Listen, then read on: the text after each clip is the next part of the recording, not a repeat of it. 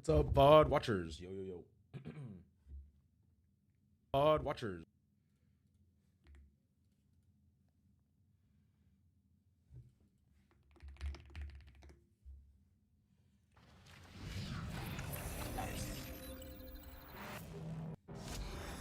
What's up, Azura? How you doing?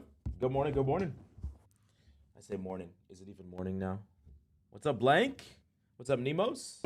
What's up, Love Tankum? How you doing? Jay Haynes, how you doing? Good morning, good morning. What up, what up, what up? Coaching stream today, baby. Coaching stream. I decided to do it for free. Hey, what's up? Are we gambling today? We are. We are gambling today. We are fucking gambling today. What's up, Hero? Hey, what's up, Rayson? What's up, what's up, what's up? You can't be saying good evening, bro. I feel like I'm a degenerate for not being awake.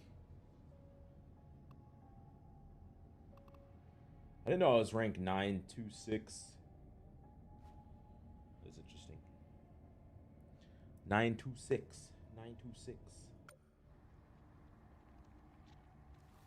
The Rivals community is low-key cooked on console. Why do you say that? Just turn this game off and go Battlefield 6, bro. I would rather do pretty much anything else. What's up? What's up, Ja? Damn, coach. Top 1,000. That's my coach, of course. What do you expect? Top 500 coming soon. Drew, what's up? What's up, Zer? I'm good. I've been playing comp, and I can't really rank up like I know I can. Well, you come to the right place, because we're going to be doing some coaching. My marble is the biggest marble. Some might even say it's the best marble. No other marbles compare. I've been having trouble climbing as tank in GM2. What do? Well, hopefully we'll get a VOD today of a tank player. Or yo, we'll get your VOD. We'll see. What's up, Hex Girl? I'm gonna let people kind of just filter in here, and we're gonna do some coaching. Yeah. Bro, because no one can work as a team, the ego and pride. You doing VODs? We are. We are doing VODs.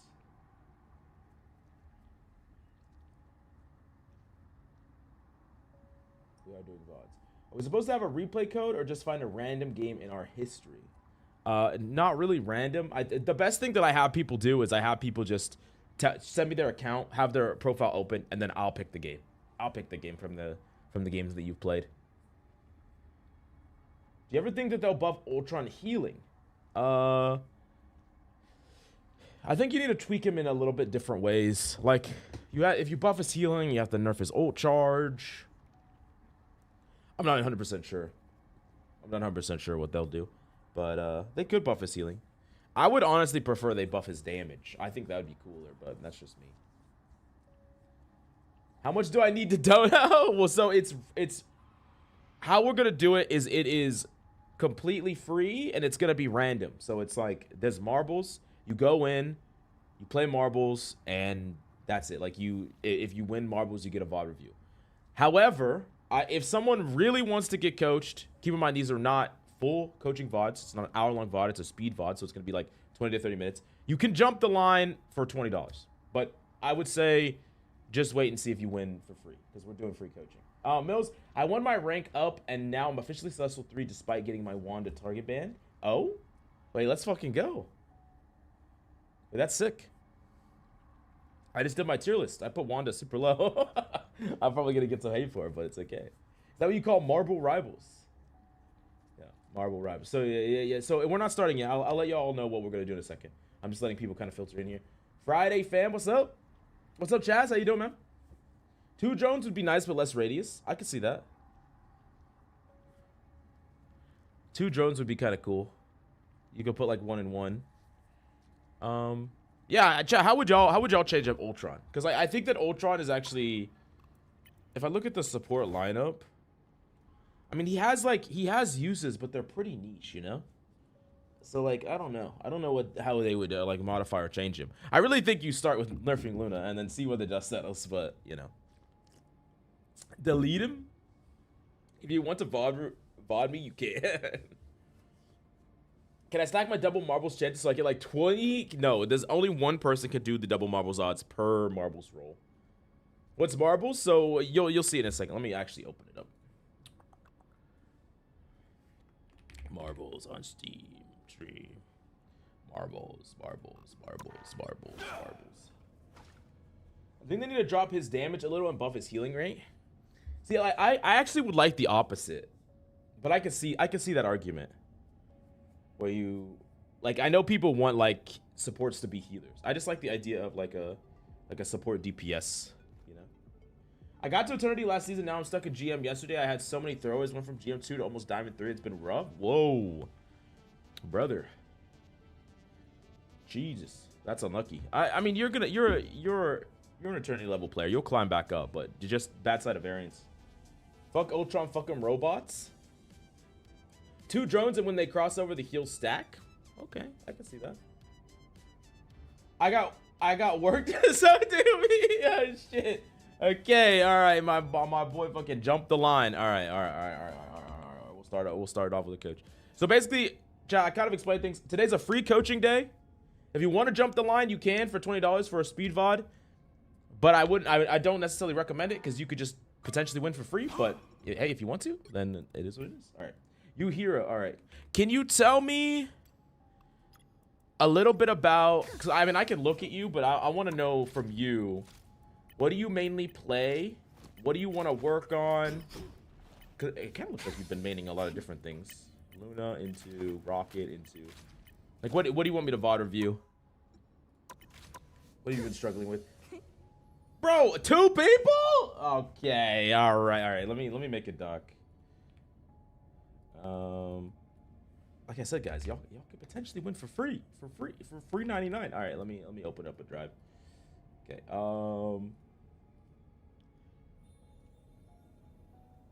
right, let me open up a doc. Coaching. We have your hero.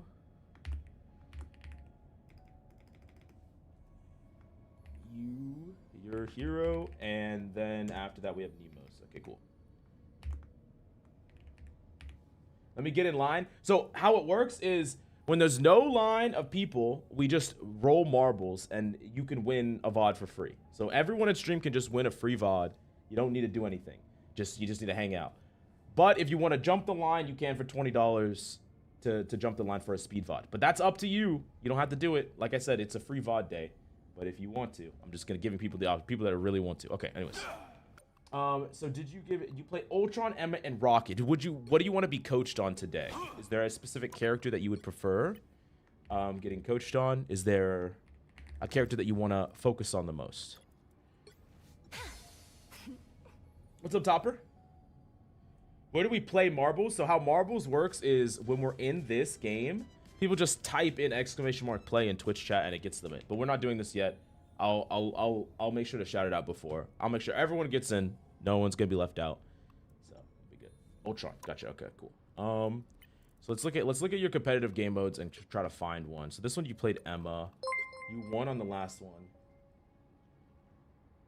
Mills didn't think he would get this 2 days in. Peplaf, helix, critical knowledge 7/8, asterisk, inverted, exclamation mark, inverted, exclamation mark, inverted, exclamation mark, inverted. Okay, we're turning that off. No one can hear that. There you go. So yeah, we're gonna do this. That will, hopefully end at some point. I want to refuck your refund. We're doing coaching, bitch. What the fuck?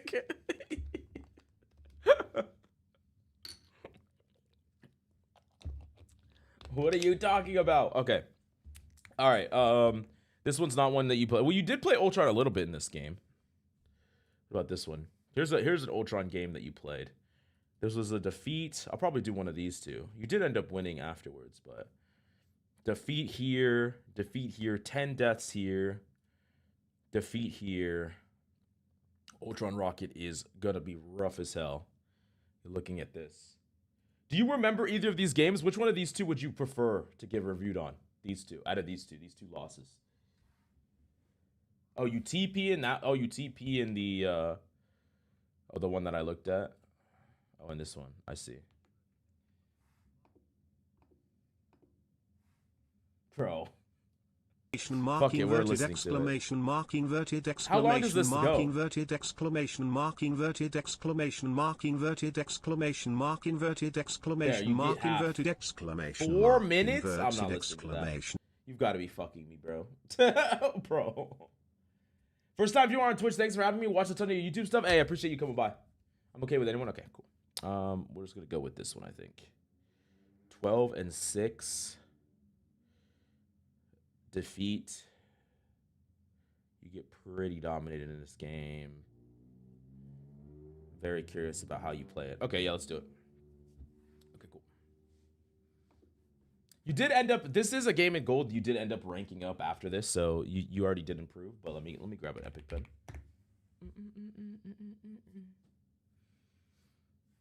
Cool. I'm gonna briefly look at what bans you ban. Okay. What was the full bans? Okay. Can I actually turn on the music now? Bro! Lemon! Alright.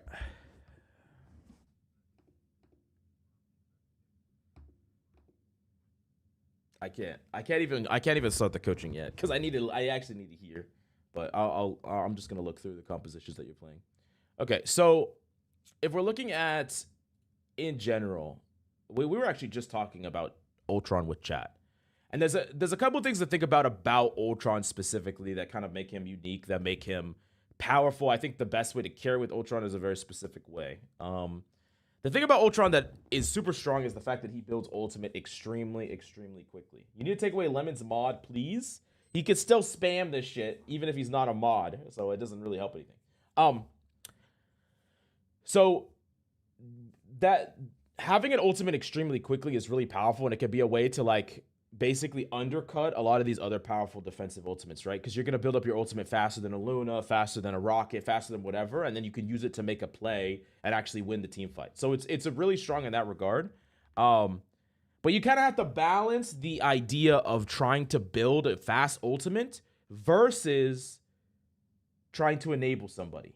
Because like, yes, you can put your drone on your Iron Man, on your flanker, on your diver, and that can be reasonable. You're not going to build a fast ult that way. So like in a lot of cases, you really want to try to return it to the center of mass for your team because you want to farm fast ultimates. So you could put it on an off-angling person when they need heals or when they're going to be engaging or they're going to be proactive, but then you return it right back to the center of mass, especially in a 2 support composition, because your goal here, I want you walking out of the spawn thinking, I'm going to build up an ultimate faster than anyone else, and we're going to win off my ultimate right away. Fast as possible. That's the whole goal. Do you do free coaching? Yes, we do free coaching. Right now, people are jumping the line, but once these 2 are done, assuming no one else jumps the line, we will do marbles for free coaching. So just to kind of hang out, you can lurk in the back line, and then I'll make an announcement when we're doing marbles for free coaching. But anyways, because that's really the strength of this character is he can both pocket and he can build a fast ultimate. Those are like the 2 things that he does extremely, extremely well. And then there's other things that we'll talk about later, like marking other DPS and things like that. But anyways, just... Oh, wait, I can turn on the sound now. Let's fucking go. He said, I want a replay. Hell no. Teleporter ready. For sure, I'm at work. Can I put in my game chat in the chat just in case I have to get a call? No, because you have to actually type when Marbles is open, unfortunately. And like it has to be something that you do deliberately, but don't worry, we'll be doing it throughout the whole day. You won't miss out.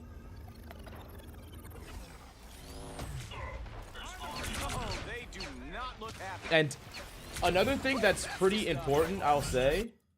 So like I want this to be a habit ingrained into you. I would really like you to play a bit positionally more safe before you know what they're on. So we could kind of look at what they're on, and there's nothing that's really like a true threat to you. But there are characters that can be. You know, characters like Black Widow, Hela can be pretty frustrating. A Punisher setup right here could potentially beam me out of the sky.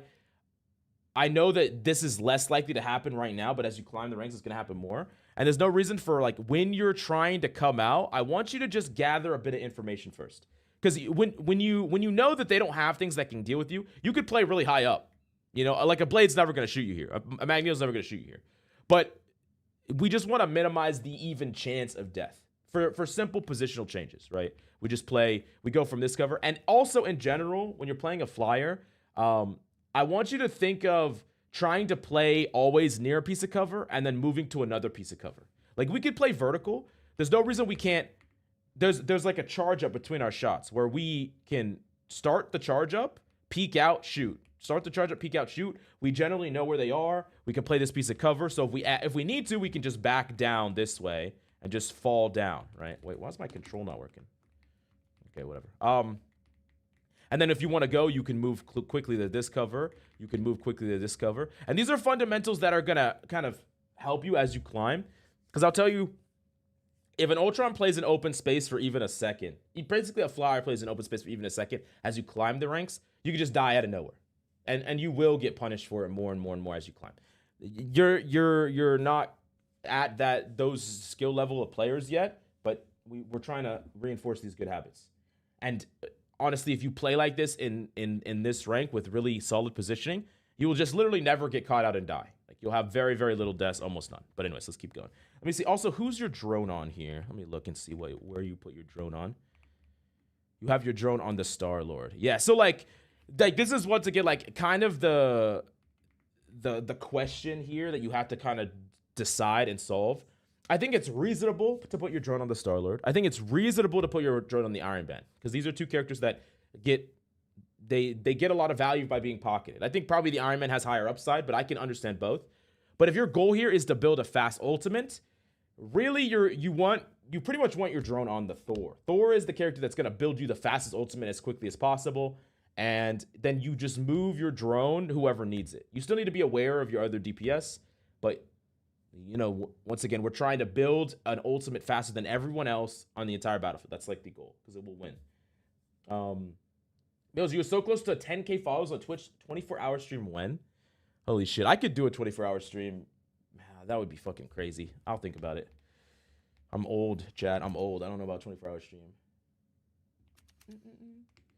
Okay. Anyways, let's keep going. Don't mind me. Yeah, I don't like you. We had to use that. Like every single time you use an ability, you need to think about what was the purpose. So what was the reason to use this ability? Because you took some damage from the Luna and from the Phoenix. Why did we take some damage from the Luna and from the Phoenix? Because we're playing in open space here. We're not playing near any piece of cover. This is not, this right here where we're playing has no cover, right? We don't know where the threats are. We don't even know that they were playing a Phoenix at this point, but we're playing in the middle of the open. And because we're playing in the middle of the open, we take some extra damage. We waste a cooldown that we could use to be more aggressive on an off angle. We can use to save one of our teammates. It basically was a cooldown that we used in the neutral for no value besides our own mistake. Like we made a positional mistake and then we used a cooldown to instantly fix the positional mistake that we did, right? But I listen to you while I work. Hey, what's up, official? How you doing, bro? What's up, Deshaun? Yo, do I just type my name in chat to get picked, or like how does it work? So how it works is we do marbles, and marbles is something that everyone types !play in chat, in Twitch chat. And then it puts you in the marbles game, and then it's just a race that just automatically happens. The winner gets a VOD. That's how it goes. But if you want to jump the line, it's $20. It's a speed VOD. It's not a full-length VOD. It's going to be like a 20-minute-ish VOD. But that's up to you. You can 100% just get a VOD for free today if you just stick around and you're just around. Yeah. That's the dub system. Yeah, it makes it more fun than just like, you know, spinning a wheel or whatever. Anyways, I should probably make like a hotkey thing, but yeah. Okay. Anyways, let's keep following. Well, hey, if your Star-Lord sticks with you, because I mean that cooldown, like that's a pretty expensive cooldown. It can be like that could be a pretty, or I say expensive like as in it has a long timer, like relatively long timer, and you want to make sure that you're using it to alleviate pressure or create pressure. Like you could be going on an off angle here. So let me talk about your positioning here. Like, okay, once again. So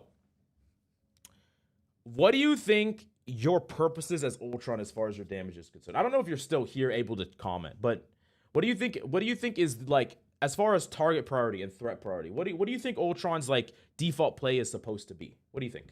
Chat, anyone in chat can answer this, by the way. This is not just Hero. What do y'all think? Ultron, you know, he's a character that doesn't have a crazy amount of damage. He does have some damage. So what is his damage best used for? What do you think you're supposed to be shooting at with Ultron's primary? What do y'all think? Squishies, okay. Backline, potentially.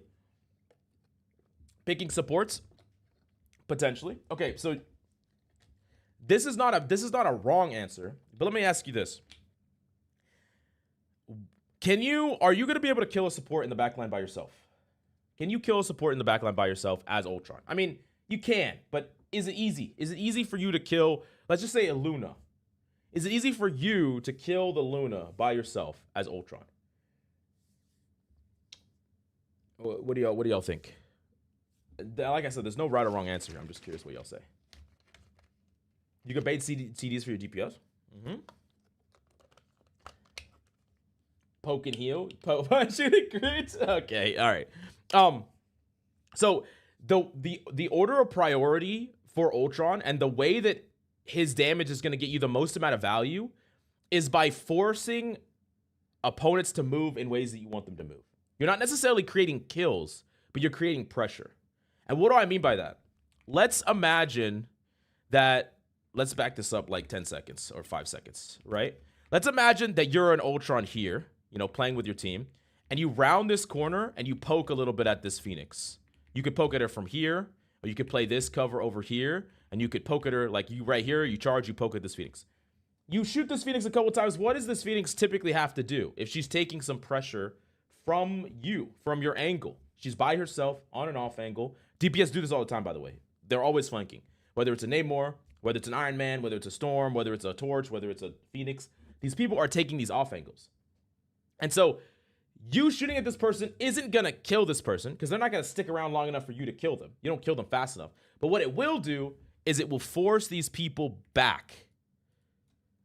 Why does this matter? Why does forcing a Phoenix away from this angle matter? Or, you know, an Iron Man or a Tor. Why do we want to get people out of these angles? Because this is something that Ultron can uniquely do compared to a lot of other supports. Because he has good offensive capabilities.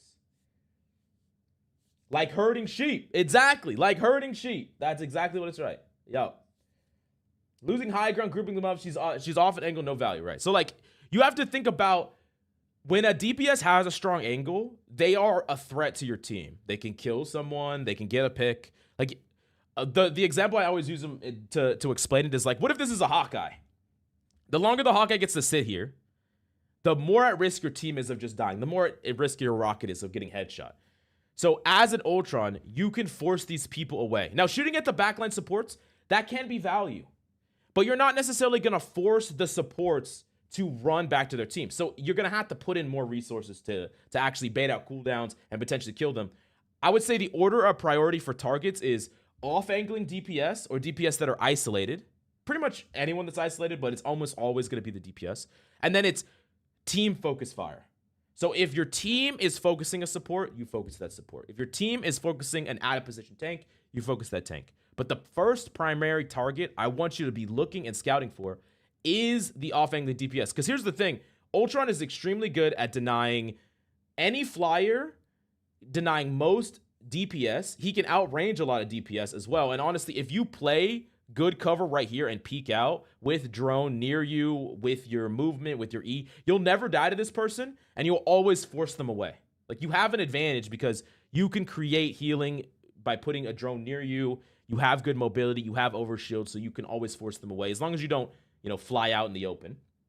And then you also are super good at marking divers. Ultron's super good at poking out even Panthers, poking out, you know, Iron Fist, forcing opponents to just respect your damage. You force them to cycle out way early. So anyways, let's back all this up. Let's wipe this away.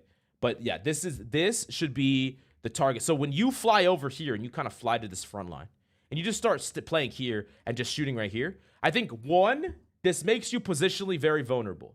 Because someone could be on this angle, someone could be flanking on this angle, someone could be under here, someone could be over here. So you're playing in the middle of the point where you don't really have any cover, and you're relying on your cooldowns to get you to safety.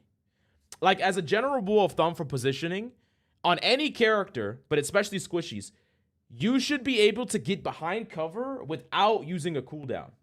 Like, I don't want you to be playing in the open, and the only way that you survive is by popping your shield, popping your movement. Now I'm alive. No, why not play in a positional place where all you have to do is go like this. Boom, you're safe. You're fine. And then if people want to keep pursuing you and chasing you, then you have your movement. Then you have your shield, right? You have all these extra cooldowns that you didn't have to use because you didn't play a position like right here where my camera is. And you also are minimizing the angles, because the idea is that Ultron wants to herd. He wants to herd the team. You want to herd these people away, but when you walked into the front, let me play this really quick. So this Phoenix just left this angle for I don't know what reason, but when you walk forward, we are not effectively clearing. We didn't clear this entire angle. We can zone this guy away, by the way. Can Blade do anything to us if we're flying above him and shooting at him? If we're up here, shooting down at Blade, can he really touch us, hurt us, affect us? Not really. There's nothing he can really do. And this goes even double if you just do enough damage and then, like, this Star-Lord looks back behind. Like, this guy could just easily just die if you just mark him.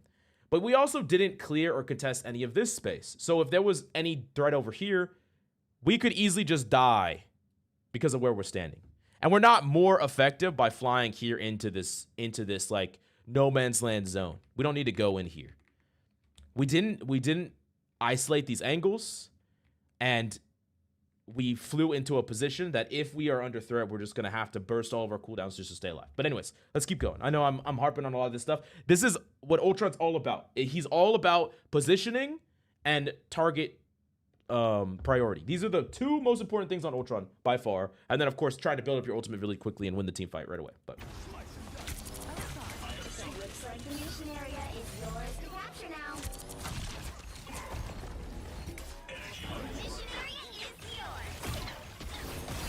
because look. Who did this guy kill? He killed. How did this guy die? Okay, I want you to look at this blade. Look what this blade did. We can look at this whole Blade's POV.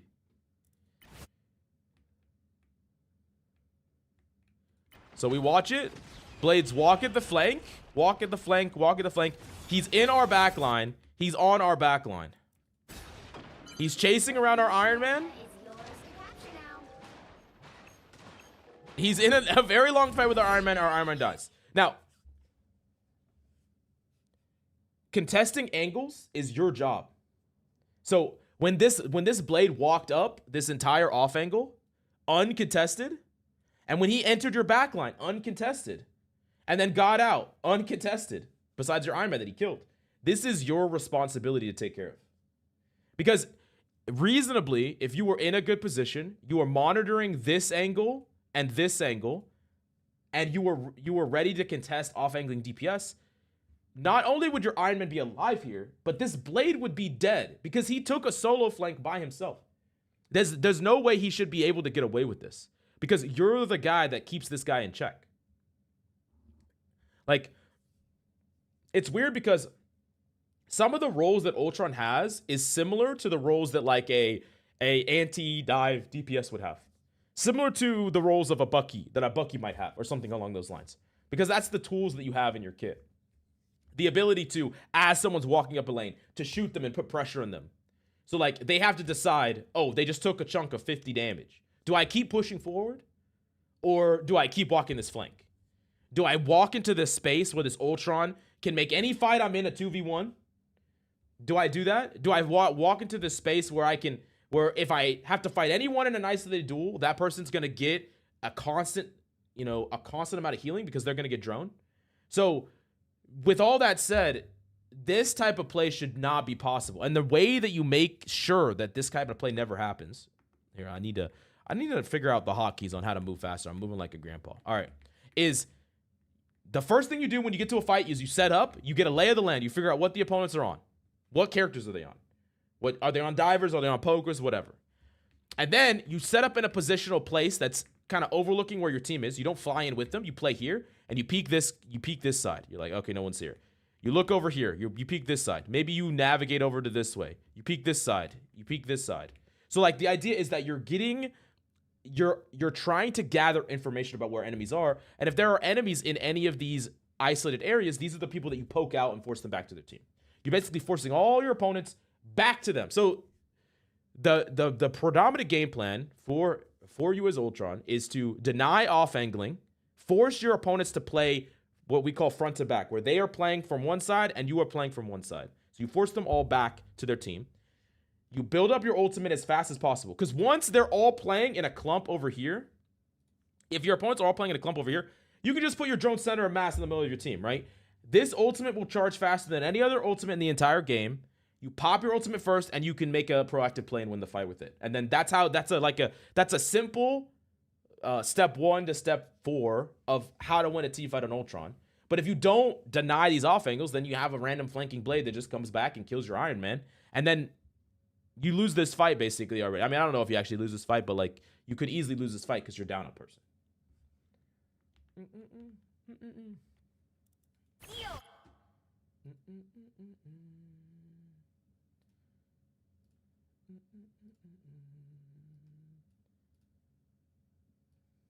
Oh, okay. Anyways.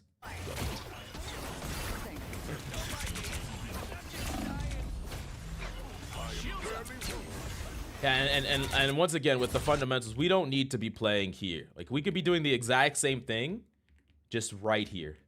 Charge up. You know where they are. Charge up, peak. Charge up, peak. Charge up, peak. Charge up, peak. Charge up, peak, right? We're not playing here. We're always playing right next to a piece of cover, because what you're doing is you're walking into the open, trading damage, popping your flight, popping your shield, and then backing up, right? You're using both of them, right? But I want you to imagine your team is doing damage, you're getting a lot of value. Imagine your team knocks this person. You're playing here, right? You're poking here, you're poking here. Imagine this person knocks this person to 1 HP, or this Luna is 1 HP, or this cloak is 1 HP. You want the flexibility here to be able to invest flight, shield, fly aggressively in, finish off a target, and then try to make it out. So you leave room to use your cooldowns proactively instead of walking somewhere that's going to force you to use your cooldowns reactively. Okay. Anyways, let's keep going. I really want to see where I know I've harped a lot, and we're only 3 minutes in, or we're not even 3 minutes in. We're really like fucking like 50 seconds in. But I do want to see how you use your ultimate here. What's the energy drink of the day? It is just a classic Green Monster Zero. This shit's fire. This shit kind of tastes like battery acid, but it's good. So,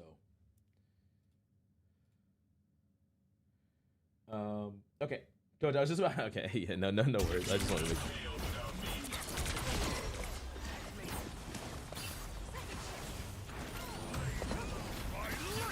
I do like that you're pushing in here. I mean, I do want to evaluate like the way that you're trading out this fight.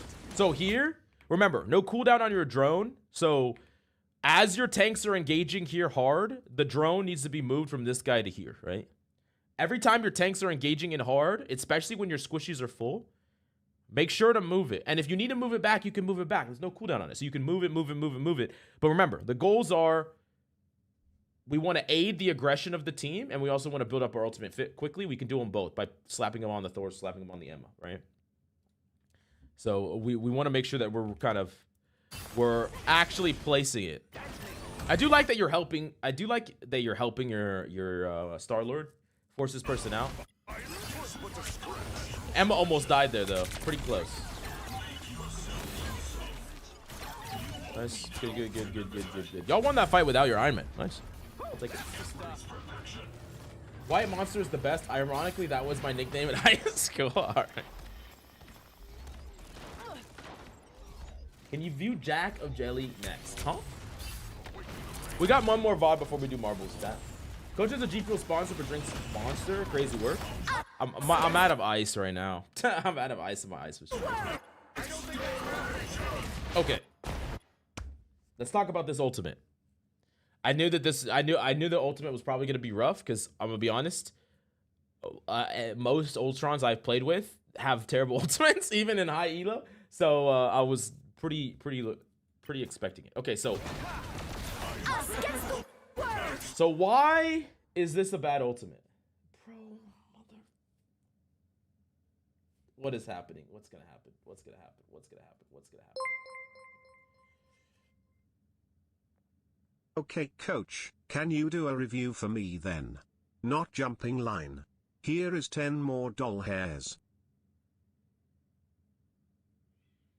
Oh, you mean to do a review of you? Oh, okay. Combined with the first 10? I mean, you still trolled for like 4 minutes, so I feel like you need another 10. Could have waited for Cloco for at least 4 seconds. Positioning. So Ultron ults pretty much have two primary uses, right? It has the first use, which is it's an offensive ultimate. Offense. Where you're trying to get picks. You're trying to, eliminate the enemy team. You're trying to get kills, whatever, right? And then there's a defensive way to use it. So those are the two predominant uses here. In a lot of cases, as far as a defensive use case is concerned, it is going to be worse than just about any other defensive used ult. It's going to be worse because it doesn't have the ability to keep your team alive through everything. But in a pinch, you can use it as a defensive ult. So the flexibility is where the power is. Now, in an offensive ult, maybe it's not the best offensive ult in the world, but it is a powerful one. It can get kills. It can put a lot of pressure. But you only want to use it as this option, this defensive option, when you have to. And when the cloak ult comes out here, because the cloak ult popped first, can you use it as an offensive ultimate? Is it even possible to use Ultron ult as an offensive ultimate at this point? No, there's not, right? You can't. Because the cloak ult is going to keep their entire team alive. So you're committing to using this defensively. That's the only thing you can do with this ultimate at this point is because they're cloak ulting. Now, do you need to use it defensively? Remember, this is kind of like, I'm not going to say worst case scenario, but you only want to do this if you have to. What's the HP of all your team? Full. So none of our teammates need this yet, or maybe at all. I mean, your team can honestly just walk back this way, and they might not need it at all. And then after the cloak ult is over, then you can go in offensively with it. But right now, we definitely don't need it. Now, they're in like 3 seconds, these people could all be knocked to 1 HP. And you'd be like, okay, I need to use it defensively. And that would be a legitimate reason to use it. But that's not right now. So we don't need to pop it right now. And we might not need to pop it at all, depending on how this fight plays out. So we don't need to use it. Like, we don't need to mirror. I think this is also a bad habit that I see a lot of supports have, like in general, where they will pop their defensive ult in response to an opponent's ult. So like their cloak and the opponent's cloak, they pop their cloak ult when their opponent pops their cloak ult. Here's the thing. In the battle of support ult mirrors, you want your support ult to always last longer. So you want to pop your cloak ult only when you absolutely need to. As an example, in a world where you're cloak, you would want your opponent cloak to ult for 5, 6, 7 seconds, and then you're forced to cloak ult. Now, you don't want anyone on your team to die, of course, but you don't need to fire right away, because what does this mean if you wait 7 seconds into their cloak ult before you fire off yours? Your ult will last 7 seconds on the back end. So when theirs is over for 7 whole seconds, yours will still be active. So you want to basically lengthen as far as possible. And especially for Ultron here, I want you to exhaust all your other resources before you're forced to use this. This means drone the low targets. This means use your overshield on the low targets. This means only if you absolutely have to, then pop your ult. Because what you really want to do is you want to kind of weather the storm here and then pop your ultimate after this cloak ult is done, is really what you want to do. So anyways, let's... Like, this is not going to get any value, most likely.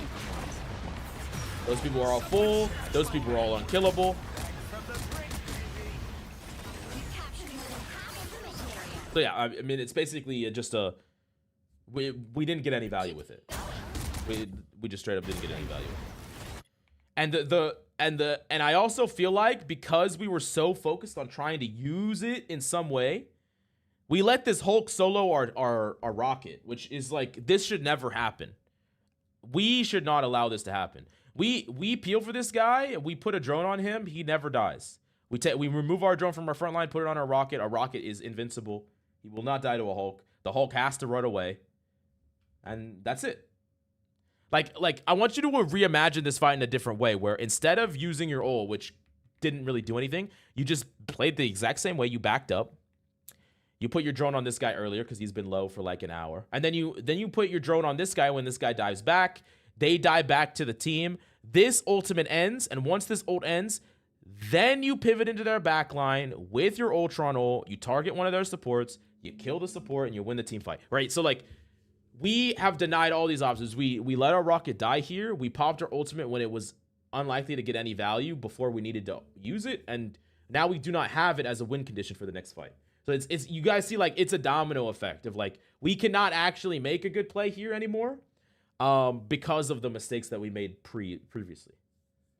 Coach, I've seen a lot of supports throw it, but ulting way too late. I mean, this is not, like, I don't want to be too hard on you here, because I'm telling you right now, Diamond Ultrons do the same thing. Grandmaster Ultrons do the same thing. And if they didn't do it, they would be even higher rank. Like, it's very common, and it's not just Ultrons. It's every support across the board will do this. They'll pop these ultimates when they're not even thinking about, do I need to use it yet? They're just thinking, the opponent's using, I'm using, which is not a great way to use these ultimates. You're typically gonna get, like, almost no value. Anyways, let's keep going. We're kind of close to the end, but I'm close to the end of the VOD because I think I've been yapping for like a long time. I'm not gonna lie. I don't even know how long I've been yapping, for like 20 minutes.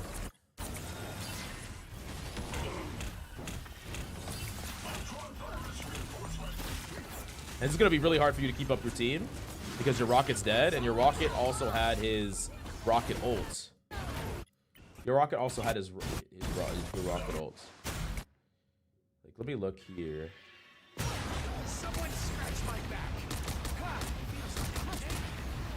Now it's funny because, like, in fairness here, wait, does this guy have a jump?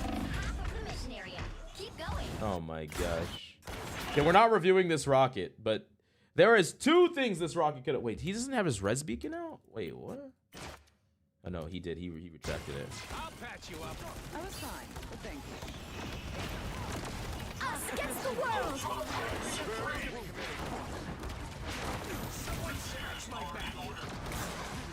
I've been yapping for 30 minutes. I've been yapping for a lot.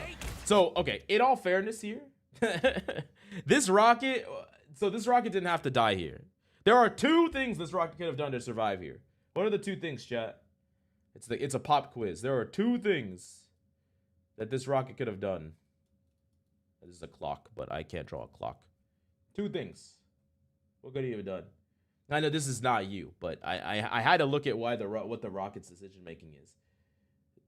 Dash, he could have dashed. Yeah, he could have. Yeah, boost jump. Yeah, so notice this right here, Chad. This guy has a boost jump. So he can go to the skybox right now if he wants to. He can go all the way to the skybox. I think that's pretty useful when you're being hit to death by someone that is punching you, okay? The other thing he could do, he could have ulted. His team is fighting right now. The opponents do not have any ultimates. His ultimate could win him the fight. So he doesn't do either of those things, and he just gets punched to death and dies. But I will say that he probably didn't recognize that he had the jump boost because it's hard to know. And he also maybe thought that he could get away from this guy without investing ultimate.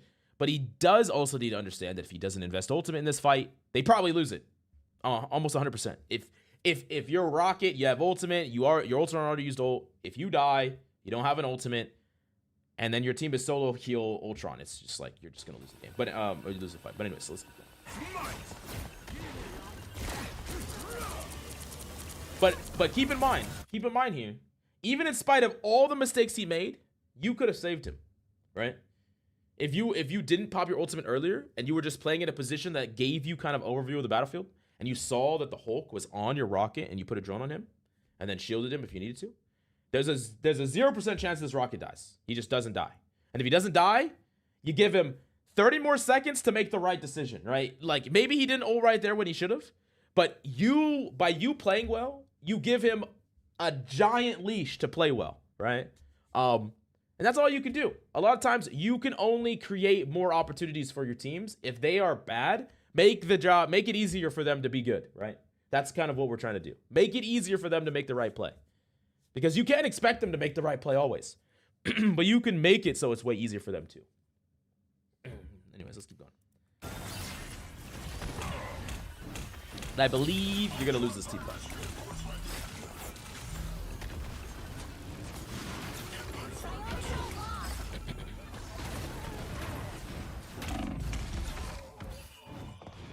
But yeah. Okay, I've been yapping for a long time. I do think that this is a good summary of everything that you need to work on. To recap, I want you to scout, which just means figure out what the enemy team is doing. What are they playing? Where are they at? I want you to position. I know my handwriting's terrible. Close to cover. Don't force yourself to use cooldowns in order to live. Play in a good position so you can use your cooldowns to be proactive if you want to, or be defensive if enemies pursue you around corners and cover. Don't make the job easy on them to just like you're just playing in the open. I want you to control off angles, which is denying DPS flanks, monitoring these angles, monitoring these lanes around so you can make sure that your team doesn't get flanked. You can make sure that you can contest these things. And then I want you to, I guess I'm just going to type ult, just all the stuff I talked to you about ult, which is just, it comes down to primarily thinking about how you want to use your ult, thinking about the highest upside, which the highest upside for an Ultron ult is using it offensively, typically right on supports when they don't have defensive ults, because you could just potentially like tempo that fight out and win the fight, kill the enemy team. If you have to, you can use it defensively, but use it only when you have to. Like, what is that limit? We call this concept squeezing, where you're trying to wait longer until you are forced to use something. You're trying to wait for one ult to end without your teammates dying before you pop yours, right? Try to experiment with getting more value out of waiting to use your ultimate. And so, yeah, this is like the 4 TLDRs for the VOD. I see a lot of good, like you have good mechanical skill. I understand like what you're trying to accomplish a lot of times. I think you're just focusing too much on trying to fight the front line, focusing too much of trying to get into the fight, while simultaneously opening yourself up to die.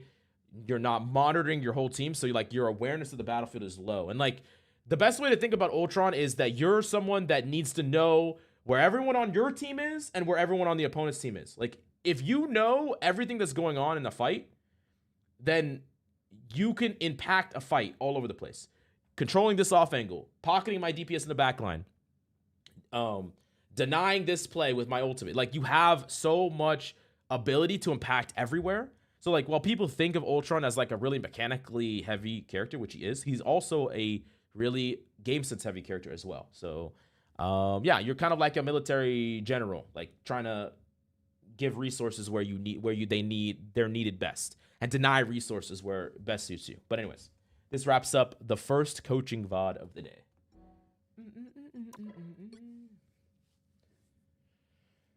You said this is a speed VOD, but this is to hate you, bro.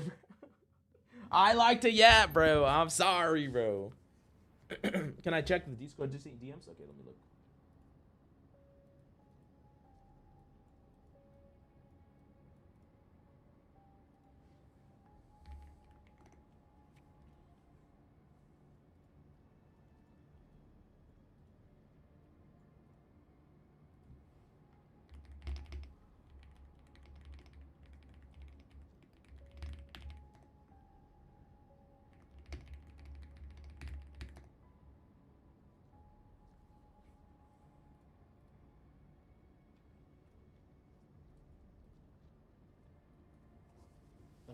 All right. So the next person that we're going to be coaching is Unimos. Hey, coach, I'm going back to work now, so I can do my vid after 5-ish. Yeah. That works perfectly fine. Okay, right now, then that means currently right now we have no one in the queue. So we're going to do a free VOD roll. But if you want to jump the queue, like I said, for a VOD, it's $20. But we're going to jump into marbles, so you can potentially win a free VOD. So let's do... let's pick one. I'll let y'all know. Let's do this one. Sure. Let's go marbles. Yes, sir. What's up, Ash Bash? How you doing? Thank you so much. I hope you learned something, man. I hope you learned something. $20 sub. So we're doing speed VODs today. You can win them for absolutely free if you win marbles. Free coaching. But if you want to jump the line, it's $20. Anyways, so in order to get in here, I know that this is a little bit of an annoyance, but I can't do anything about it. On YouTube, you have to pop over to Twitch and type in !play. You can go back to YouTube afterwards, but you have to type !play in Twitch because this platform only works with Twitch. Because it hates me. Do we have to watch on Twitch to get VODed? You do not have to watch on Twitch. You can watch on YouTube as well. You can watch on YouTube as well, but you have to type in !play on Twitch.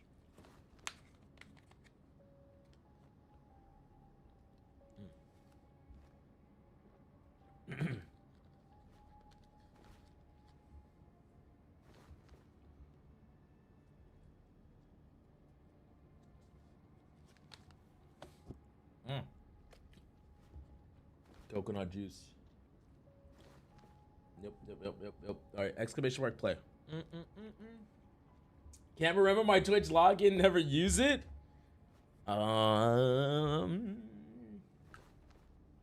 You should remember it anyways, just solely to follow me on Twitch, because I'm almost at 10,000 followers, chat. We are at 9,800 followers on Twitch, which is crazy, by the way. Thank y'all so much, but 10K followers would be fucking insane. Anyways, !play, type it up.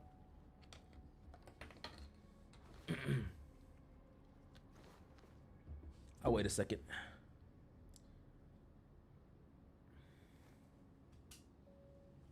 $24-hour stream at 10K confirmed?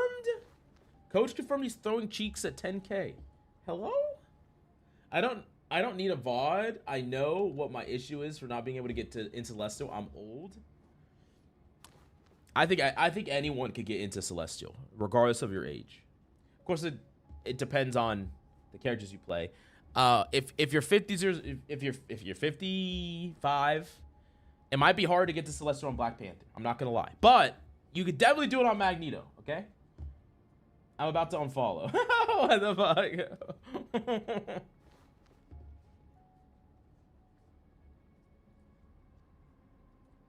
I'm stuck plat, diamond, and I think I'm better than that.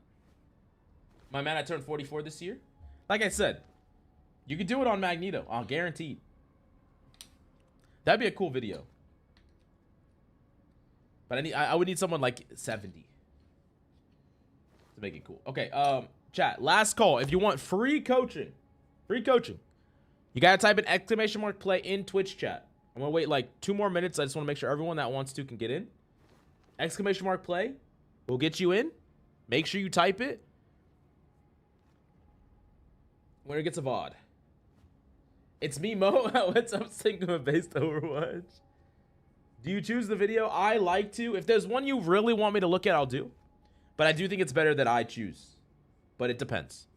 Because the thing is, like, just because you perform well in a game, like, one of the things that people, like, in general, that's important to understand is that climbing to the next rank has more to do with your low moments than your high moments.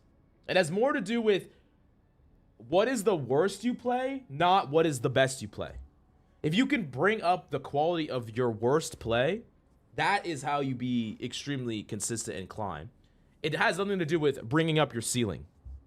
Like, if you could pull up a clip-worthy play every 10 games, that matters way less than making it so that you don't make these, like, fundamental inty mistakes across the board, right? Okay, chat, last call, !play. I'm gonna follow on Twitch when I get off work, however YouTube work, because of it's fair enough. Fair enough. Do you get a confirmation? It should have popped up in the top right. Everyone should be in if you typed it. So yeah. All right, chat. Let's run it. Let's run it. We're running it. But we'll do another one in a little bit. Okay, cool. Let's see.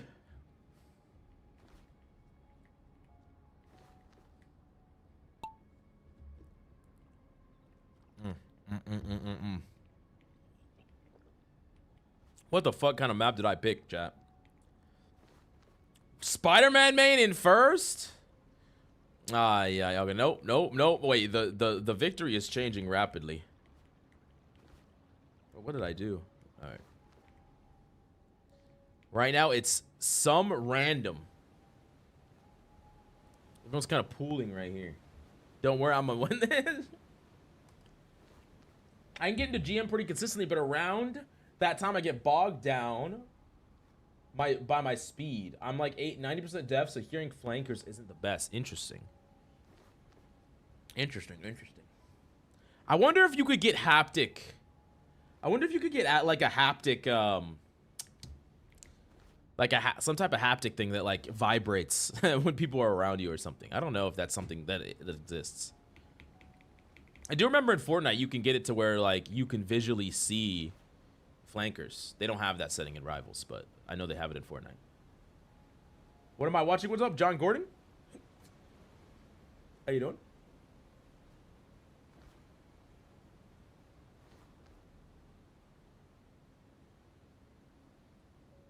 Wait, who won? Wait. Bro, there's no fucking way, bro. There's no fucking way. Why does this motherfucker win, chat? This is fucking rigged. This is rigged. This shit is rigged. There's literally no justice in this world, chat. There is literally ban Lemon now. I should have banned him earlier. It would have been a you could choose me if you walk out. Oh shit. Everyone said redo. Lemon's cheating. Who gave him a Lucio speed boost? Bro, of all people, fucking Lemon, bro. Why? Hydrate, I got you. What's up, B Splashing? My man is, what the fuck? Hello? Bro, I got it. I'm hydrating. Hello? I'm hydrating.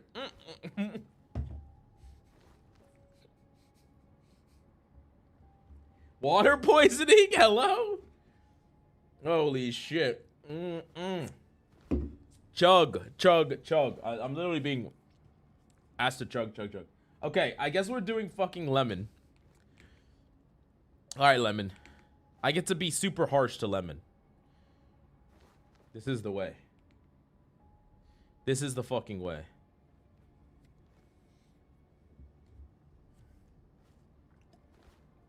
Hydrate harder. Oh, harder.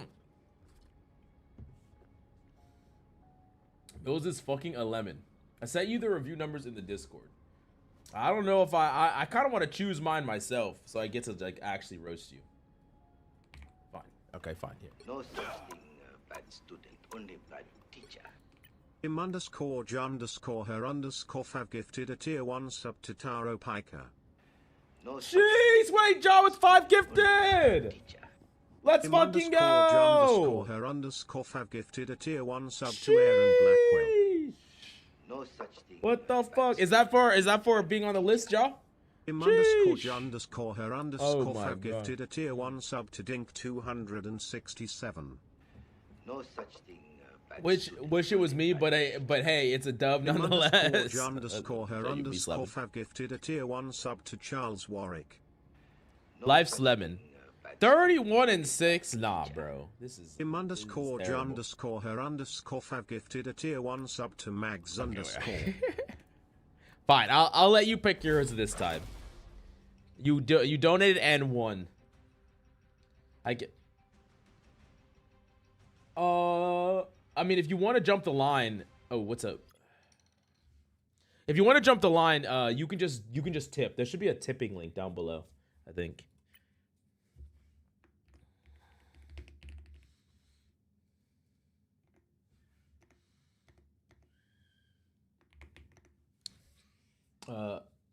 Yo. Is Coach Mills a Karate Kid Cobra Kai fan? Of course. I fucking love it. I just watched the movie, the new Karate Kid movie. Just click on his profile.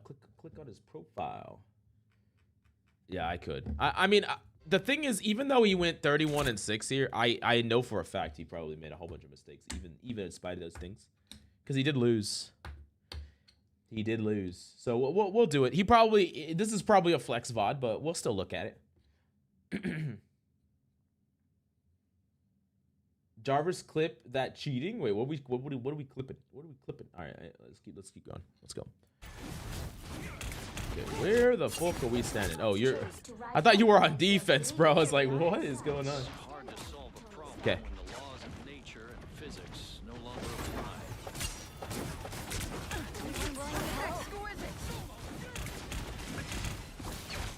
So chat, okay. I talk about this a lot. I'm gonna pretend that I don't wait, Lemon, what rank are you even in? You didn't even tell me. But I was talking with chat. Aim Labs is alright. Hello, I'm a Jake. Okay, yeah. Y'all can all roast Lemon. Like, don't roast other people that are getting VOD reviews, but Lemon is on the table. I intentionally picked a loss that I did okay, where I thought I could legit okay. So one of the things you need to think about with Emma is her cooldown. Why the fuck is this not working? Hello? Hello? What? Why is Epic Pen being like this? Here, let me reopen it.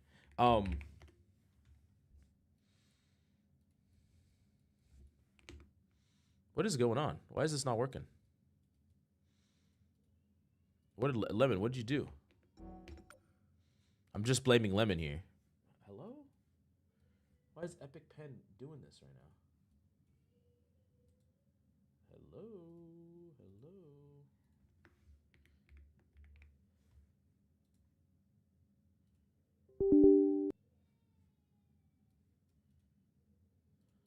Okay, for whatever reason, I literally just used it.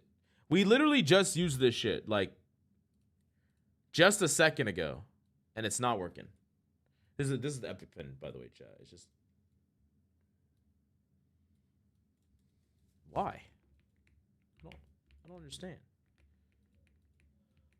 Okay, well, GG. GG then, I guess. Well, I guess we don't need it. Okay, all right. Let me just close it. Fuck it. Okay.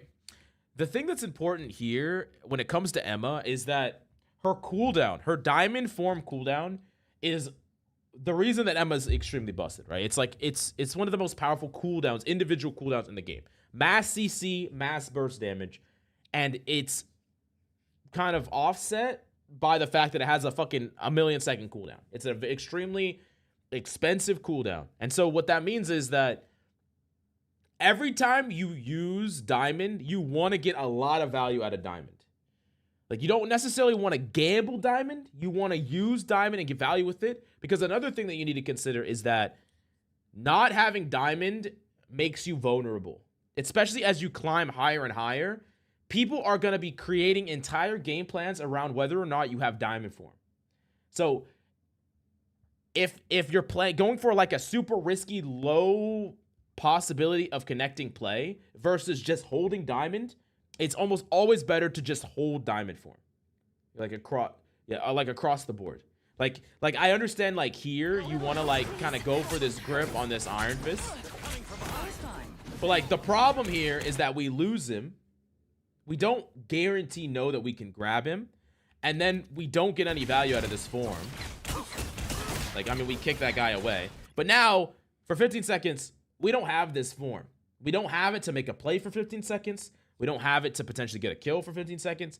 Opponents don't have to respect it for 15 seconds. So I want you to really think about that every time you're investing this ability. It's an ability that I want you to have almost 100% certainty that you're going to get value with it before you even press the button. Like, always. You know, there's a guy in front of me, and if you don't connect with it, I want your opponents to have had to do something specifically good to make it so that you didn't connect with it. You know, a Magneto, you know, maybe timing his bubble properly, although I do think you could bait it. Or like a Blade dashing backwards, doing some crazy movement tech, whatever the case may be. Don't just pop it and miss it. Force your opponents to actually outplay it, if that makes sense. Because right now you're just kind of outplaying yourself, just kind of wasting time. It only gives you PayPal option. Yeah, maybe YouTube would be better. To be honest, Ash Bash. Would 20 seconds on Diamond balance Emma in your opinion? Not really. I mean, eventually you can keep increasing the cooldown. I know we're not talking about bounce right now, but I do think that as a general philosophy, we shouldn't have these cooldowns that are this long. I think having shorter cooldowns that are less powerful as in general is better than having massively long cooldowns that are ridiculously OP. Let people use abilities more. Just don't make those abilities so impactful that they just warp the entire game around them, right? Because what is it? What's next? It's a 20-second cooldown, then it's a 26-second cooldown. Like Adam Warlock Soulbond already feels like insane at 40 seconds. It's insane. It's nuts. But anyways.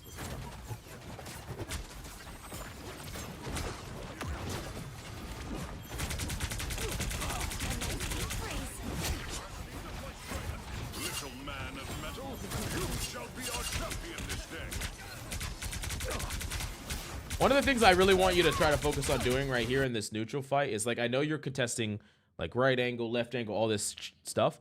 I really want to see you focus on starting in the default, focusing the front line, and building up this beam charge.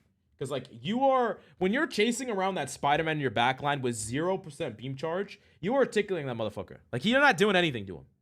So you pretty much have two options. You have diamond form, grab or kick, or you have, I'm going to just poke at this guy and do 0 damage. Like, most of the time, you want a default front line. You have a lot of tools to keep yourself alive. You have your shield. You can fight them from range. Once you build up higher charge, you can go for some of these pickoffs, isolated off-angle plays. But without charge, you're doing literally nothing to this Spider-Man, or any flanker for that matter. You're just not going to be able to.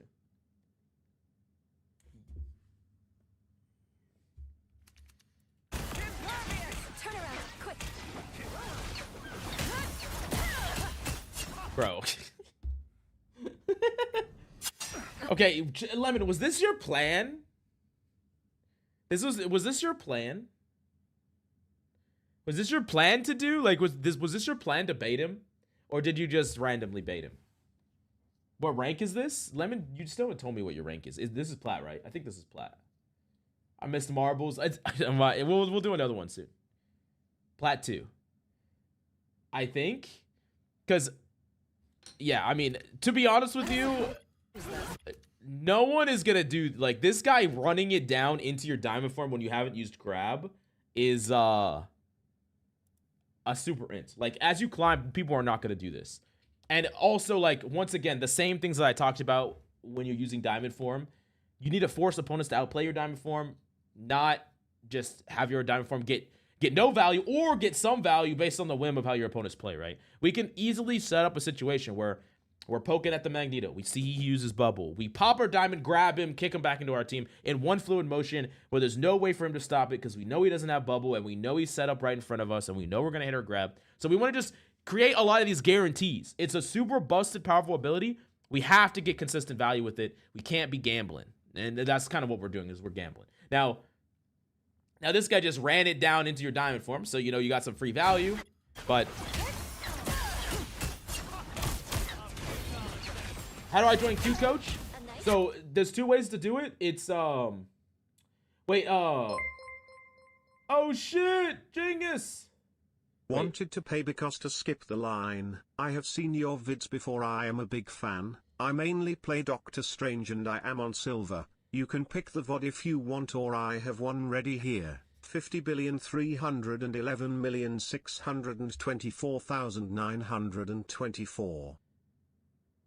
Oh, okay. I was like, I thought I was about to get clip marked. So yeah. So anyways, let me explain. So how we do it is it's a free marbles VOD if you win marbles, and all you have to do is type !play in order to get into marbles in Twitch chat. But we're not doing that right now. I'll let you know when. You just have to type it. You can hop back to YouTube chat, or you can play $20 to jump the line. Those are the two ways to do it. Video, please. Hey, there you are. Okay.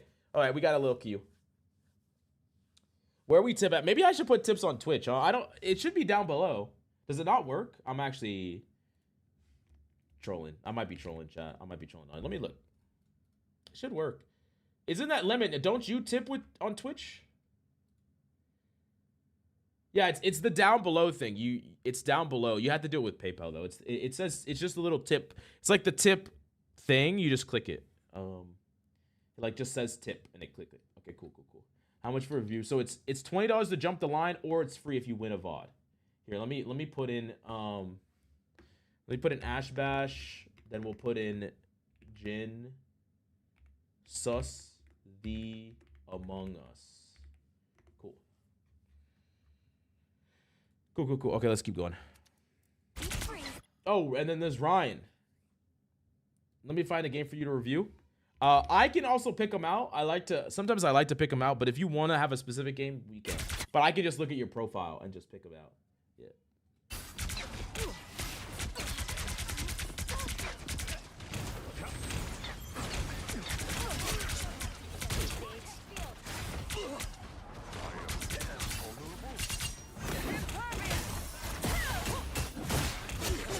That's a fine use. I think that's fine. Getting this robot to Avengers Tower should be simple I like the enough. cold.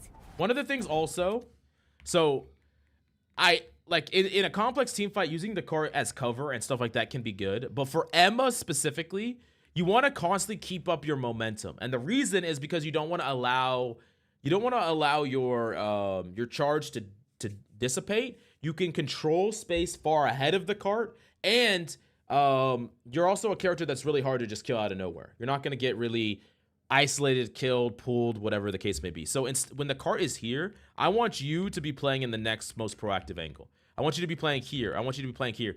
And especially in a situation like this where y'all have numbers. They're down. You need to be the one that is kind of leading the pack here. And so that means that you need to be the one that's pushed up all the way up here. And you're actually contesting these people here. Because this guy has the right idea. If you're here with him and someone follows suit, y'all could potentially wipe these people. That's free ult charge. That's potential stall and delay because they have to respawn. So we don't want to just kind of autopilot here. We want to make sure that we're pushing up. Now, you got to be kind of aware because if you're by yourself and you run it down, you could die. But especially when your teammates are doing it, and even if your team didn't want to full commit to these guys, you could at least have pushed up here. And then once these guys back up, you can push up here, right? You're creating some space in front of the cart so that your supports can use the cart. Like, your supports can play on cart. They can push it. They can use it to heal themselves. They can use it for cover. And you can play front, creating space for them. So, like, you don't need all, like, you got to think about it this way. Who benefits most from the cover and the resources the cart provides? It's definitely your supports over you, right? And then also, like, if you play up here or up here, now you can have DPS that can occupy all these angles and they can provide damage from different places. It makes it way easier for your supports to position because this entire space becomes yours. It's like you're claiming territory, right? And like, until you walk up here, this territory is like uncharted territory. And you want to claim it as yours. Play with my fantastic. Oh, he's your duo. Gotcha. Okay, cool. Yeah. So then you should definitely be running it down with him. Hey, don't be afraid to go way forward. Yeah. This Magneto doesn't understand that he's way out of position. So, like, this is another thing is, like, you're playing too afraid here relative to your advantage. They have one Spider-Man, and they have two people, and you have your entire team here. They have three people in spawn, but we're poking and trading this Magneto like he's on level ground with us.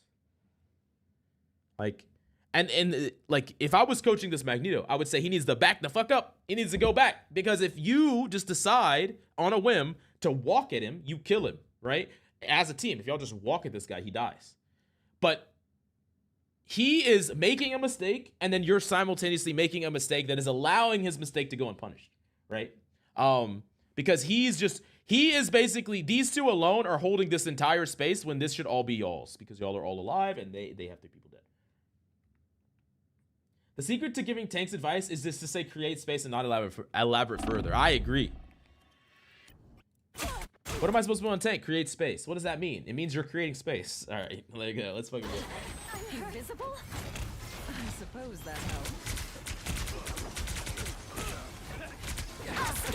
Can I suggest any coaches from OCE? I never joined many community events because it's so late.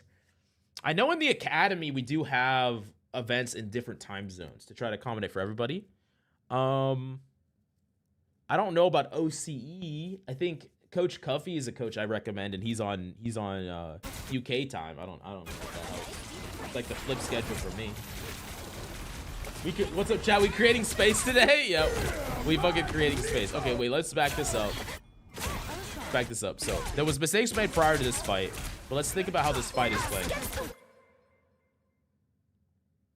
Tipped another 10 BCS. I missed the part where you said we needed to pay $20, so to perfect. make it fair.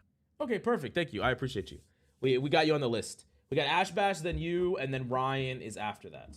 So we got 3 people jumping the queue right now. Okay. So here, once again, I'm gonna back this up a little bit.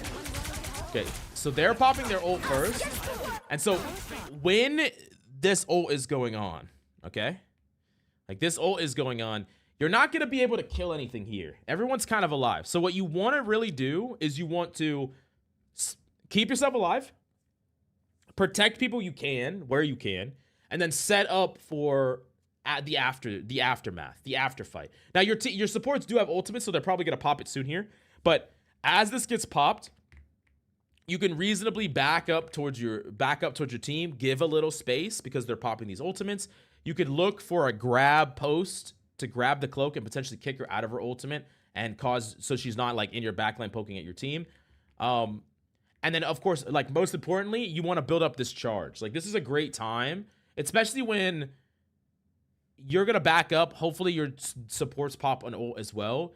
You can kind of just stand there and just shoot at something center mass. You don't need to shoot at any of these squishies. You're not gonna kill them anyways. Build up that charge to 100%. Not only are you gonna build up a lot of ultimate because you really want your ultimate here, but also you're gonna have that charge for when these ultimates are done. You want to make sure that you keep like you try to get to 100% charge. It's gonna be a way that you really can.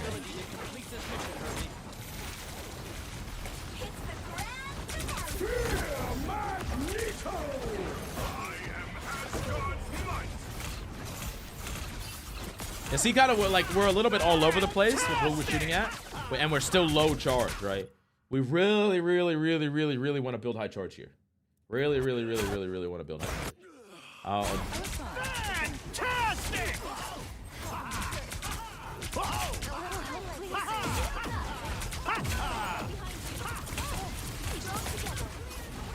One thing, I don't think I've seen you use your. Do you use your diamond a lot? I don't even see you. Oh, there you go. You use it. Wait, why did you have to reload twice there? What happened? Let me look.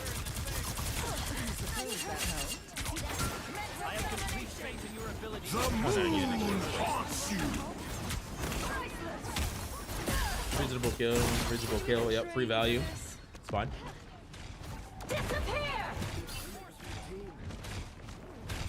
There's no reason to fight in this, by the way. Just back off and play the joke. Like you can just basically just back off here. No reason. There's no incentive for you to fight in this at all. You just kind of chill, and just wait. You just basically wait it out.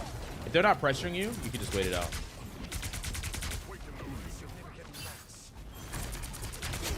That's fine. Fine cleanup. Lemon POV is like Lou Dora.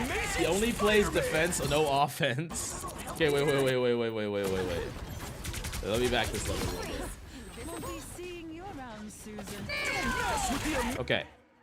So we got to talk about what was the purpose of this ultimate, I'll say.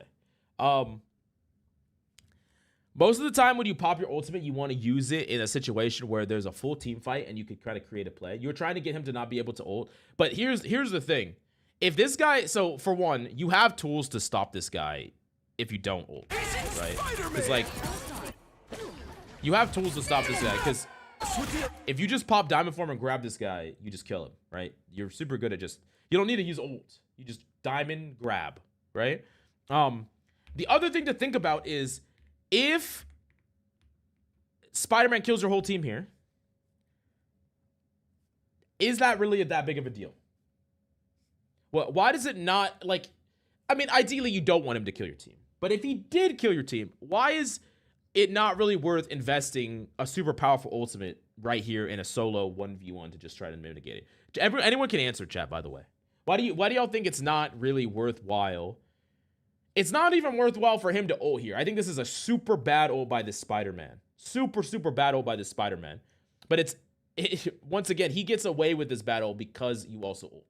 You're going to stop him, but like, it didn't matter. You guys have spawn advantage. No value, just won the point. Right, yeah. So we are spawn side. So he's trading this ultimate for like 12 seconds. And your team comes out of spawn, you walk right here. And then you walk in. And then you can ult them with your ult. You can win the team fight, right?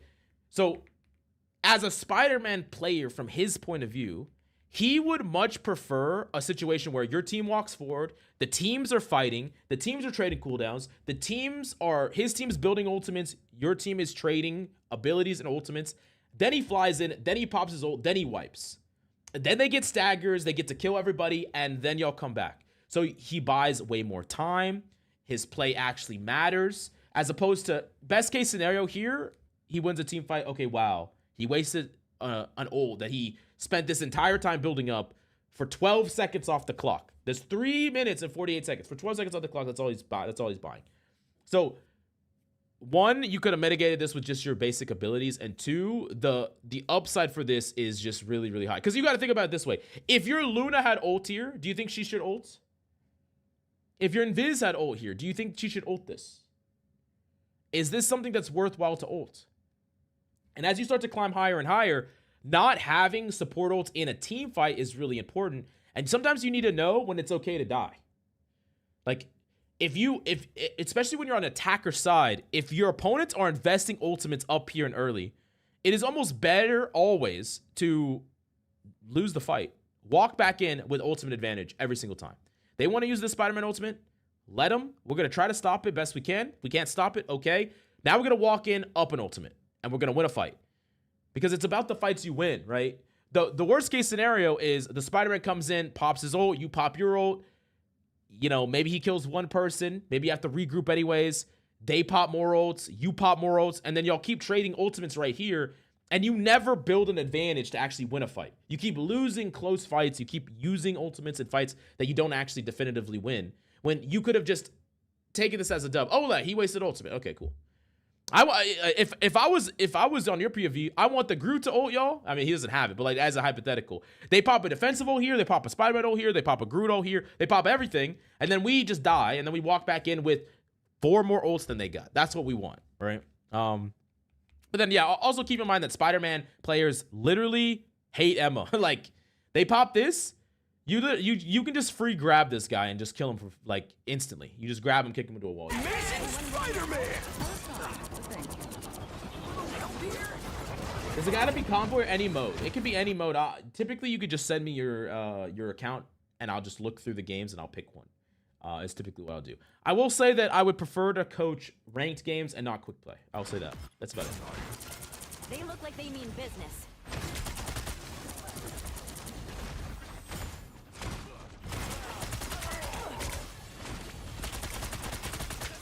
Isn't this team down like 2 people? Yeah.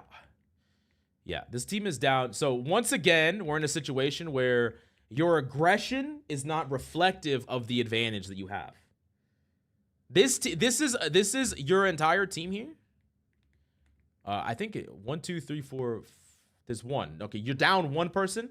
They are down 3 people. They are 3 people here, 1 support, and they're acting like they are a full team. What should this team have done?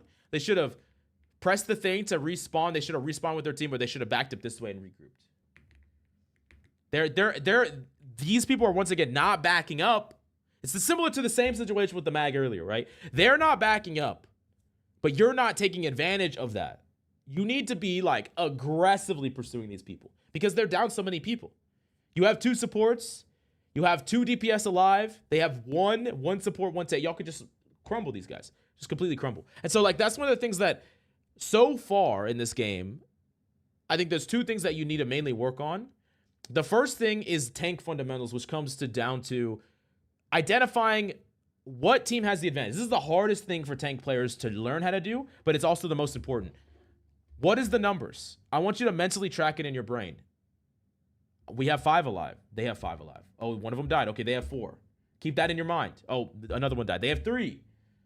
Wait, who's dead here? You can even just look and see. Oh, there's no one here. Okay, cool. They're down.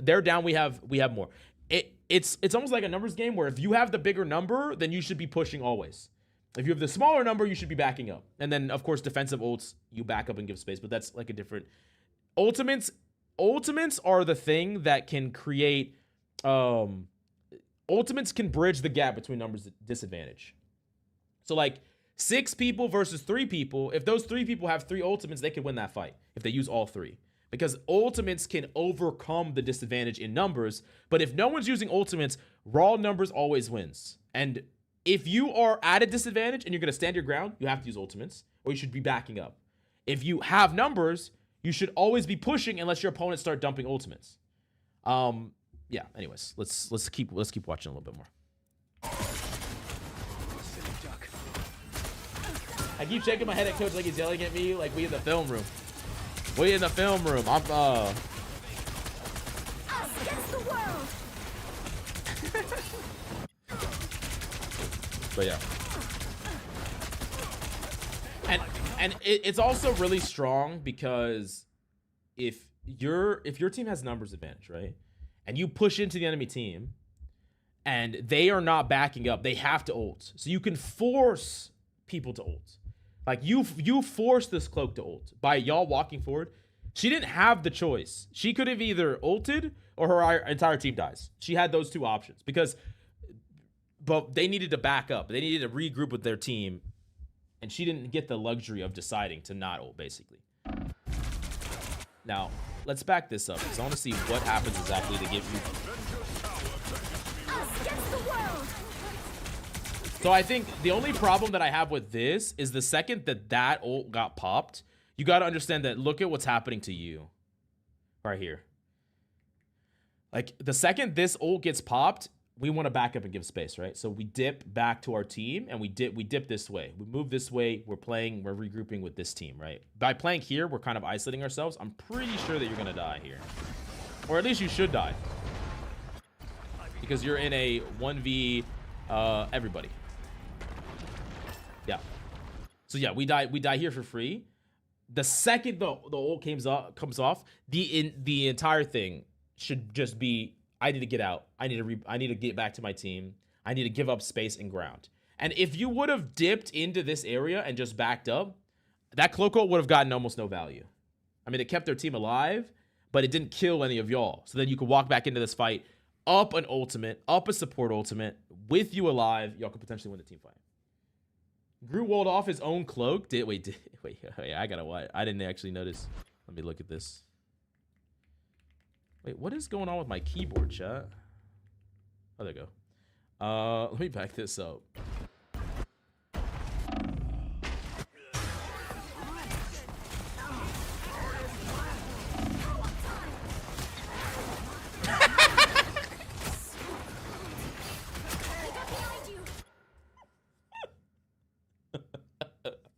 Blocked by James, bro. Blocked by fucking James. Holy shit. Holy shit. And see, like, as you climb, a good Groot here, like let's just say this was high level lobby where people were making better plays and there's levels to this. You would immediately know Cloak ult is out. I need to get back to my team. And this Groot would immediately know we have this Emma slightly out of position. She's going to try to get back to our team. I'm going to cut off her retreat. And he's going to wall here and box you in and prevent you. So that would be in a world where both of y'all are playing at higher levels. Better decision making from both of you. Identifying what's going on, what you want to do, which is retreat to your team, what he wants to do, which is prevent that so they can generate a pick, right? That ult covers like 10 square feet. That's actually so funny that he blocked his own teammate. Okay, let's watch one more fight. I think I've been yapping for a long time. Shields up. I feel we are playing really scared, right, coach? Playing behind supports. Yeah, I mean, in general, yes. Yeah. You're not taking a lot of space, yeah. You know you're always safe. I think that comes down to a lot of people like over harping on the objective. Like tank players should almost never be pushing the objective when there is people in your line of sight. You can push the objective. If there is no one in your line of sight, you kill the entire enemy team, you can go to the objective temporarily. But if there are opponents in your line of sight, you should never, ever be playing on cart unless you need to in a very particular moment. Your opponents are defensive ulting. You're trying to dodge something. But then you go back and retake space, right? The idea is that a tank, I mean, you just die, so you're coming back. But tanks are always, team might be centered around here. Tanks are pushed up in front of that because they're taking on all the aggro. They alleviate pressure from their backline, their supports, and like the minimal value you get from pushing their cart slightly faster is completely offset by the value you get by actually creating angles and space for your team and alleviating pressure. It makes them play better. It makes them heal better. It makes them less likely to die, all that stuff. But anyways, let's keep going.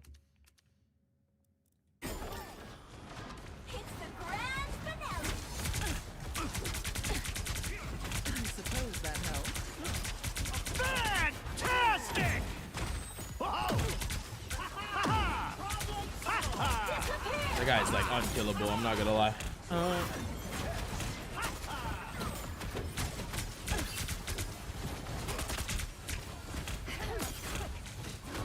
want to see, you could run up and grab that guy if you wanted to. Oh, maybe not. Maybe I'm actually trolling you. Not when the Wolverine entered the picture, but yeah. Little too greedy, I think, but yeah. I probably would have done the same thing. Okay, I want to see how you use this ultimate. Hey, Billy! Thank you so much for the sub. Yo, been What's a up? while, how you doing? Doing great, brother.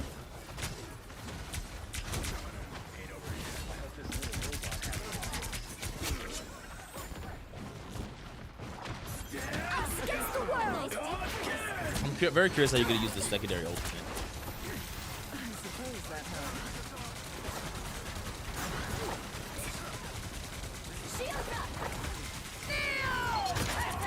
I actually like this ultimate a lot. I like it a lot. It's good.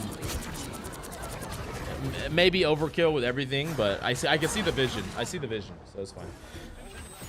What rank is this? This guy here. This plat 2. Yeah, plat 2. See the.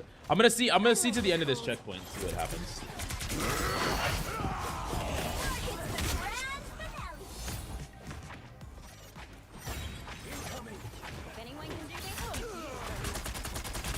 Just try to build up that beam charge. You can keep destroying those walls.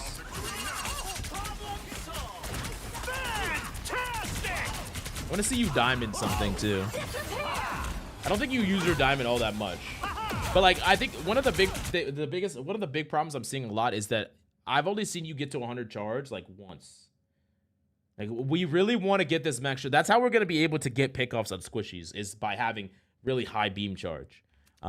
So I want you to be super conscious of the fact that building beam charge is hard. You want to maintain that beam charge by maintaining those aggressive positions, and then making sure that you just don't get distracted, because sometimes you're getting distracted where you'll build up beam charge. So some random flanker will be around and you're kind of chasing them around. You lose all your beam charge and now you're shooting wet noodles again. You're not actually creating any pressure anymore.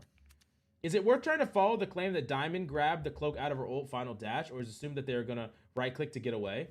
Trying to follow the claim. I think that sometimes grabbing a cloak at the you're talking about the end at the final day. Yeah. I actually do think it can be valuable, because you can sometimes a cloak is in your back line just playing in her ult, applying a lot of pressure, and you want to force her to cloak away. Another thing is if you have another person that can focus fire with you, grabbing a cloak, kicking her out of her ultimate into a wall, and then I don't know, if fucking Bucky shoots at the cloak or someone follows that up, you can kill the cloak and then cancel the ultimate. That's going to be less likely to happen, but it is possible. So sometimes playing for that is reasonable. I know that when I'm playing like a DPS, I'm always looking for my Emma to grab the cloak at the end, and I'm looking to follow that up to try to confirm the kill. Something that's going to be a lot more reliable when you're playing in a duo or something along those lines. And like I said, sometimes you just can completely get her out of the ultimate. But there is value in just not using it, waiting, and then using it right at the end of the ultimate. Because you got to think about it that it's it's a really long cooldown. You really want to have it for whatever happens during the fight. So I will say that your cooldown lines up pretty closely with the ult of Cloak. So it's not like the most punishing thing to at least try for it, but typically there is some higher value you can find, unless you kill the Cloak.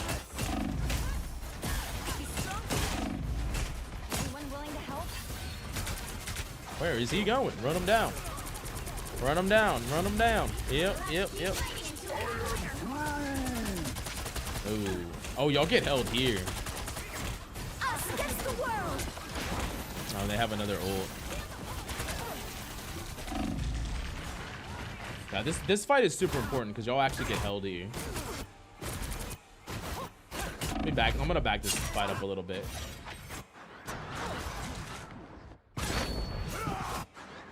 Incoming.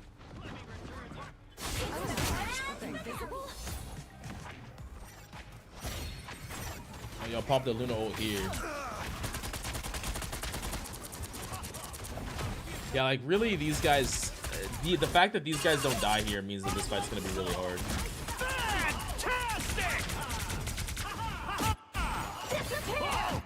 Yeah. Okay. I see. Should have stayed in Diamond and kept punching the Strange. Yeah, he probably could have. Yeah. Another thing to consider also is one of the most consistent and reliable plays that you can make on Emma with her Diamond form that I don't think I've seen you do once this game is you push forward, you grab a target, and then you 180 kick them back into your team. It's super strong, and it's especially strong to do against a character like Magneto, where you just poke at him, you bait his bubble. Once he uses his bubble, you can literally just walk forward, grab him, 180 kick him back to your team, and then he has no bubble. Ideally, you grabbed him through his shield, so he's in your backline with low shield, and you just basically kill him. It's also a really great way to ult, because you can grab like a frontline tank like Strange, 180 kick him back into your team, and then you can ult the backline. And the Strange is in your team, so the Strange cannot shield you off. You're ulting their backline, and then the Strange typically will die as well. So you get to kill the Strange, you get to kill everyone else. No one gets to stop your ultimate. It's a very efficient way. I want to see more deliberate Diamond plays, because looking at your gameplay, I don't really think you have any focus about what you're trying to do. Beam charge hasn't really been your focus. Getting guaranteed value out of your Diamond form hasn't been your focus either. We're just kind of popping it whenever we feel like it. I want to see a very deliberate, this guy is out of position. He has no mobility. He has no bubble. Let's grab him. This person is overextended.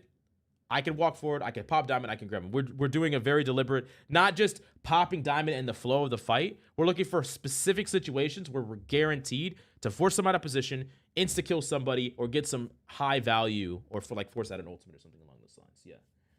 Yes, but you need to be careful about that, because if the enemy team is coordinated, they can focus you when you are stuck in that place. No, I agree. It's going to be dependent on like team pressure, right? Like you don't want to run into like a 6-man team and grab them. But ideally in a world where, let me see if I can grab Epic Pen. Will Epic Pen actually work? God damn it. Hey, excited set with the primer, yo. Okay, I really wish I could get this fucking thing to work. I don't know why it's doing this to me. It literally worked in the first VOD, and now it's just like, just not interested. It's like, nah, we ain't interested in working anymore. Like, ideally, you try to grab a person that is slightly out of position and make them more out of position. Like, you're not dipping into the enemy team and trying to grab somebody because you're putting yourself out of position. But when that Magneto walks a little bit too forward, or when your team is alive and they're down in 3, Emma's a really great character of doing exactly what I said, where when you have advantage, you can just steamroll the enemy team. She's extremely good at turning some amount of team advantage into a large advantage because she can just brute force her way into the fight. Brute force an engagement to happen right now, where it's like, if they have 3 people alive and you have 6, you might be poking at them, but they keep backing up, so you can't really, they're not letting you take the fight with them because they know they're down in people. But if an Emma runs forward and grabs the Magneto, they have no choice but to fight or abandon the mag, right? And if they do, if you want to force the fight, you just win the fight, right? Because you have numbers. So anyways, I know I covered a lot of different topics on this Emma game. But yeah, I think that's pretty much it for this VOD. Let me actually close this one. Why is Epic Pen not working? Let me see if I can Control Alt Delete it, actually. Let's see. Epic Pen and task. Maybe if I reopen it, it will actually work. Hey, we're back, baby. We're back. We're back, baby. We're back. Okay, cool. All right, cool. I can stop bitching about it. All right. Who's the next on the list? See, am I still in top 1,000? I am. 924. Okay, now we're doing Ash Bash. Okay, Ash Bash. Are you... Do I have you... Oh, this is you. Yeah, I do. You clear. Do you mind? Is there? Unfortunately, I don't have any good games to share. Oh, okay, it's okay. Let's see. Competitive. I like to look at competitive. I mean, I could do this game. Oh, you were on. Wait, did you stay Jeff the whole time, or was you just at Jeff at the end? But you went 20-0 this game. Jeez. This game was a Plat 2 game that we lost. This was an SVP game that we lost. I could use either of these. I could use this game. This game might be a good game to use, actually.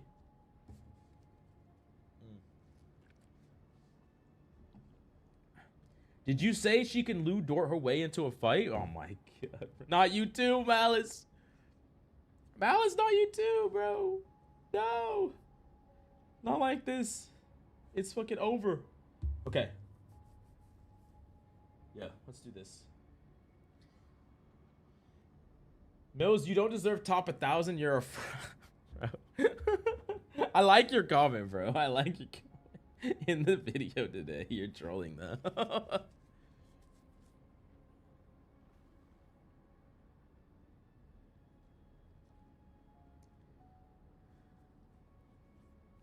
Okay, let's see. Emma could brute force her way into my home and I wouldn't complain. Not like this. So how is it that we can participate in this? I know state marbles, but what is that? So marbles is, it's basically like everyone competes in it. See, look, people compete in it, and it's just a race. It's like basically lottery, but it's more fun. And then otherwise you can jump the line for $20, and we have currently 3 people in line. We're about to do Ash Bashes. I got a lot of work on it. It's gonna help me focus more. Yes, sir. Also, you probably should try to do some optimization of your settings for your aim, to be honest with you. Mechanical skill, especially on Emma, is going to be very important.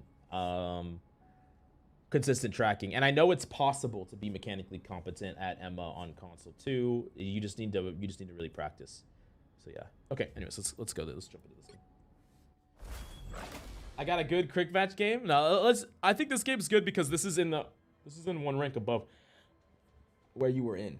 I should probably do this, chat, where we do... Let me open up this. I should have done this earlier. Steam Elements. We're going to set it to where it says on screen what hero we're doing and what rank we're doing. It's going to say Plat 1 or Plat 2. Oh, wait, no, wait.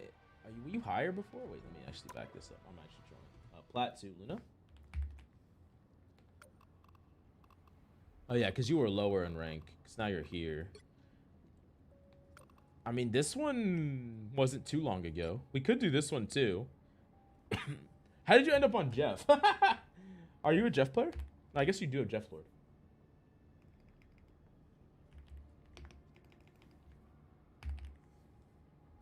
Okay. If you're not high 50% accuracy on Emma, you're getting little value. I'd rather for my review you don't pick a blowout win or loss, please. Okay. He was the first character I played. Oh, I got you. Okay, let's go just yeah. Let's do this one. I'm gonna do this one. Didn't die a lot here, but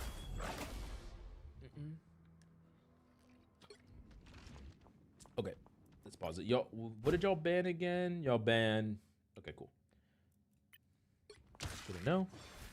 Okay. Okay, first things first. Our next victims. Every time you walk out of spawn, I want you to have an idea of who is the snowflake target. Sometimes it's not only one, but it's a good idea to have it's a good idea to know who is going to get the most amount of value from your snowflake. And it's typically flankers and off-angling DPS. So in this composition, it would be Spider-Man. So you don't like this map? I don't really like it either, to be honest with you. Okay, I hate this map. Yeah, I hate this shit either. Also, coach, the marbles don't lie. It knew I should be next. I guess so. I was your first ever VOD review vid in Rivals. Oh? Oh, wait. You were. Yeah. That was a long time ago. Holy. By the way, chat, we probably will be playing with Captain Coach later today as well. After we're done coaching and VODs and stuff. Okay, but yeah. Spider-Man, you put pre-Snowflake the Spider-Man. If you have like a Black Panther, it would be on Black Panther. If you have a a Phoenix. It could be on Phoenix. It's just someone that is going to be isolated. You don't want that person to have to always come back to you to get heals. And you also don't want to have to hit them. Like, you don't have to hit a Spider-Man midair to give him heals. Flyers could be a good one. So before we even walk out, we want to give it to him. And we want to make sure that we give it to him pre-engagement, because, like, at this point, your Spider-Man's gone. It's going to be kind of hard to even snowflake him at this point, because he's way too gone. So yeah, anyways. Got your back.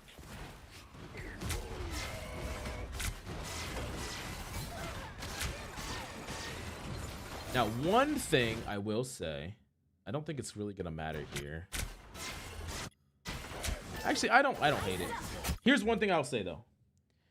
Before dumping cooldowns in the neutral. So when you dump that snowball, the ice freeze in the neutral, I want you to make sure that you don't make that a habit of just popping your cooldowns in the neutral before you know what the opponent is playing, 100%. Because I've seen this way too often in support players that I've coached, where I know you all ban Black Panther, but just as a hypothetical, you throw your cooldown main, and then right afterwards there's an Iron Fist on you, or right afterwards there's a Black Panther on you, or right afterwards there's a Venom on you. And we kind of just used our cooldown without knowing definitively that there isn't a chance that we're going to need it. Because it's cool to use it down main. I have no problem with throwing cooldowns down main as long as you're not going to need it to deny a play. But until we know 100%, and based on the way you play this, I don't really think you knew 100% that they didn't have a diver, right? So we want to make sure. Hydrate, yes. Before we throw and dump any cooldowns, and this is not just true for Lunas, by the way. This is true for like characters like Bucky. I see a lot of Bucky players, they'll run up main. They'll start priming a hook to hook the front line. They'll hook the front line. The second they hook the front line, they hook a tank in. There's a Venom and a Black Panther that dives their back line, kills their supports. They die because they don't get resources to the person they pulled in. And they're like, what the fuck? I hit a hook. It's like, yeah, well, you hit a hook, but you actually needed to not make a proactive hook play here because we needed defensively to deny these divers. So anyways, pretty much for all these VODs, I'm always going to say scout first before we make we like spend anything. Before we spend a cooldown, we always want to scout. I'm recovering Aplex player. Do you could make a short or something explaining hero shooter slang? Like in the neutral means. Oh, yeah. So I think my beginning guide, I have a Marvel Wobbles beginner's guide on my channel. It's my most viewed video, actually. That one explains a lot of it. But to talk about what in the neutral means, in the neutral is when teams are trading resources without directly diving on top of a person, without trading lives necessarily right away, and without using ultimates. So when you say a character's neutral is really strong, so like, as an example, I could say something like, Black Widow's neutral is really strong because just the way that she stands around and shoots at things is a lot of value relative to other characters. Like Magneto, he has a really strong neutral. He just stands there and shoots. But like ultimates are the trading of ultimates. You're no longer in the neutral fight. You're in the team fight. So it's like the pre-team fight trade of resources and damage, right? I never know where to stand on it. The tree on point is always in the way. Oh, you're talking about where you should position on this point. Yeah, and this tree could also move. I think like one of the things, especially against compositions like this, I don't have a problem with you playing really far away. So like you could play pretty far back. You could play over here. I don't hate playing over here. I think even playing over here can be fine. Now, you don't necessarily want to isolate yourself this hard up against flankers, but if the enemy team doesn't play flankers, you can play. And then if your team's really going in, you definitely could push up to this tree and you just like, you kind of play here. Of course, like I said, the tree can go away, so it's not always a great position to play, but for now, temporarily at the start, you can use it. You just want to make sure that if, like as a general rule of thumb, chat, you want to make sure that if you ever get knocked down to 1 HP randomly, you can leave open space right away. So if you're playing like right here, the difference between this position and this position is extremely different, because if I'm here and I get knocked down to 1 HP, let's say the Bucky shoots me in the head, I get headshotted by a Widow, whatever, I have to round the corner in order to get around. If I'm right here and I get knocked to 1 HP, I can just boom, I'm safe, I'm good, right? And that's why I like to tell people to move positionally from, we don't positionally move like this. We do here, or chip. Instead, we do here to here to here to here to here. You know, corner to corner to corner to corner to corner, right? As we move up to the next corner. We don't move up through the open. Now, the only time it's okay to move through the open is if you have massive numbers advantage and you're trying to close out the fight. Like in a world where, you know, they have like 3 people dead and your team is running in really aggressively. Yeah, it doesn't matter about playing cover right now because you're trying to chase them all down and close out the fight. But in most trades of resources, you want to kind of keep it in your mind that you're always trying to move from place to place to place to place. The next piece of cover. The next piece of natural cover, ideally. Yeah, and y'all both were double pocketing this thing and he died anyway. The classic.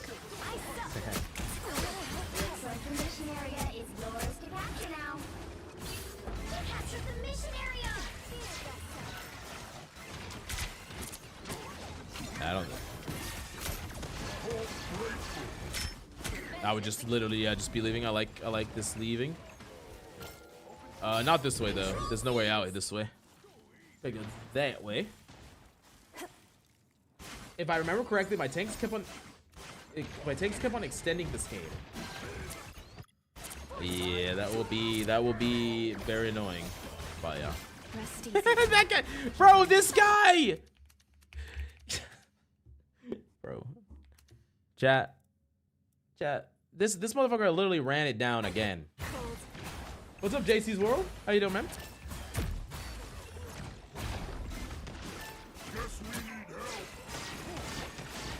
Yeah, we lost this fight again. Just back out. I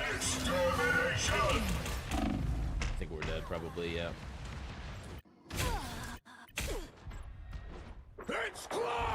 Every now and then, there's a spike that's also spawned in the middle of the main choke. It's quite annoying when you're trying to keep line of sight. Yeah.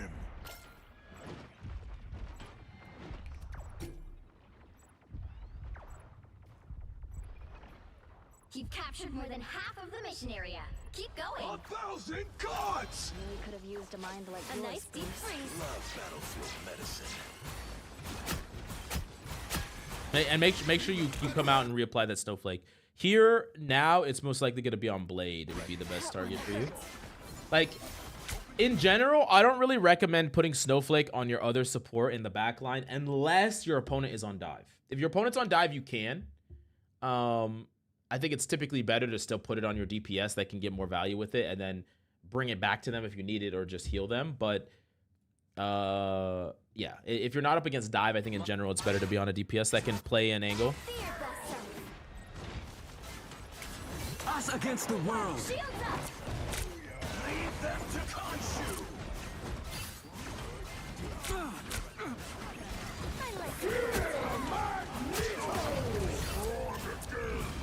That's unlucky. Let me look back here. Wait, what happened to your team? Yeah, so okay. One of the things that you should also consider in this team fight, so y'all have right now, like, you know that this is about to end. So like if it was a higher elo lobby, what they would say is that the Invisible Woman would be counting out. They would be saying ult's ending in 3, 2, 1, with the idea that you take over right when it's over. Like your ult, you try to build your ultimate here. You don't need to play so back here because you're planning on ulting. The second her ult ends, you replace it with your ult, right? To keep your team alive in here, to keep this fight going, to last longer than them. So we don't really need to play this far back. We could be actively in the fight, trading damage. The second her ult ends, we replace it with ours, right? It would keep your Invisible Woman alive. It would continue the fight. This is something that you could definitely do. I definitely also think that, of course, this Invisible Woman could be playing a safer position because she knows her ult's about to end. But it's something that you should also be thinking about where if you're the second person to ult, you want to make sure that your team don't die and get picked off in the moments between ultimates where one ult ends and then before you start yours, people are always standing out of position because they don't even think about, oh, this ult's about to end. I'm going to be standing in the open, and then their ult ends and they just die. You want to kind of cover for that, like that mistake. That happens a lot. A lot of players are going to do this mistake. Because like if you were here playing active, you would already have your ultimate. And then the second that's over, you could have popped yours. And you could have, you know, kept the Invis alive, kept your team alive. I don't know if y'all lose this fight, but if you do lose it, you could have probably changed this fight's outcome. Y'all might win this fight anyways, but...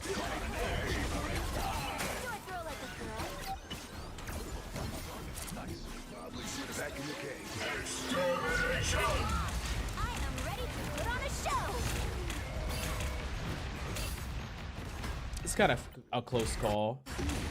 It really does suck to use this here, to be honest with you. But you might have had to, because you didn't have clap.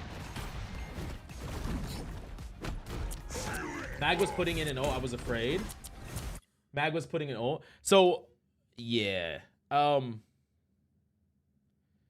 You can get away. You can get away. Like, Magneto has to be very particular in order to actually kill you with ultimate. It's way harder than it seems to kill you with when you have ult. He has to charge it right. He has to hit the ultimate.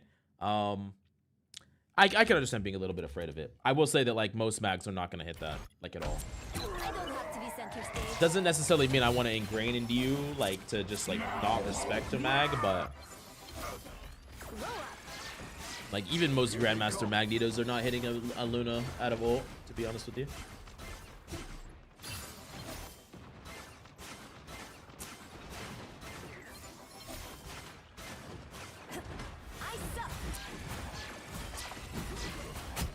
Oh, great BP video. I'm glad you liked it, man. Glad you liked it. Yo, yikes. This is just a lost fight. Yeah, I'm not gonna lie. You didn't really play this game all that bad. I can see what you're saying about this being probably a pretty frustrating game. Let me go back to this. You had just a lot of inting tank.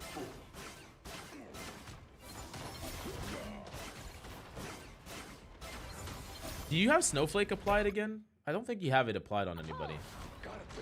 Just make sure that that's in your brain to always apply it pre, especially here. Like, your Iron Man should have it automatically, for sure.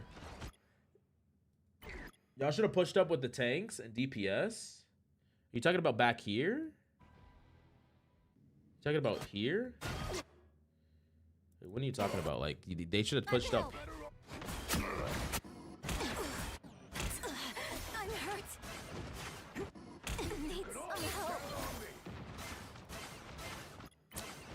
I mean, they could have taken a slightly better angle, like here. Like, you could take a slightly better angle, but people should not be fighting and dying here. Like, this is not a position to be fighting and dying. If your team is playing up there, though, I do think it's probably good to have a nicer, like a better line of sight.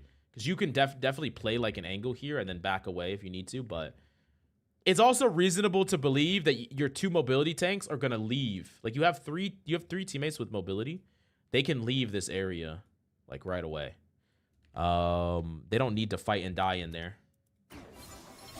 The reality of it is they all get shattered here. That's why they die.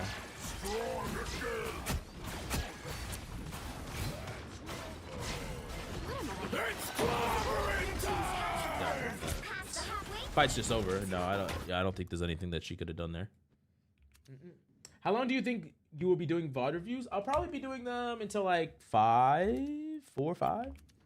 Coming through. Your souls united.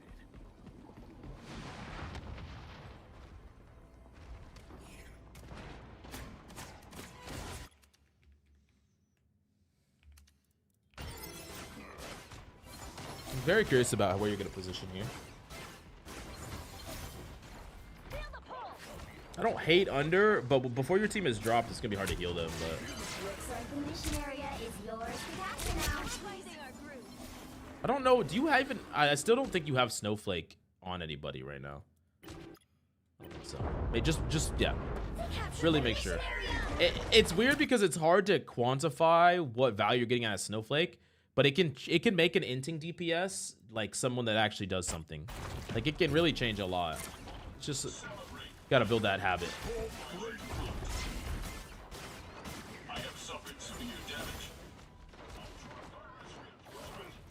I don't really like you playing down here. Maybe you probably dropped on accident. But I think you should be playing up here with your team right here. Like if your team's pushed up this way, you should be playing this angle. Play here. You're still the furthest back, so if they start dying, you can still back up. But you're able to, you know, maybe save this guy, maybe sleep this guy, maybe save this person, contribute to the fight, all that stuff, all that good stuff. Instead of like we're not really doing anything here. We're not really building ultimates either.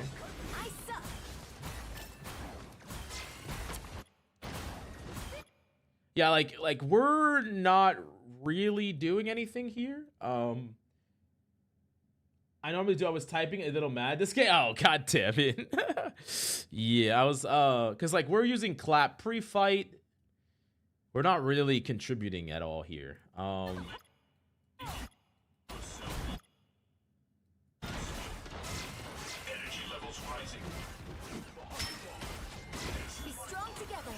Like another thing that, like, as much as I don't think that the enemy team should run in an int, you got to understand that this space is more optimal for the thing to fight into. Like, it is more optimal as a thing player. Like, if I'm a thing player here, I'm fighting here for as long as I can. The reason I'm fighting here is because the thing is way worse in open space. So, like, you might want him to fight on point. The thing is not great here because it's so wide open. He would rather fight here as long as he can. Now, it's his fault for inting and dying, right? Because he has tools to get out of fights. However, if you can increase the duration of him being able to fight here, that's a good thing. If you can allow him to potentially make a play up here, that's a good thing. Like, there's a lot of things that you could do. I understand, like, you want him to fight in this open space. That's not necessarily where he wants to fight. It's, so anyways, let's keep going. Put a spring in my step. Pulse charge, fire. Not gonna lie, you a different game. I didn't remember until we started watching. Still good advice. Yeah. I can I mean, we could try to find one more game if you want. It's gonna be faster. Coach, is there 2 or 3 in queue after Ash? There is 2. It's okay. Okay, there's 2 after Ash. Yeah. A nice deep freeze.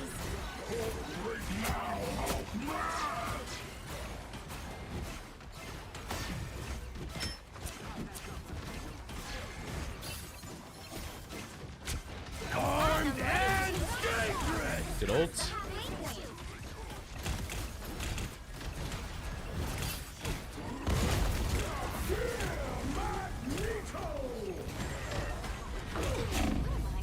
Nice. Well played.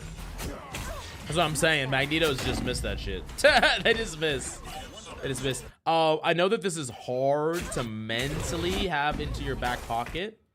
I know this is hard, but you always want to retreat this way on this point in particular. I know it's hard. It's like the map knowledge is hard, but this way is where you want to retreat because there's always a mini. And it's true on the other side too. This way. So when you're on this side, you always retreat to this way, and this side you always retreat to that way. Because if you could have just clapped and got to this, you just guarantee live, right? Or at least you make this thing chase you all the way down. I know it's a very, very niche positioning thing, but some people say. Okay, so I have to admit, I play on control on PC. I know it's weird and I should learn mouse and keyboard, but I'm too used to console. I'm trying to adjust to PC. Hey, that's fair enough.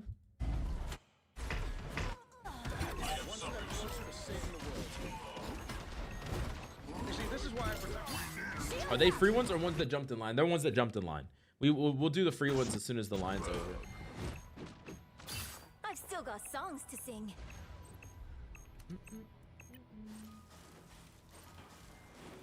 I mean, y'all almost win this game, so I want to see this game through because y'all actually win this one, so I'm curious.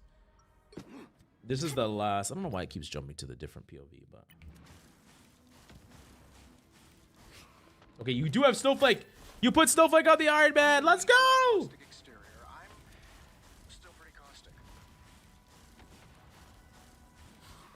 I hope he doesn't die instantly. All right, fuck a Snowflake.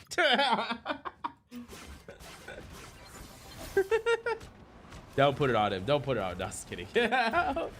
How did he die instantly, chat? I don't even know how that's even possible. What even happened? The battle starts in 5, 4, 3, 2, it's marbles, but if you want to jump the queue, it costs $20. And we have 3 people in queue right now. mission area. Got it? Or 2 people in queue after this.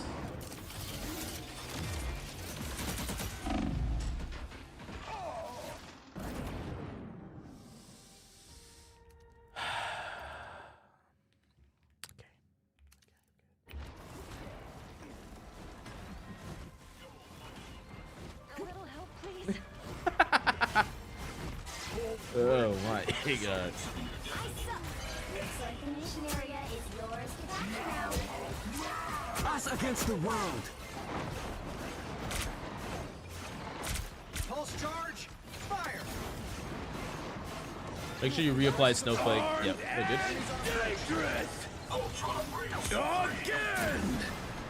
It's okay. Admit it. A nice deep freeze. Feeling fantastic. I like that you're killing that person. Good.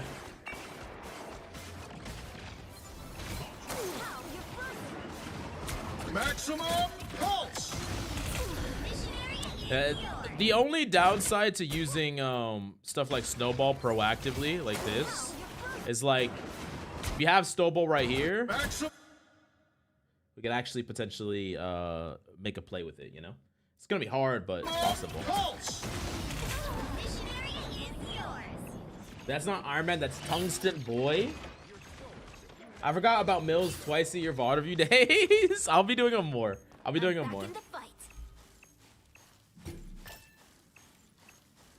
That is someone who... Oh, you talking about the Iron Man? Yeah, yeah. Control here. I like the cold. Be your best self. They're up ahead. Oh, unlucky. Shields up.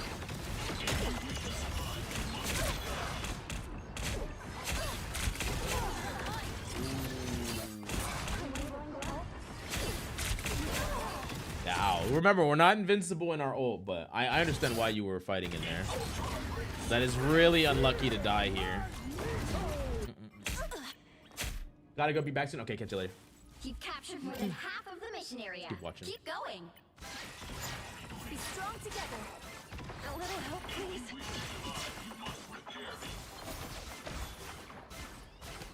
That's much better.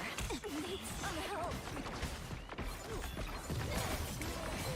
A nice deep freeze. I suppose that helps. One thing I will say, I know this is a hard thing to get in the habit of, but one thing I will say is when people are full like this, especially in a composition that you have triple support, I want to see you do more damage as Luna. I don't really think I see you do a lot of damage as Luna, and I understand your team's always weak. You're like, oh, I gotta heal my team, they're always weak.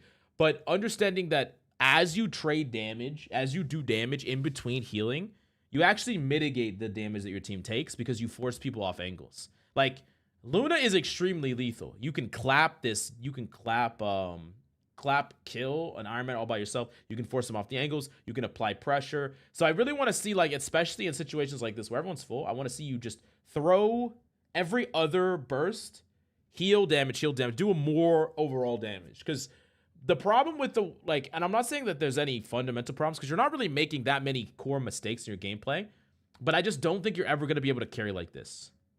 And if we took like a Grandmaster or Celestial Luna and we put them down in this lobby, that person would have like 25 limbs or more because they're contributing to every single kill. They're killing people by themselves. They're healing less and they're making their team deal with less heals, but they're still giving them some, but they're only healing when they absolutely have no other option. And then they're always dumping in more damage. Because and I know that this is a hard thing to get into the rhythm of, but I will say, like, you're basically going to be at the whim of your teammates a lot with this playstyle. Very, very healbot-esque playstyle. You can still climb this way, by the way.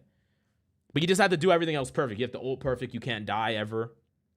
And it's going to be really hard to climb that way solo. I feel like I never had a tank this game. Definitely. A nice deep freeze. I suppose that helps. I mean, you didn't. I mean, you can. Maximum pulse. Unlucky. Well, hey, he can't Iron Man ult your ult now. I am ready to put on a show.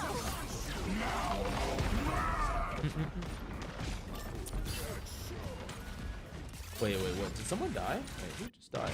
A little extra power never hurt. Oh, this Iron Man.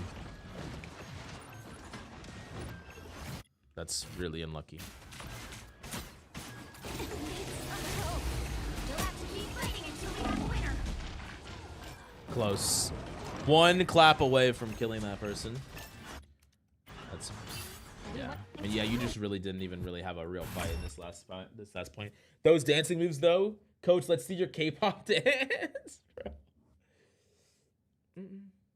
That point during my ult before we got it. Oh, you're saying the team did? A little extra. I mean, yeah, it's not really gonna matter like if they left or not. If y'all can't get kills with your ult here, y'all just lose the fight. Like this, y'all are kind of relying on this ultimate to do a lot, and the fact that it's just not gonna be able to. Like even if y'all just cap point, y'all are just gonna die right afterwards. You'll have to keep fighting until we have a winner. Especially when they just cloak ult and just win the fight. Yeah. Very unfortunate. If I pay again, will you review another after other people? Yeah, of course. Any that you want. But like also, I'm gonna be doing more coaching in the future. So if you would rather just keep playing some games, find a game that you really feel like you could have played better in. Save that code, and then we can go over that specific game instead of just having me pick. Go ahead, Coach. Give the people what they wanted. Wait, what's up?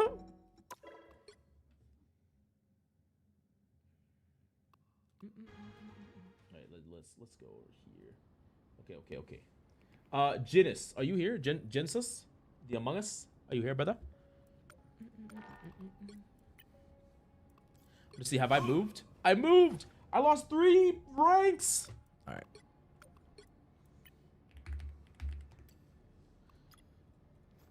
Oh, by the way, Mills, I forgot to mention when you do get me eventually, my account name isn't the same as Twitch, it's the Jensa. Oh, okay, cool.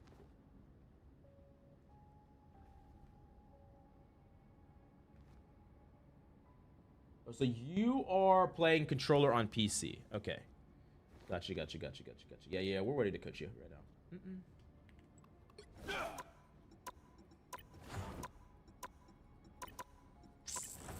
now. I'm lost. Where am I going?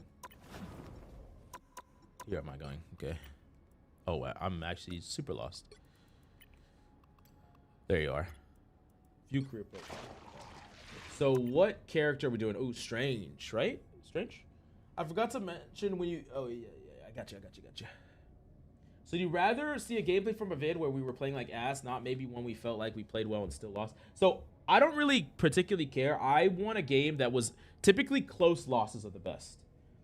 I thought that game was going to be a close loss, but looking at that game, it wasn't really a close loss. It was kind of a stomp, even though it was 2-1. Close losses are the best where you felt like there were a lot of points in the game where things went ways that you didn't want them to go, you know, because close losses mean that you weren't getting stomped, your individual play mattered. Typically in a long game that was a close loss, there is 20 or 30 moments in that game that if you would have made the right decision, you would have won that game, right? Close wins can work as well. We can do a close win.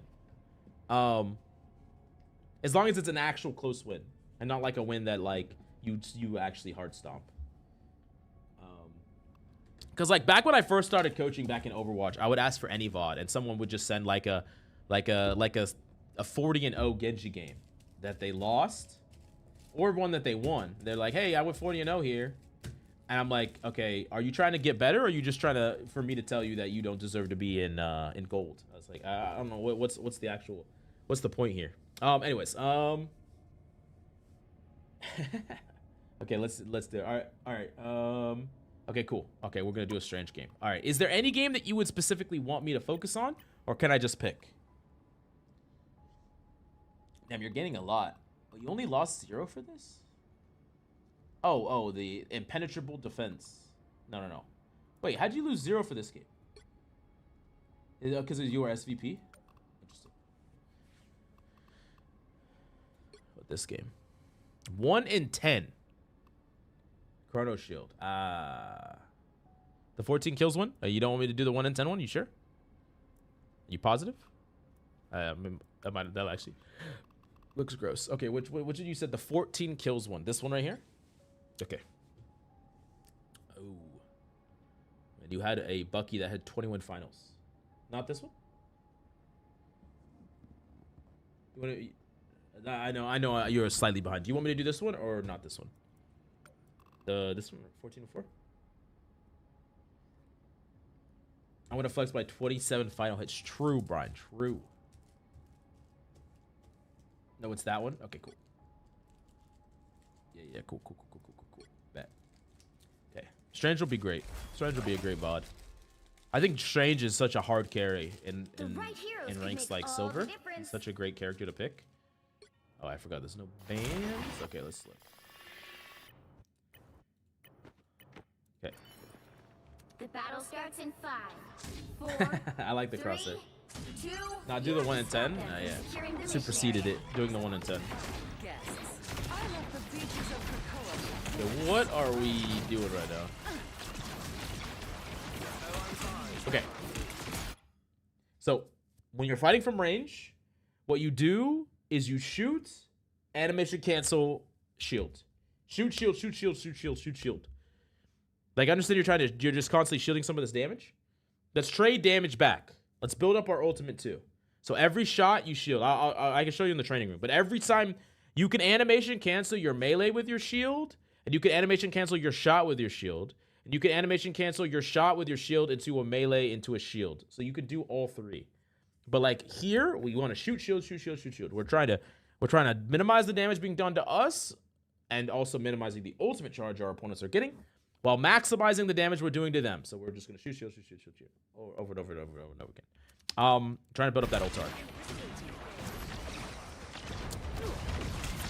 Wait, did we use portal? Wait, what did we use portal on?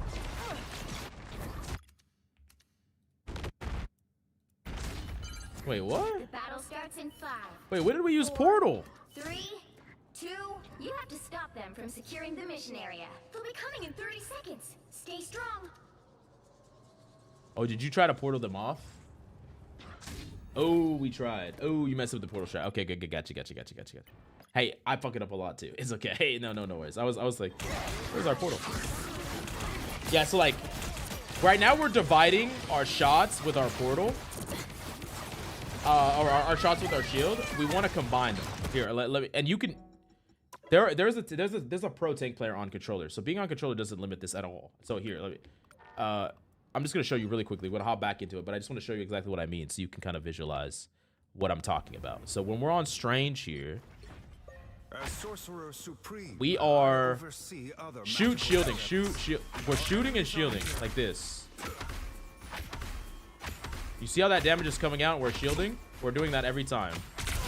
Every time. And if we're trying to do damage, we're shoot meleeing. We can even shoot melee shield. Shoot melee shield. Shoot melee shield into an E. And so we're being able to shoot in melee, because the melee, you see how the shot is still coming out if I'm reloaded. So we do that every single time because then we just minimize the damage that we're taking like this. Every single time, over and over again. Anyways, let's go back. Oh shit. The Jinsei.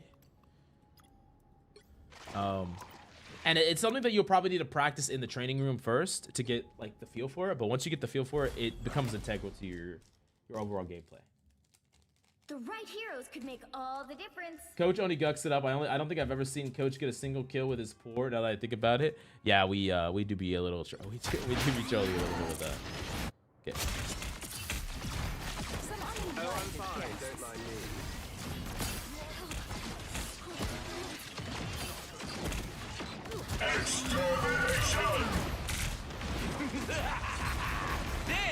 I don't hate this, but they popped a rocket too, so you might as well just back up a little bit. This is also one of the downsides in we're kind of not really being very conscious of our shield health. So in this situation, like the second they pop the rocket ult here, like we really just want to kind of just be backing off of this thing, right? We don't necessarily need to be up here denying this, but one of the downsides of not really tracking our like our shield. We get this thing broken, and then when we don't have it. Maximum pulse. And another thing is, I know that this is going to be a little bit harder to do, but it would be better for you here to time your shield instead of, you know, he pops the ultimate, right? We try to hold it. We would rather not, and we would rather open our shield at the last moment, right before it hits.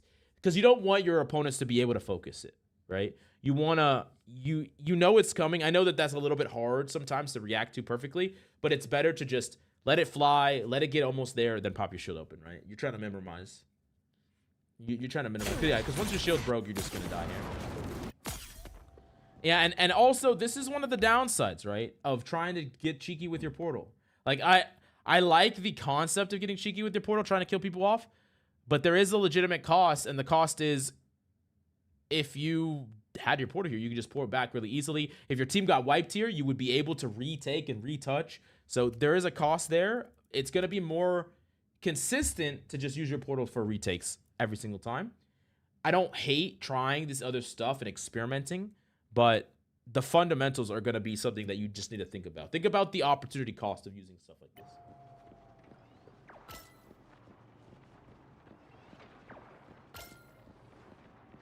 Trade HP for shield health as well. Yes. That's something else. Yeah, like health is just a resource. Like health is just a means to an end, right? I don't want you to be thinking about using your shield to deny damage to your team in most cases. I want you to be thinking about using your shield to protect yourself from cooldowns and damage, but only when you need it. It's okay to get knocked down to 300 HP. If you have a full shield that you could sit behind and get healed back up, that's fine. It's okay, but like what your HP cannot block is a Bucky hook, right? Your HP cannot block is an Iron Man ult, but your shield can. So it's okay to trade this so that this charges and then this comes up. Yeah. Like that's a really good point. We've talked about that before on stream. Captain Coach told me to go for cheeky portals, and well, I watch Boger, so yeah, I try to. yeah. Oh, like it's cool. Like, don't get me wrong. Like, this stuff's cool. Like, I'm not telling you not to do it. It's kind of gimmicky. In a lot of cases, it's gimmicky. It's not the things that matter the most. The things that matter the most are the primary cancel shields, porting back to point and getting refights. These are like the most important fundamentals, and they are kind of, or specifically Boger, oftentimes is. He understands the risk. He understands what could go wrong if the portal doesn't work, if the portal doesn't get value. He understands the downsides, right? But he still goes for it anyways. But that's from his point of view in like a higher level scenario in a lobby. He's also not going to let himself just randomly get picked off first fight and need the portal right away, because you will get the portal back as long as you don't die like within the first 2. You should change. Oh yeah. I forgot. This is Silver 2, right? Silver 2. Strange. Doctor Strange. Okay.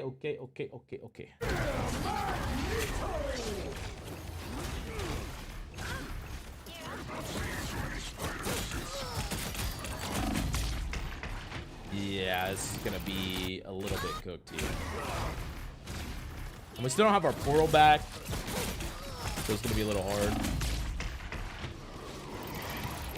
One of the things I would say here is, I think this is a habit that a lot of tank players have, is like, in a situation like this, right? When the enemy team has numbers, obviously, and they're running in on you, it's okay to back up and give space on point. And what I mean by back up is I mean leave. Like, your Emma might not do it, but you backing up here. You're backing up back here. You're forcing them to come off point to chase you. And you might be saying, hey, Mills, they're going to cap point. At this point, you give them percentage. You let them take this. And before they cap, in theory, you'll have enough people back to where you can have a real contest. Now, the reason that you do that is because you're losing the battle to win the war. That's the kind of the concept, is like, if you try to stand your ground here with all three of y'all will undoubtedly die because they have more people. But if you wait for your respawns to come through, you could maybe win. It's going to be hard, but it's possible. Fighting now, you're assuredly going to lose and die and lose the point. Fighting later gives you a chance. Now, things get a little bit more complicated. If you had Portal, it'd be different. So if you had Portal here, I really do think that you should try to die first and trade. So you literally ape an Iron Man. You shoot melee, shoot melee, shoot melee, pop your E, try to kill him, you're going to die. But you try to die first. Then you port back, you got to kill, you alleviated pressure, and then maybe you could retake. Without Portal here, I think you need to try to completely disengage from this fight. The only reason I shot mine is because the game, DPS were not shooting them, and in general, no one shoots them. Yeah. yeah. We know that all too well. No one shoots mines. It's like, yeah, I mean, like that. That's just not really what matters right now. You just need to back out and live. But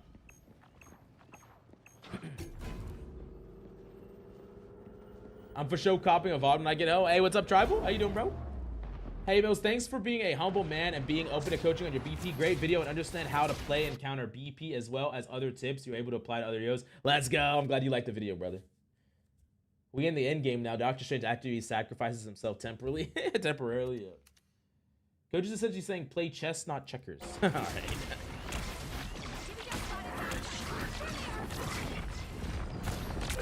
He understands the risk. He's also a concentrator going for funny clips. Yeah.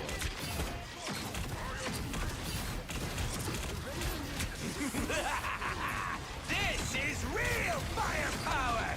Yeah, and like one of the reasons that our shield is so low oftentimes is we're holding it up for way too long. Like remember, the goal of a shield is not to stop random damage. It's to protect us from cooldowns and to keep us alive while we get healed up, right? We could be at 200 HP and we can get healed up from behind our shield. But we never want our shield to break, and we want to use our shield to help us trade damage fairly. Without us shooting our primary and combining it, we're not really trading any damage, for one, so we're not building up our ultimate. So we're trading our shield for... Basically what we're doing here is we're trading our shield so that our team doesn't build up any support ults, and we don't build up any ults either. Like that's really kind of what we're doing here. Like they're shooting into your shield and getting no value, but your supports are also not getting any heals. They're not getting any value by healing you. And we're not building up any ults because we're not trading any damage.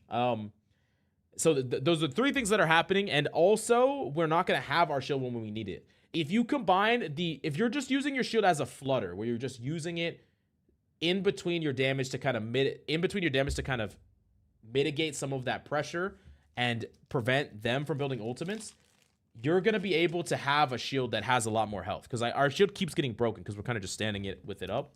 And it's going to keep getting broken over and over again. It's a resource. It's a cooldown just like anything else. It's not something that we just want to stand there and just allow your opponent to trade 3 seconds, 5 seconds for.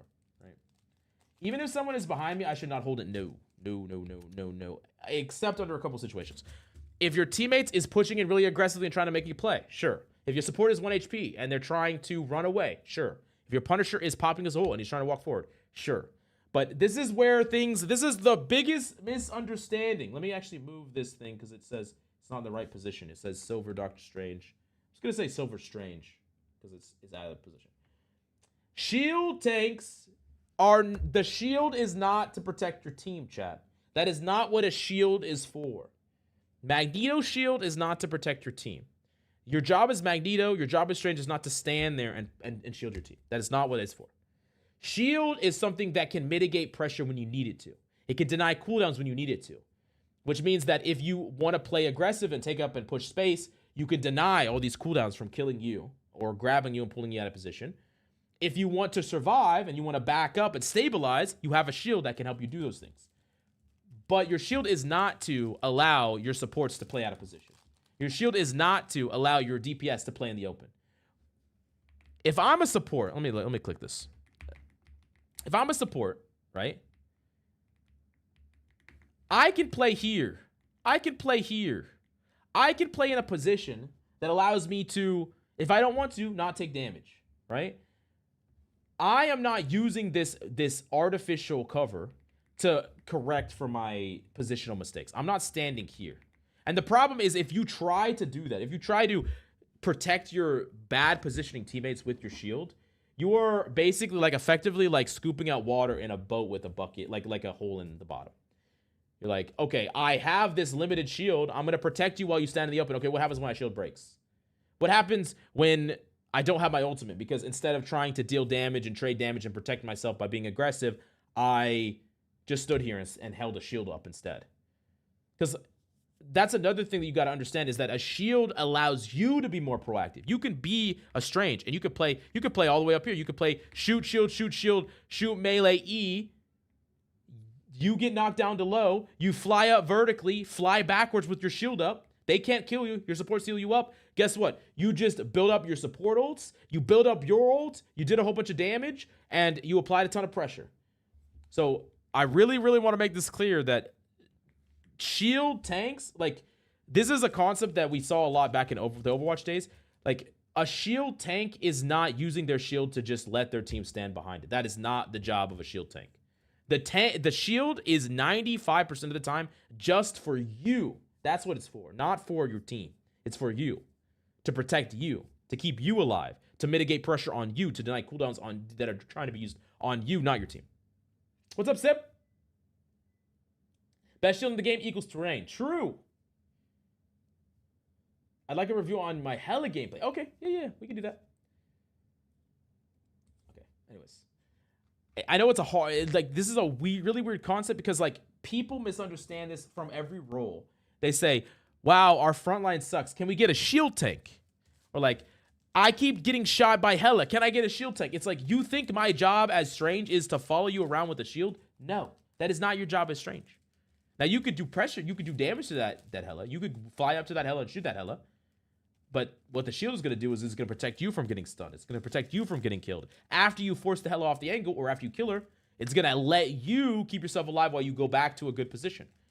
It's a temporary piece of cover that allows you to take more proactive angles, more proactive damage, more proactive trades, more proactive space. But at the end of the day, the shield is for you mostly. Like I said, there's a couple of extra situations where, like, if your support is 1 HP, or if your Luna is stunned, you want to shield her out until she gets unstunned. If your Punisher's walking with an ult, you want to shield him forward and keep him alive. But in 95% of situations, the shield is for you and not your team. But if you are going up against a Widow, can you ask for a Strange and play behind that? No, obviously not a foolproof situation. I mean, not really. Not really. Because here's the problem. The Widow doesn't get countered by the person standing behind the Widow, because your shield will not keep your team alive forever, right? If let's say a Widow is just constantly shooting my supports or constantly shooting my DPS. Let's say they're shooting at my Punisher over and over again. Can I shield that guy off forever and keep him alive forever if I never contest this Widow? If that Widow's just standing there, unless she is forced off or if she is killed, she is going to constantly threaten my team. So what does that mean? That means that I'm buying my team time, but I'm not actually dealing with the problem. Once again, it's the same analogy. Bucket, boat, hole in the boat. You're never going to be able to stop it unless you deal with the threat. The threat is going to be always there. Your shield cannot just be sitting there. Now, if we had a Strange shield that had infinite damage, it never broke, you could hold it up forever, then maybe. But even then, it would still be better to be used as a way to mitigate. Why not fly up there as a Strange and contest her directly? Why not poke her out as a Strange and use your shield to keep yourself alive? Why not play a character that targets her directly and forces her off these angles? Yes, there could be some specific situations where, like, you're playing in the Widow mirror and you're shielding off a Widow specifically. We actually did see that back in Overwatch with, like, a Reinhardt holding a shield for another Widow. It's very niche and situational. It's not the general play pattern of the game. What's the best corner to hold in this choke? I always feel like I need to fall all the way back to the final corner to do anything. I think you can play kind of in this space. It kind of depends. When enemies are coming through here, it's a little bit weird. You can fight them like around this area, but normally the normal corner that people fight at typically is this corner. Because it's a clear-cut L. Like, most of the time you want to position around, like, having your team being able to play here and then peek around the corner to help this lane. So typically, like, tanks will play, like, somewhere around here, and the rest of your team will play on this corner, and then you back up to this corner, normally. Now, you can play more forward. It just kind of depends on what your presence is, what characters you're playing, who you are, but you do want to kind of back up when opponents start to dump resources. And it's also important that if you play too far forward, there's a lot of flank routes here. Like it's pretty. I feel like this area is pretty attacker defended, like, or attacker favored, like this whole area, because they can go through all of these. Like there's just a million routes. They can go around. They can go through here. They can go through up here. Like there's a million routes that they can flank. So it's really hard to fight too far forward. Yeah. That shielding friendly Widow thing is used in this game, but it's usually something that Invis does. Yeah, yeah. If the enemy has a Widow that's a menace, at that point, you probably should have someone to dive her. Yeah, something that can contest her more directly, yeah. When a Punisher ults, can you just hold the shield so he won't take damage? Yeah, yeah, yeah. So, like, specific plays and specific playmaking, like, whether you're denying a play, so, like, their Strange comes in, ults your team, you can shield them off and protect them. Or if your Punisher is ulting and going in and being proactive, you can enable that play. But just in general, like, I'm not gonna, you do not want to be a Strange that just follows your Punisher around and just holds a shield open for him. Because you're not getting any, you're not creating space yourself. You're basically taking yourself out of the picture. You're like, I don't do damage, I don't do anything. I'm just here to hold this shield. Guess what is a better shield than you? Any corner or piece of cover is better. The Punisher takes some damage, he walks behind a piece of cover, he gets healed, he peeks back out. That is way better and more efficient than him standing behind you and simultaneously making you a useless character because you're just following him around with a shield. Like, you're not a shield bot. Like, you're a character capable of doing far more than that. Got time for me to submit another? Of course, yeah.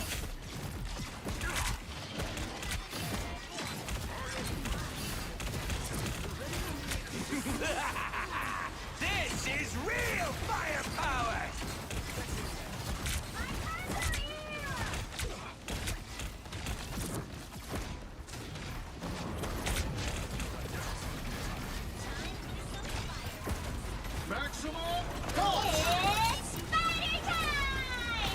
What does you get on that, Bucky? Let's see you get on that, Bucky. Make sure, remember, shoot, cancel melee. Shoot, cancel melee. Shoot melee, shoot melee, shoot melee, shoot melee.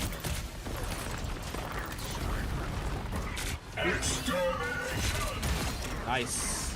Yeah, shoot melee into your E is like a massive burst. That's something that I also get in the habit of, is like shoot melee into your E when you're at max is just so much damage out of nowhere that you can really just pick off people that don't really expect your level of damage. Nice. Ooh.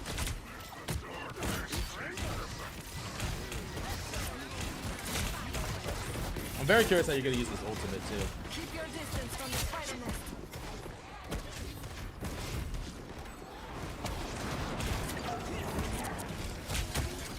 You can bully this guy. Yeah, he's free.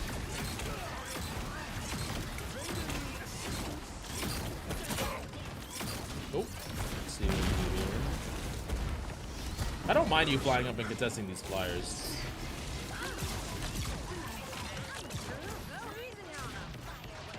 I want to see you pop a big ultimate here. Oh, the team just got another pick.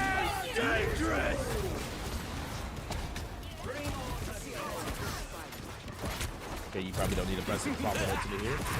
This is real firepower!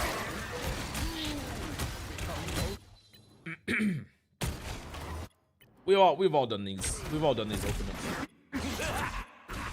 I get what's going on. Both teams are so separate. Honestly, you rank up just by taking command and committing to your team, making them do what you want to and stick together. Mill's ult? Alright, I'm getting trolled.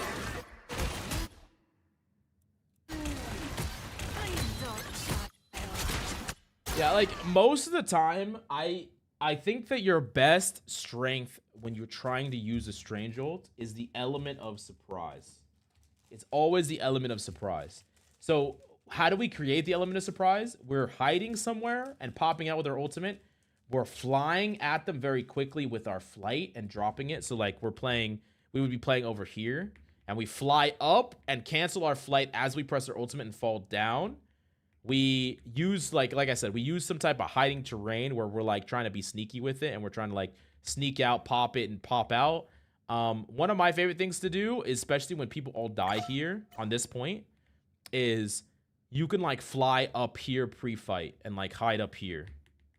And so your team is all playing down here. No one even knows you're here, and they all kind of group up right here, and you press it as you fall, and you just fall right on top of them. Basically, what you're doing is you're just making it a harder ultimate to react to. Now, that doesn't mean that you won't get your ult canceled, but it does mean that it's harder for them to. But like, you got to ask yourself, was this hard for him to cancel?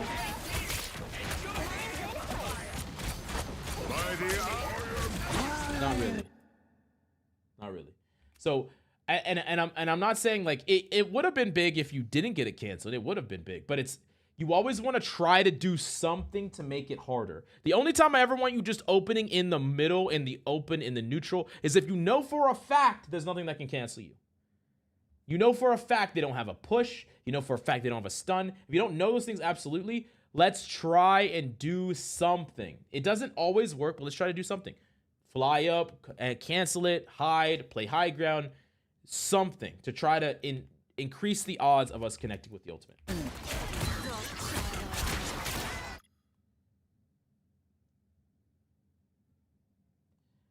Like at one point there, it looked like each person was playing a 1v1 when he went into the spawn to challenge the Bucky. There's an Ultron above him. Yeah, it is just chaos. Yeah,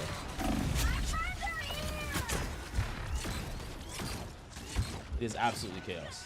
And here's this is another thing is like, when my number one advice to players in bronze and silver and even gold is that the game plays less like a hero shooter and more like a deathmatch in a lot of cases. It is absolute chaos. Sometimes you won't get teams that play with you. Sometimes you won't get teams that do anything. You won't get healers that heal. You get like random flanking tanks, whatever. In these situations, it's even more of a reason to be extremely selfish with your shield. Use it to enable your own plays and your own aggression. Because as a Strange, you can win a 1v1 with literally every DPS in the entire game. Like besides maybe Wolverine. But like, they don't really beat you in 1v1s if you use your abilities and your burst very selfishly. Which you could do. Like, a Strange could basically dominate a silver lobby. A Strange could go 40-2 in a silver lobby. He has such high damage and playmaking potential. I don't want to see you sacrifice all that to just be like, I'm going to just be this shield bot for teammates that might do nothing. Yeah, so basically it's marbles, where we're going to do marbles on stream where everyone gets in. It's like a lottery system, or you can jump the queue and get yourself added to the queue for $20. Get ready. Here come the bad guys. Like, you got to be exceptionally selfish down here, but like even like a high ranking Strange would also be very selfish with this shield outside of very specific situations. And like here you want to be even more selfish than that. So yeah.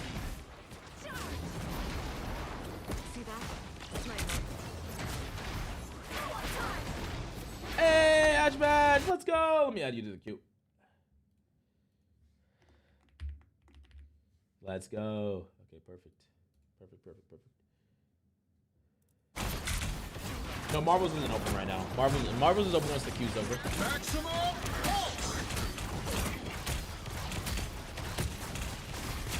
I do like you're getting active. Like, and Strange just has a lot of tools to keep himself alive, right? A really bulky shield. He can fly. So, like, you could play really aggressively. Like, there's a lot of times where, as Strange, you'll kind of almost engage a little bit too far. Somewhere a little bit greedy. Shoot, melee, shoot, E, pop it, get a kill.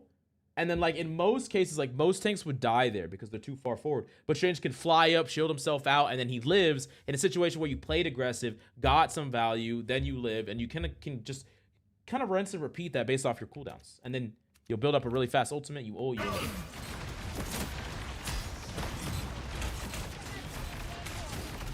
Yep. And you can also use a shield to block up healing. That's a little bit more of a high level thing. I don't really think you should be trying to block off enemy healing as much in lower elo, but it can be super powerful, especially against like Luna ults and things like that. But yeah.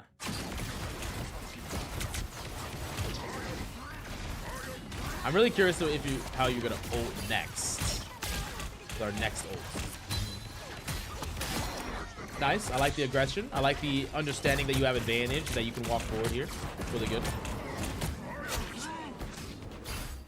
And see, like, this is a perfect time that I talked about my strat where you can fly up here and like chill here and wait, and you can just, it's even better if you can fly up here, get the flight cooldown back, fly up and like scale this building slightly. People can't hear you or see you. So you're like above them, above them, above them, above them. Drop it, cancel it as you're falling. You pop ult, you just fucking kill everybody. You can just win the fight.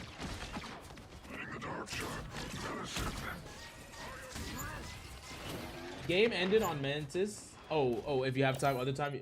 Game. Yeah. No, we got time. We got time. We'll have time. How much longer do we have to get a spot? Well, right now we're doing Genesis. We have Ryan and Ash Bash in the queue. Then after that, the queue's open. We'll do some marbles. We're gonna be coaching till about 5, I think. Maybe 6. This is real firepower! I hope y'all don't lose this fight. Oh, y'all kind of win it. But you see what I'm talking about here is where like we could have set up before this fight started to get a free ultimate here. And like if we did this, or like, there's a lot of ways you could have done it. But if you did this play, like this ult right here would have probably hit all 3 of these and maybe all 4. It's literally just like wins you the fight on the spot. But the way to make it work is you gotta create they can't know you're there. So like out of sight, out of mind for a lot of players. If you don't let them know that you're there, you'll be able to execute like really big ultimates like that. Every time a fight's over and you have your ultimate, I want you to be thinking about how do I position to ensure this ultimate works next play. Oh my gosh, so many ultimates. And here we are a little too far forward, but I think we kind of got stuck here. It's something we can do. Keep fighting until we have a winner. Hey, catch you later, Sip. Is it better to try to block Squirrel Girl ult or try to shoot melee burst? I would probably just try to shoot it, to be honest with you, but it's gonna be dependent on the. Yeah, I would just try to shoot it to break it. You can break it pretty easy.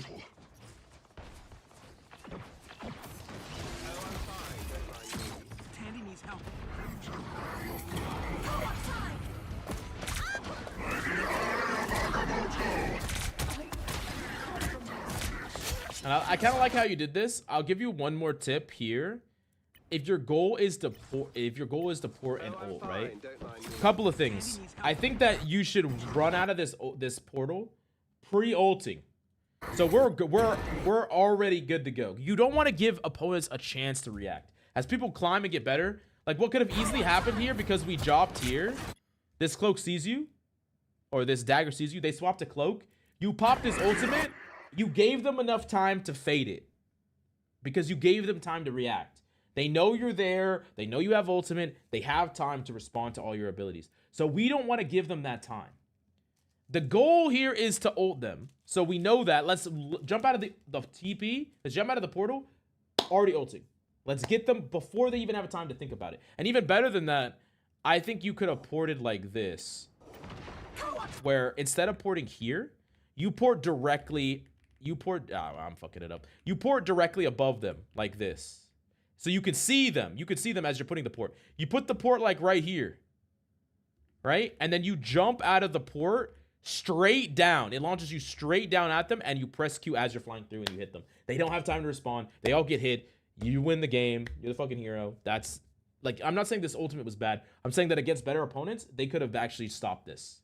Because you gave them time to react. We want to ults need to come out of nowhere. They need to come fast. They need to have an element of surprise. That's how you get consistent ultimates. So one question is, oh yeah, you asked that question. Okay, cool. The current score is Yeah, 0. and then what do y'all do? Y'all just run through them? You'll need a top-notch team to win this one.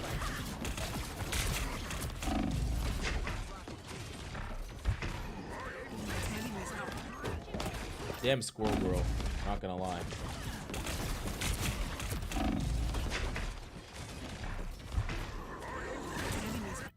Lucky. And we kind of get, they kind of roll, we kind of roll through them here.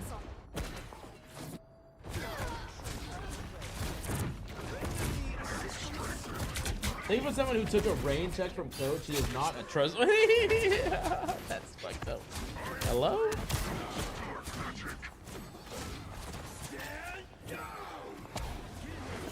I opened that portal because I wanted to cap the point. I wrote to my team. Yeah. No, it's fine. I don't mind. I don't mind porting off the rip. That's fine.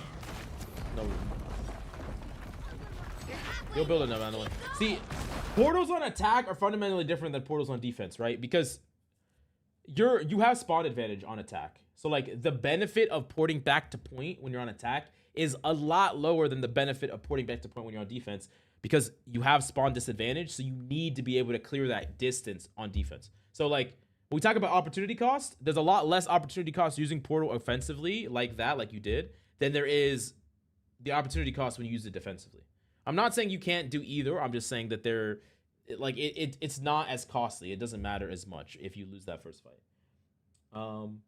At this rank, you can get better on your own.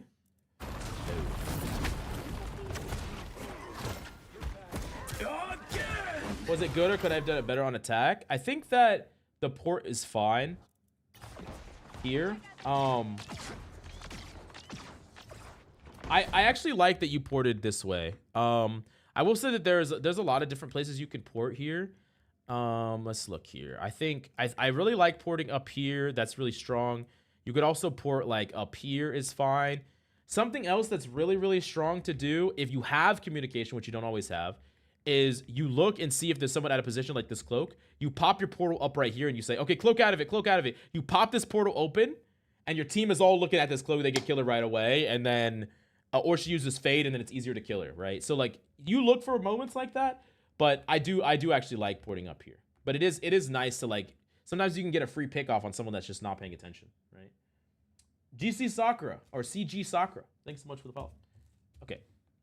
And I think that is everything. I think that's the end of the VOD. Just about. Yeah, this fight is just over. We don't even ult yet. The fight's over. Yep. But yeah. Plus on attack, if you still guaranteed another, yeah, you're still guaranteed another portal if you portal at the beginning of the round. Yep. You get a second one. So you'll still be able to retake in that last fight if you absolutely need to. Versus on defense, if you waste it, you won't even get another fight. So yeah, the parity is not quite the same, but yeah.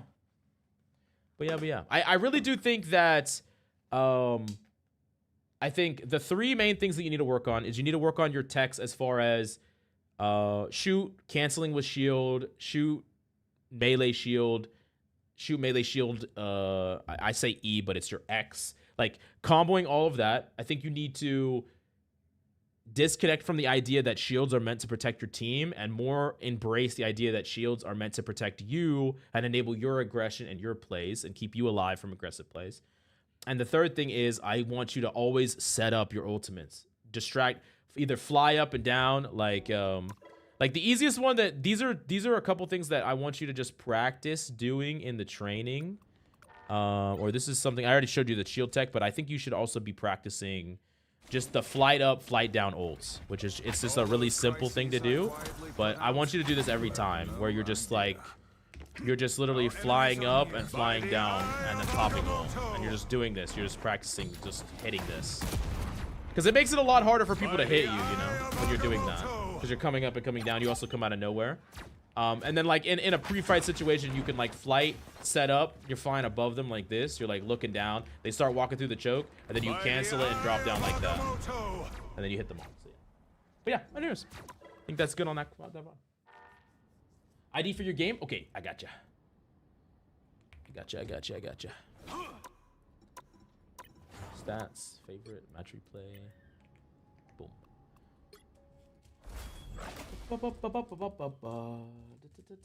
I'm a fill player, mainly tank and support. Gotcha. And what rank is this, by the way, Ryan?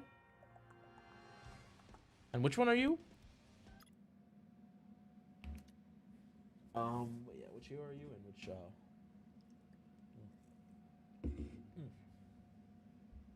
GM1 nukes. Oh yeah, I remember. What hero?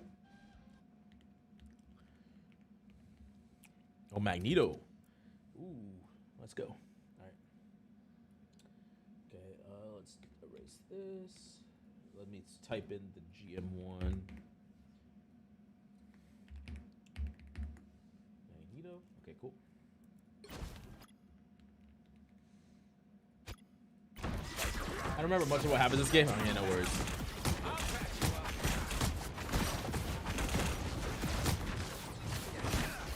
Yep. Okay, I like that you're poking out this. I would go one more. I would go one higher, and I would probably poke out this thing as well. You know, instead of shooting at the front line, like just shoot everything that you can for free right here. Did your team just die? Who the hell died? Or no, you killed somebody. I'm actually confused. Who did? Someone just died, right? Oh, they got res. Oh, killed your venom. Yeah, where did your venom go? And like that's also someone that you could probably bubble in, as well. That person in. I know you actually couldn't see them because of the way that your body was, but yeah, your venom going in, you can bubble him. Now, he should not be inting in by himself, but it is what it is. Don't tell me I missed marbles again. No. These are just the people that are in queue. No. You didn't miss marbles again. No worries. It's okay.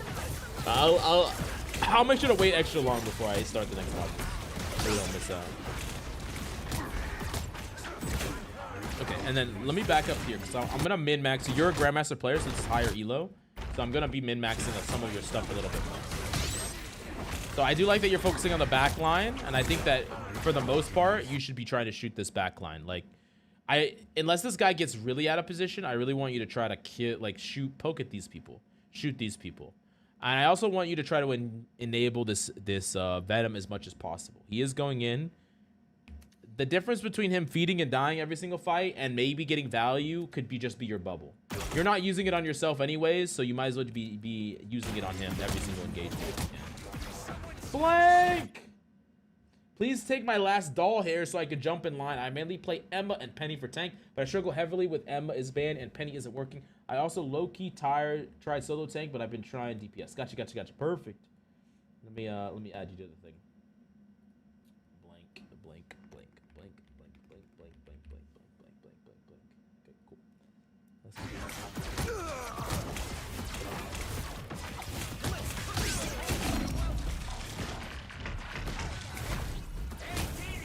Okay, nice. Got a cooldowns.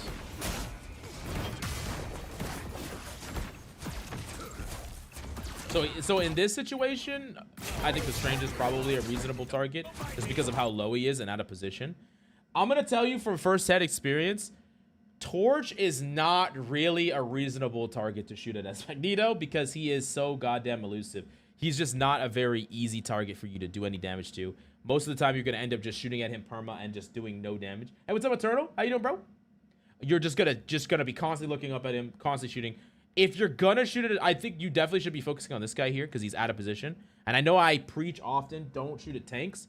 If they're out of position and they're low, you could focus them. But so if one of the two things are true or if both of them are true, you can. He's both out of position and low. But if you were gonna shoot at somebody, I would much rather you shoot not at this guy that is almost impossible to deal with, but push through and shoot at this person instead. What's up, Metric? Yo, what's up, bro? Yo.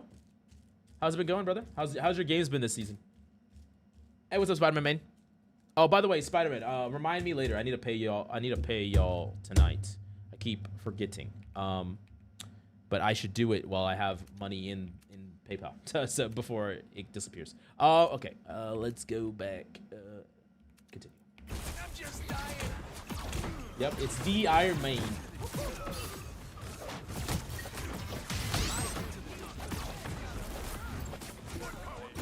Games are so bad this season? No, bro. Wait, really? You've been having a rough?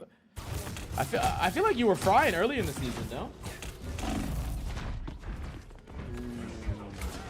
You still get out.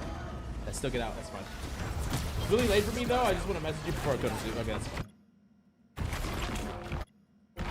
Yeah, I was actually Metric. I was actually watching you. I was like silent watching you on stream. I didn't say anything though. I was just looking. I go on a fast win streak, then a fat lose streak. See, that's what I see. That's the so this season I've won a lot this half season, but I just win like 5 in a row or 4, and then I get off. I'm like, nope, I'm not playing anymore. I don't keep playing. If I go on a big win streak, I'll keep playing if I go on a lose streak. But if I go on a win streak, I'm not gonna get off. I'm gonna get off right away. Fuck that, bro. I'm playing with fate. I'm playing with fate. Ooh, I like this poke out. This is a good poke out. I like the pressure that you're outputting. You lose it. You said you lose this game? You're playing this game well so far.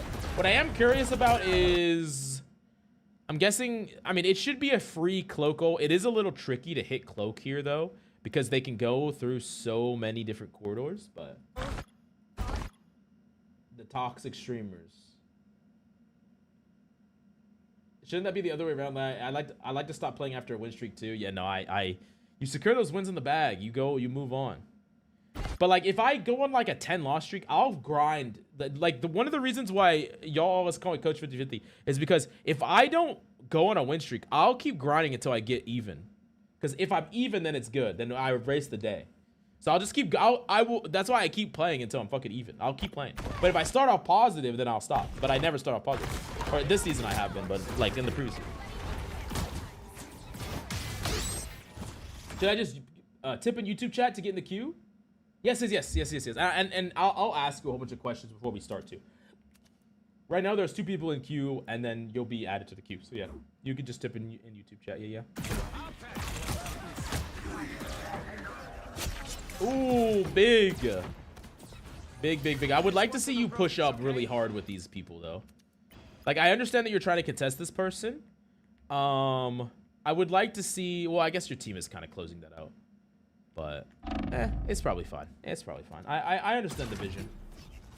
It's just... Unless that Phoenix makes a mistake, she shouldn't let you kill her. Like, at all. You can force her off, but, like, you're... As far as actually killing the kill, she shouldn't let that happen. I do like you playing here to cut off her exit stuff.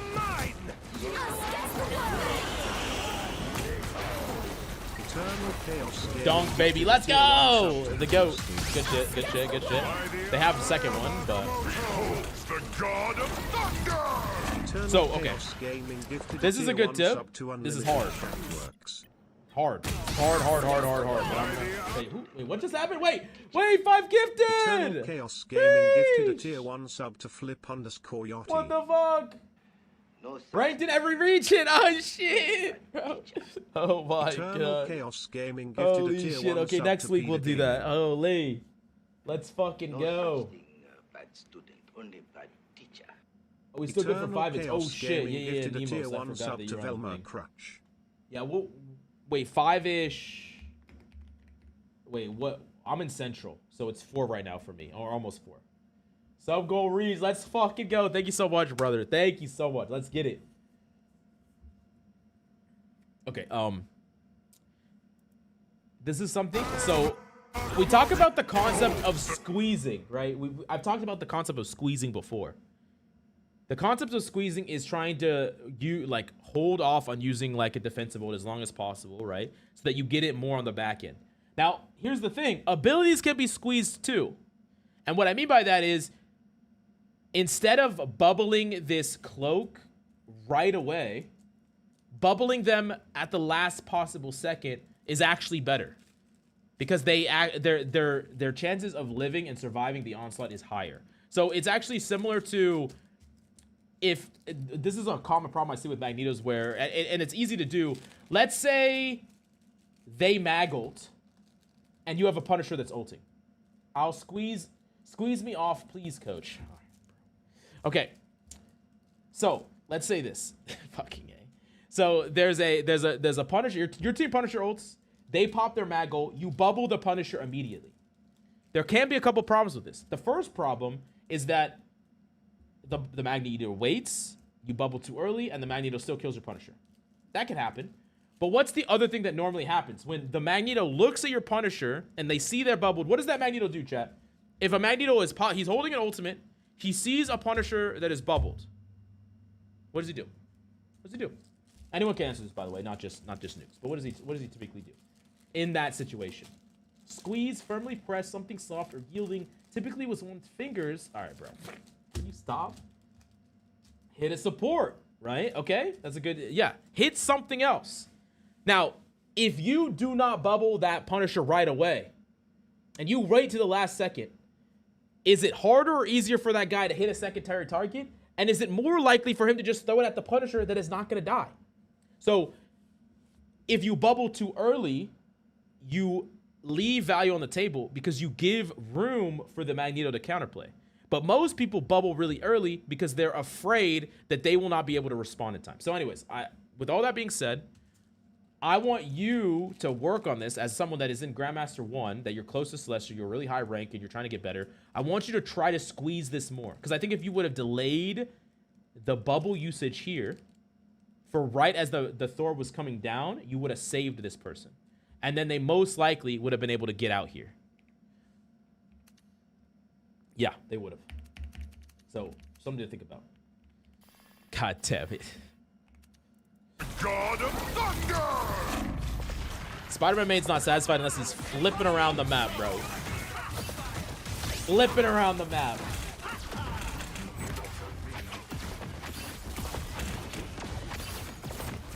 And here, okay, and this is another thing. This is something that's hard to do. I want you to stay on task here. I don't want you to shoot a little bit of here and a little bit of there and a little bit of everywhere. I want you to find a target, and I want you to focus on that target until completion. So like here, we know that this guy baited out that. I would prefer you to have pushed forward here a bit and cleared this person instead. Instead of kind of getting, because basically what you did is you poked, you baited out a really valuable cooldown, and then we didn't confirm the bag, right? We just kind of left the bag on the table. I really want you to try to confirm, because we could have easily right-clicked primary this person, right? And so I really want to see you in a complex team fight get really focused on what you're trying to do. And maybe that means I'm going to right-click stun this Strange. I'm going to body block him. I'm going to bubble. It's going to break. I'm going to get another right-click. I'm going to right-click stun the Strange back into my team. You know, you can have a very clear point of action, but I think especially in a world where you have a little bit of extra survivability because of this ultimate, these tanks are full HP. I would really like to see you pivot on this person that doesn't have fade, or pivot on this person that's half HP and out of position, right? Focus really hard on one target. What's up, Lord Vike? How you doing, man? Where are the tier list at? Tier list will be out Monday. I ranked up to D3 for the first time. By the end of the day, I was Plat 2, back up to Plat 1, but I almost don't want to play right now because I see a big LG coming. Yikes. Yikes, yikes, yikes. No, I believe in another win streak, brother. Just, that's what I need. I need another win streak, so I gotta believe in its possibility. That's unlucky. Did have self bubble. I can see why you didn't think you needed it. Unlucky. It's okay. Can you focus on Mito completion, coach, please?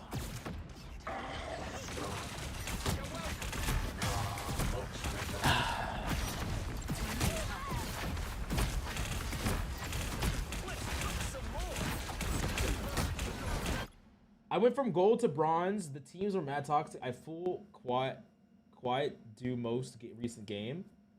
Oh, you full quit? When I get my VOD, I'm gonna play again when I have time. Gotcha.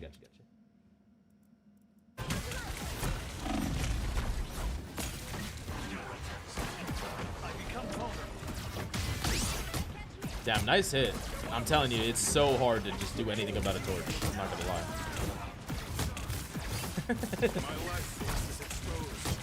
Like, and I'm not gonna lie to you. As you climb higher, this motherfucker is a ban, baby. As a mag main, you ban this motherfucker. You ban this motherfucker. This guy does not make it past the ban phase. I'm telling you right now. Anyways, so let's keep going. Ban him. Ban him.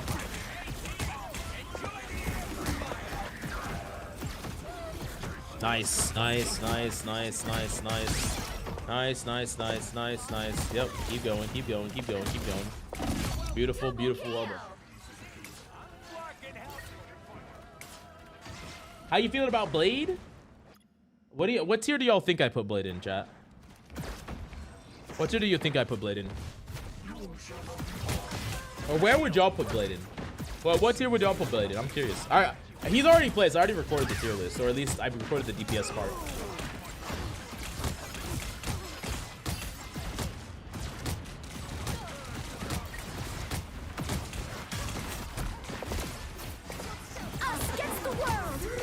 Yeah, A to F, yeah. But there isn't any F tier DPS. Ooh. Gotta be careful here. Something to consider. Gotta be extra careful.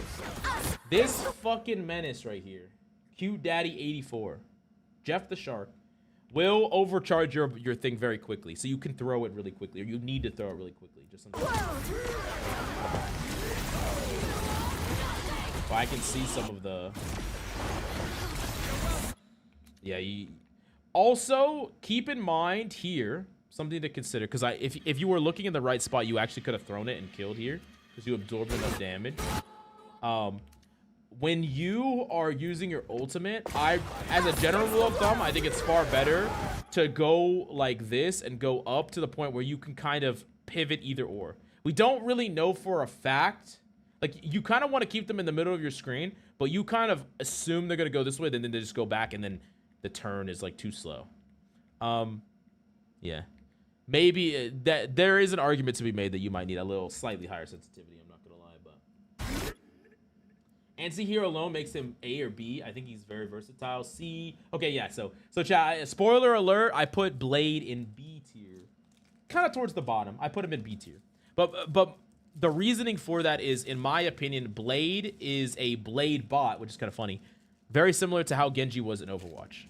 He's a character that most of his power in his kit is in his ultimate, specifically his ultimate.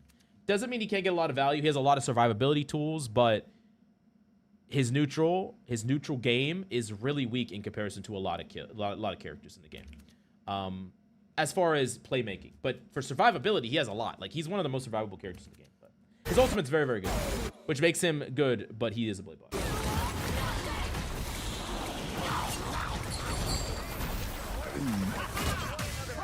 Rest in peace. Nice try. Yeah, this is really kind of unfortunate the way that this played out. That is really unfortunate the way that this played out.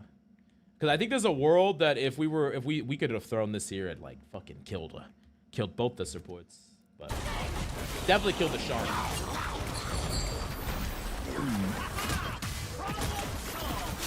Spoilers, my bad. I spoiled. Blade is absolutely horrible. I don't know about all that. His ultimate is like. Blade's DPS ultimate is one of the best DPS ultimates in the game, by the way. It might be the best. It's definitely a top 3 DPS ultimate. I think it's a top... Okay, definitely a top 5, probably a top 3 DPS ultimate. It's a very, very strong ultimate. Like, almost very few DPS ultimates can kill through defensive ults. The fact that his can is a really, really big deal, and it's not like it requires a lot of setup, and it's not really slow like an Iron Man ult, right? It like has the power level of an Iron Man ult with like a lot more survivability and way easier to execute, way less failure rate. It's a very, very, very, very strong ult. And like ults matter, chat. Like as much as like they actually do matter. Like the fact that Penny and Thor have ass ults make these characters not great. When you talk about like trading resources and ults. Maximum bolt. Yeah, I could probably be convinced that it's a top 3 DPS ult, maybe a top 2. I mean, chat, what DPS ult is better than Blade's ult? I don't really think I know of one. Maybe Wolverine. Maybe Wolverine.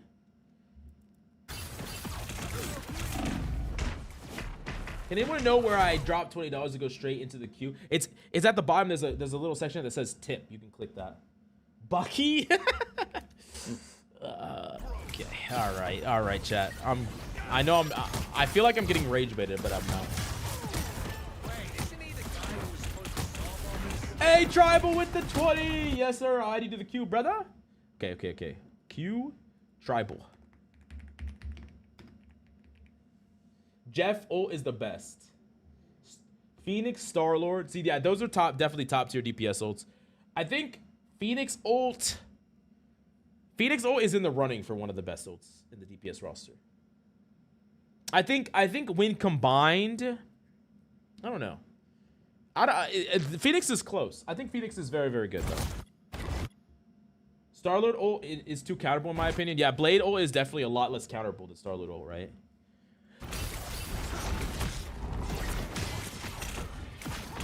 Am I still in queue? Oh shit, yeah, you are. Yeah, you are. All right, chat, the queue is getting huge right now. Yeah, you're after. This is Ryan. You're actually up after, so it's Ash Bash, then you. Ja.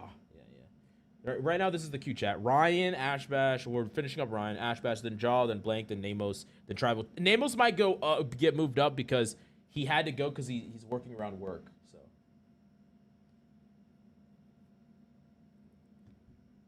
Somewhere there's a silver player screaming out about Squirrel Girls. See y'all on YouTube. All right. This choke is a nightmare. I hate this choke.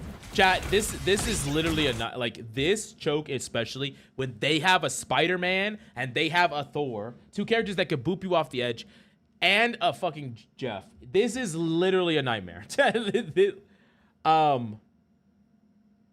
Like, I honestly think that if I got pulled off the edge here one time, I'm swapping off of Mag. I'm not gonna lie, bro.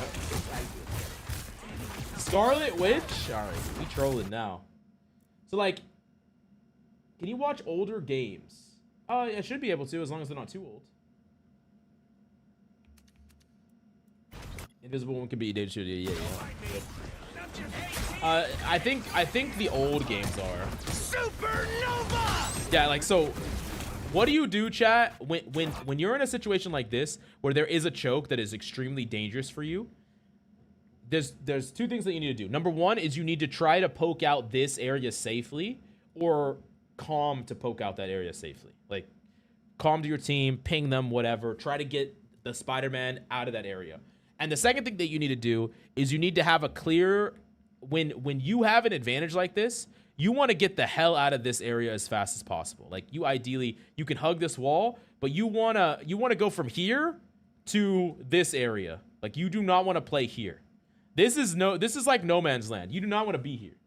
Unless you're the fucking Thing, you do not want to be here. The Thing is pretty much, but and then if it gets really frustrating, of course you can play a character that just can't get pulled off. There's a lot of tanks that can't get pulled off, but yeah, Magneto unfortunately is pretty susceptible to getting pulled off. Supernova! Damn, this queue got long as fuck. Before I got super chat this $20, sure you'll have time. Oh, before you super chat this $20, yeah, I'll have time.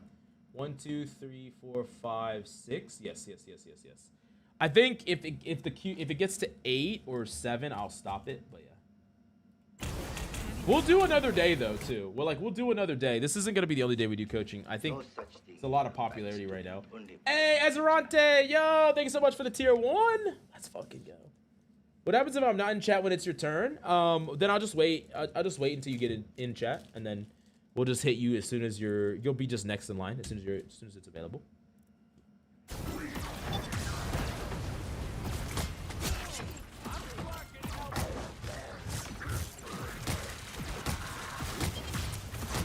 Yeah. Like, I wouldn't even want to be here. I want to keep going. Nice. I like how you're prioritizing the Spider-Man. He's the biggest threat.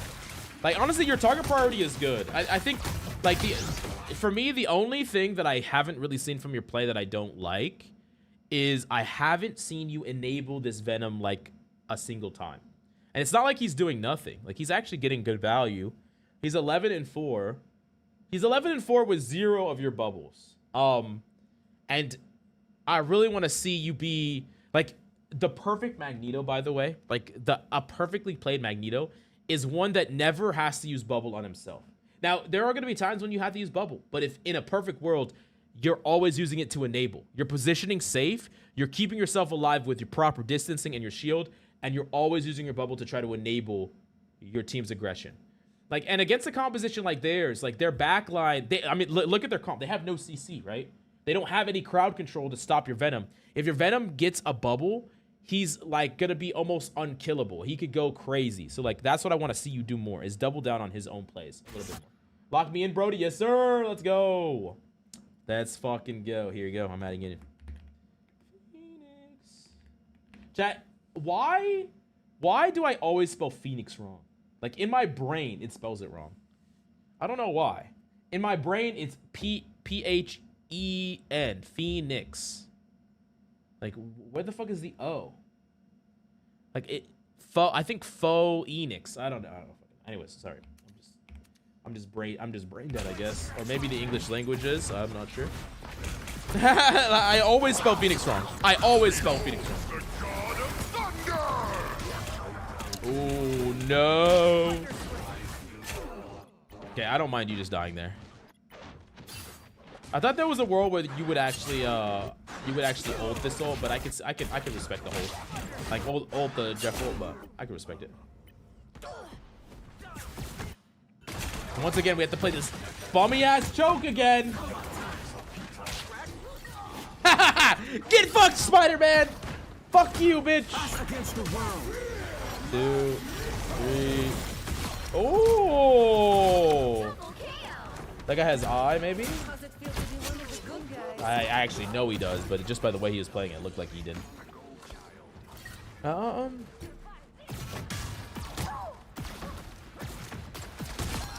Okay, nice. Okay, now what we want to do here is we don't want to AFK on cart. We want to push past it and try to interrupt people. Push past it a little bit. Let's push past it, kill this person. Nice kill. By the eye of Agamotto. Nice, nice. Good cleanup, good cleanup, good cleanup. Good, good, good, good, good. This is good. Well played. Y'all lose this? How? Y'all get stomped here? Okay, I have to watch a little bit more of this VOD because y'all get stomped. What do you do when no one on your team stays on car? I try to do it, but my team always seems to be... I mean, I do think like playing the car is a bit overrated most of the time. But like as long as you have some people on cart, you're a support player mostly, so like that's fine. But if you're not a support player, most of the time you don't want to even be on cart. Like you want to be pushed up, you want to take a better angle. And if a fight is gonna happen no matter what, you should disconnect yourself from the cart. I think one of the things a lot of support players make as a mistake is that they focus so much on the cart that they don't position well for the fight that's about to happen. Because if you're playing on cart, you're more likely to get hit by the Thingle. You're more likely to get hit by Thoro or Groodle. So like if a fight's gonna happen no matter what, and being more on the cart isn't gonna make it so you cap before you can fight, you want to leave the cart. Like support, like if the cart is here, supports want to back off the cart, and tanks want to push forward past the cart. DPS want to take these off angles over here, and ideally the cart pushes the last bit of the way itself. And another thing to think about is that if the opponents have to run to the cart to stop the cart, they are simultaneously not killing the supports, not clearing the off angles, not dealing with the tanks, and so everyone gets to look inward and kill them, and you win the fight. But if you're all sitting here, like cart's here, you got supports, tanks, DPS all sitting here, and a thing comes running in, slams all 6 of you, that's GG.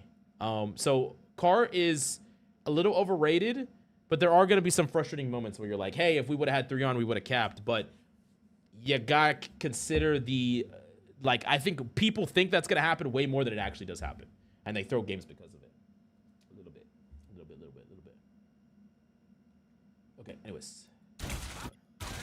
The last few games, I noticed situations where 5 people push up from cap to cap, let the cart push itself. We have to take 2 extra fights because of how slow the cart is. Yeah, I mean, after you win a fight, you typically want to have 2 or 3 people on the cart to make sure that it goes like a relatively reasonable speed. But the second a fight's about to happen, you change your position, right?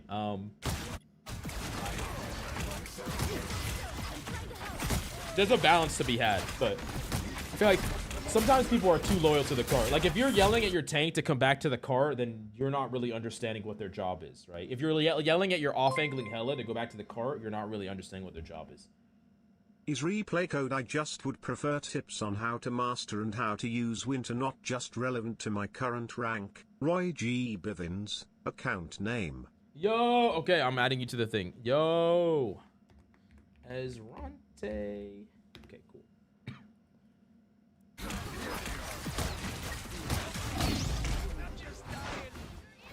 Okay, I'm not gonna lie at this point, chat. How many people do we have in queue?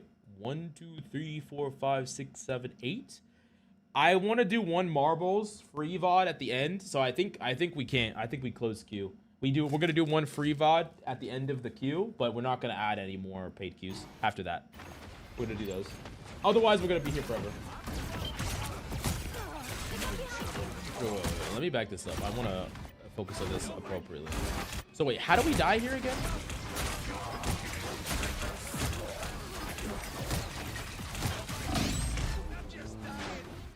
Yeah, I think we're just we're being a little greedy, a little bit greedy. We're still playing this front line when we want to just, you got to consider, like, you're not a brawl tank as Mag. Like, you can brawl a squishy in isolation, but like, Strange brawls better than you. Hulk brawls better than you. Magneto does damage really well from range, and I want you to think about it like that. Like, as a tank takes a step forward, if they're all up on you, you want to take a step back because you're still effective from range. Like, we're kind of running at them here and like trying to brawl them out. We're not a brawl tank, we're a poke tank. We want to keep our range. This is like a Hella running frontline. You know what I'm saying? That's really what it is. And like, we don't really use our bow. I think we get tunnel vision. We don't use our bubble. We didn't use our bubble on our Venom again. So we didn't enable our Venom. We didn't protect ourselves. We wasted our res beacon. So like, these are all things that we just don't want to do. Like, Magneto doesn't want an end to fight fast. Like, this is something that's super important.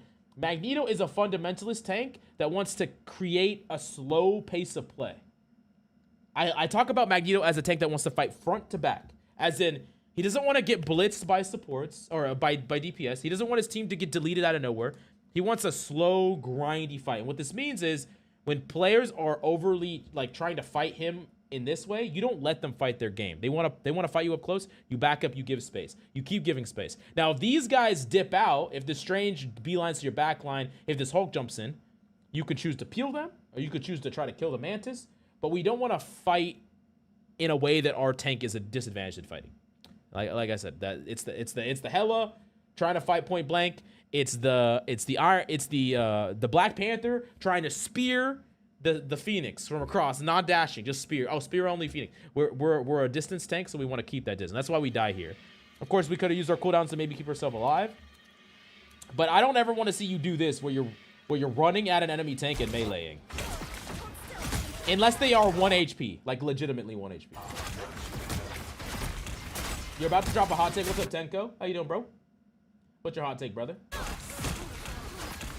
You're not in queue? Am I in queue? You are. You are. I put you in. Azrante, you're at the bottom. Boom. I got you. I got you, brother. And we'll be doing a free one after.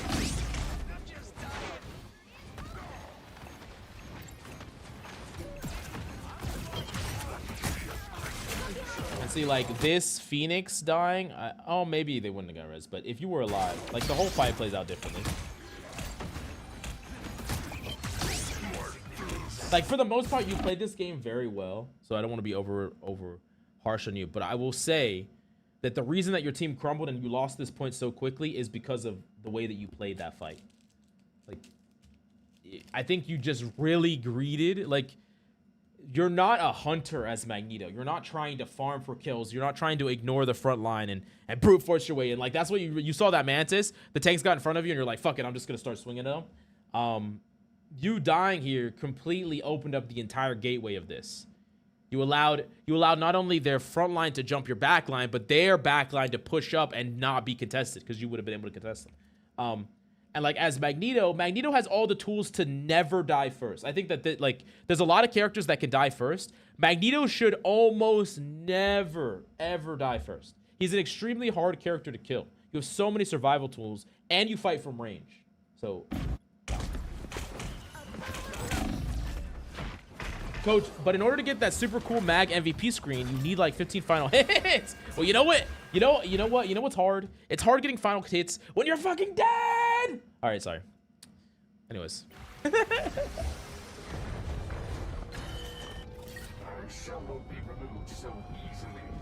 you watch games from Tracker? I mean, if you send me the code, I'll try, but I'm not sure. Okay, we're gonna watch this a little bit more, and then we're gonna move on, because I think we spent. These are supposed to be speed VODs, but I feel like I've just done a full VOD review.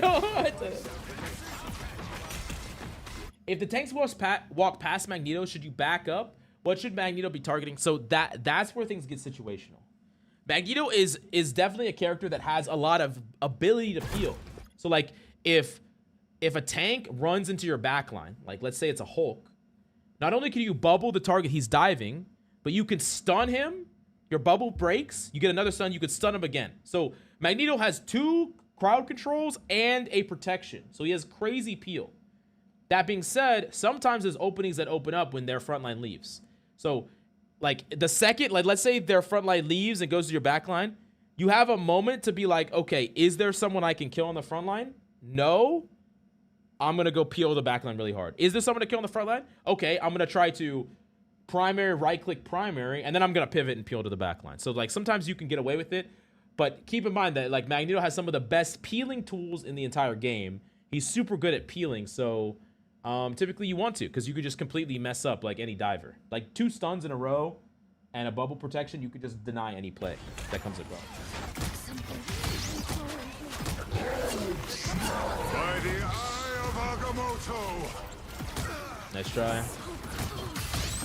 Yeah, this is really unfortunate here.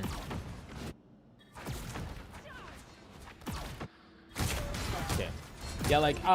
Yeah, like so far, y'all have fought on the back foot this entire time because of the one core mistake. Wait. We used our ultimately. How do we pop ult here? We are undefeatable!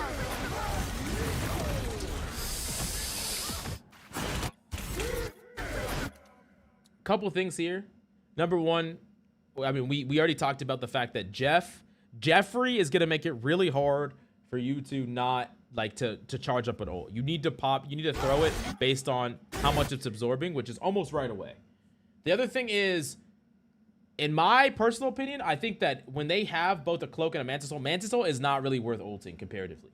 Like, I would have just saved this ult for the cloak instead. And the reason mainly is just because y'all can just back up and give space against this ult.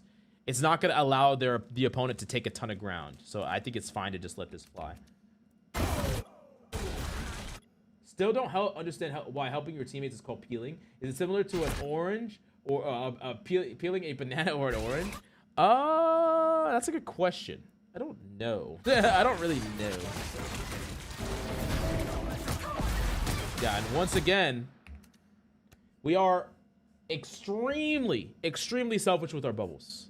This entire game, like, I think you've used probably 40 bubbles this game, maybe 30 bubbles this game. I think you've used 4 of them on your teammates, and all the other ones on you. You are a 650 HP tank with a shield that can take infinite damage, and we get startled by a Namor ult and bubble ourselves instead of bubbling our support that is gonna get one-shotted. You see what I'm saying? We didn't bubble in our Venom. We hardly bubble in we hardly bubble our team in peel. We almost always bubble ourselves. And if we have to always bubble ourselves, so you need to consider, how am I positioning? And further than that, you need to say, I have other tools to keep myself alive. Let's use one of my tools to keep my team alive. You peel the bad stuff. You peel the bad stuff from the good stuff. You don't eat the banana peel, do you? Just like you don't let Black Panther eat your rocket, all right? Nice. I played Cap and Luna later in this game. You want to go to that? Okay, we can. Okay. I think this game is already infinitely harder than it should have been. But yeah, let's. What on earth?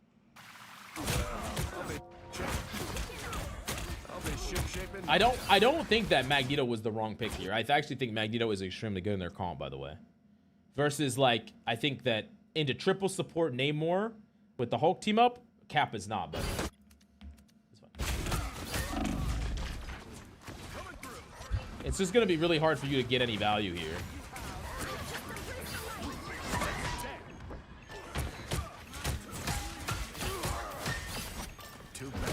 Yeah. I mean, I don't really think you're doing anything wrong here. It's just gonna be like, how are you supposed to bait out cooldowns into triple sub? There's just no way you're gonna be able to do it. Poor creatures. They served a cruel. Hey, Texas Top with the 100 bits. On break now, but how do I improve my awareness? So you're talking about teamfight awareness. You're talking about, like, one of the things I always think is, like, you need to be always tracking the deaths on the top right. And it's almost like a game where, like, if in the middle of the game I turned off your monitor and I said, okay, how many people are alive on your team and how many people are alive on the opponent's team, you could tell me. And the only way to do that is by, you're almost like keeping one eye on here. So, like, back in the old Halo days, we always kept one eye on our fucking on our mini map. We always kept one eye on the mini map because it'd always tell us where the enemies are, right? And here we always keep one eye on this, and we're doing our best to try to note. Okay, 6 down to 5. Okay, 5 versus 5. Okay, 5 versus 4. Okay, 4 versus 3. We're keeping it in our minds. The next layer to that, and something that y'all see a lot, like some people ask me a lot, like, why am I doing this? I press tab all the time. I'm pressing tab all the time. I'm looking at what ultimates do I have? What ultimates do I think the opponents have? What characters are the opponents on? And I'm trying to piece together a little bit what ultimate's gonna go next. What do I need to use my ult for? I'm looking at my Magneto ult and I'm like, okay, what characters do they have that I'm supposed to hit with my Magneto ult? How do I get Magneto value? Oh, there's nothing I can hit. Okay, I'm gonna try to use it in this way or that way. So you're trying to, you're predicting, but then you're also tracking. So I know that this isn't the easiest thing to do in the world, but it's only good. You're only gonna get better at it by trying. That's it. It's gonna take a while, but you have to try. Most people don't even try. They don't know that they're advantaged because they haven't even tracked who died. They don't know who's dead. They have no idea. They're like, oh, where's our Luna? And they're like, oh yeah, your Luna's dead. And she's actually not Luna anymore. She swapped to DPS like 5 minutes ago. You don't even have a Luna. And it's like, oh, I'm not paying attention. So you gotta, it's hard. It's hard to do. Yo, man, I just watched the 10 tips YouTube videos. So happy someone finally realized Ultron is good against BP. Let's go. I left for like 20 minutes and we're still on the same VOD. Mills, how long you yapping for? Okay, yeah. No, you're right. I honestly have given this like a super VOD, brother. I've given you a super VOD, but yeah, like the biggest thing that you need to work on, in my opinion, is your bubble usage by far. Like you have good mechanics, you hit your ultimates, like it's primarily just your bubble usage. Using it extremely selfishly. Is awareness just game sense? It's a part of game sense, yeah. It is a part of game sense. But like, yeah, you only improve it by constantly trying to. Okay. Like this was a skill that I had to develop. So like in Overwatch, I was hard stuck in silver for like 1,000 hours, chat, or 500 hours, like a lot. And I was stuck in plat and diamond for a long time too. So like I had to work my way through developing these things. It's not like I knew it or did it. I didn't know how to do any of this stuff. It's just like you slowly get better and better and better. It's the same fundamentals going from both games. I'm not surprised Mills was hard stuck. Oh, bro. All right, someone banned Spider-Man main. Where's he at? Also, my Ultron mechanical good or bad? Is it Ultron mechanics good or bad? Oh, they're good. Your mechanics are good. Your mechanics are really good, actually. I don't really think your mechanics are a problem at all. I think your mechanics are really good. I 100% agree. Thanks, coach. Hey, of course, man. Sorry I was a little bit harder on you, but you're the highest ranked VOD review we've done today, so I have to give you all the real tips to get to the next level. I'm a fast learner, so I get it down fast. Yes, sir. Yeah, your mechanics are really, really good. I think if you change what we talked about in the VOD, I really do think you're gonna climb very, very quickly because your mechanics are not holding you back. And a lot of times, like if I'm VOD reviewing an Ultron that has really bad mechanics, they have a lot to work on. Not just game sense related, but mechanics related too. You don't really have mechanic problems. But okay, next person on the list. Chat. Okay, we're done with Ryan. It's back to you, Ash Bash. Can you send me the code, Ash? You have to track. Oh yeah. Can you send me the code from the tracker and see if we can use it? I'm not 100%. I played a lot of tunes. I want to get better at Mag, Hella, and Luna. I went Mantis for Loki team up. It's the game I ended on Mantis. Okay, let's try it. View. Oop. This one? 11 and 1? Oh, don't think you can? Ooh. Did you want to still do the VOD review right now, or did you want to wait until you get a really good one? I don't want to coach. I don't want to coach a bad VOD from you again. Something that you don't want me to coach. Which one?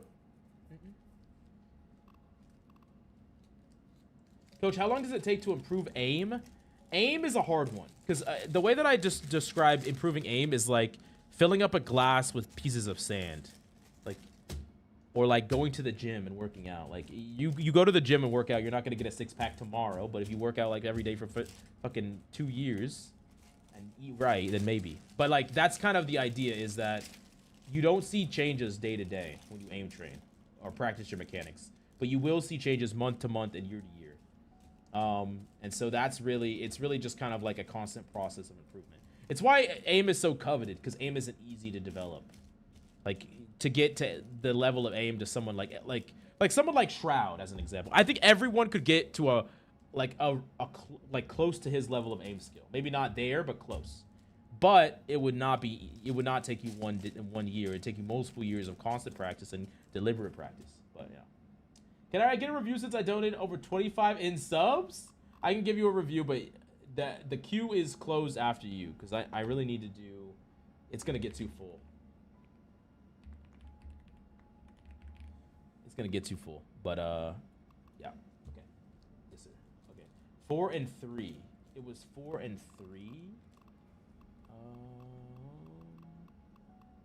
It was in ranked, right? 4 and 3. 4 and 3. 4 and 3. I don't see it. I don't see that bash. Oh, pass it up top. Do you know when you may be doing these VOD reviews again? I'm gonna try to start to do them on Fridays. So consistent Fridays would be cool. It's right there, one below that. Oh, this one right here, 18 and 18. My God, you play a little bit of everything this game. Hey, coach, during team fights, what primarily dictates who wins or loses? Most of the time in team fights, I think people out of position because they die. If you get out of position, you will die in a team fight. Like, there's people everywhere. There's damage coming from everywhere. If you get out of position, you die. Utilizing ultimates and not getting value from those ultimates will also lose you a team fight. Like, every ultimate needs a certain amount of value, and if you pop an ultimate and get nothing with it, like if we walk forward and pop Luna Loki copy, 24 seconds of invulnerability, we kill no one and they don't use a defensive ultimate, then we got no value and we're gonna lose the fight. But if they use their Luna Loki to mirror it, then we traded value for value, and now the fight's still even. So yeah, using ultimates for no value. Value could be kills or value can be other ultimates. Okay. I was trying to play Luna Hella Mag. Hella was taken, so I went Phoenix for a millisecond. I'm a noob Mag. Okay, cool. Well, I can give you a little bit of tips for everything that I see. Okay, so we're gonna just say Plat 2 Flex. Oh, it's playing it again. Is replay code. I just would prefer tips on how to master and how to use winter, not just relevant to my current rank. Roy G. Bivins, account name. 9 ads is diabolical. Wait, what happened? Armed and dangerous? What'd you just go through? Oh, well, he can't even respond to me. Stalling can be value too, no? Depends. Stalling can be value, but it doesn't necessarily let you win the team fight. Stalling oftentimes can mitigate the loss of a team fight, but it doesn't necessarily win you a team fight. Like if you if you have a team fight, right? 5 people up against 6 people, and you're fighting, and your whole team dies, and everyone on the enemy team is like 1 HP, and you're like, Cap, what the fuck are you doing? And he's like, I stalled cart. It's like, motherfucker, we could have won the fight if you just fought, but you didn't fight, you stalled the cart. I'm not saying, like, you lost less, technically, because he stalled the cart, because the cart didn't move us forward, but, like, you could have won the fight. Like, you actually could have won the fight. Like, you minimized its loss. Now, let's say a different situation, you already lost the fight, Cap understands the fight is lost, and instead of trying to regroup with his team, he stalls the cart for a bit, gets out. That's crazy value, because you lost the fight anyways, and he minimized the loss. But sometimes you can guarantee the loss by playing in a certain way. What's up, Celestials? Yo, yo, yo. Yo, yo, yo, yo, yo, yo, yo. Okay, you're going full screen, but listening to. Okay, cool. Yeah, I'm gonna give you a little bit of tips on a little bit of everything. But what was the thing that was banned? Was y'all banned again? I didn't even see. Oh, BP Spider-Man. Oh my God, these bans. Okay, let's go. My heroes make all the difference. Oh yeah. So specifically matchup based against Groot, I do like how you're playing it. You have to be very careful about overextending past choke points, because even if there's like a weakness, you see like someone weak and you really want to kill them, you could easily just become a victim if you push too far forward. So I do like how you're backing up, you're giving space here. Normally you like to fight this area, like back here, like kind of like right where you're playing, just a little bit back once they get here, and that's where you kind of stand your ground. It's harder for you to get rolled off.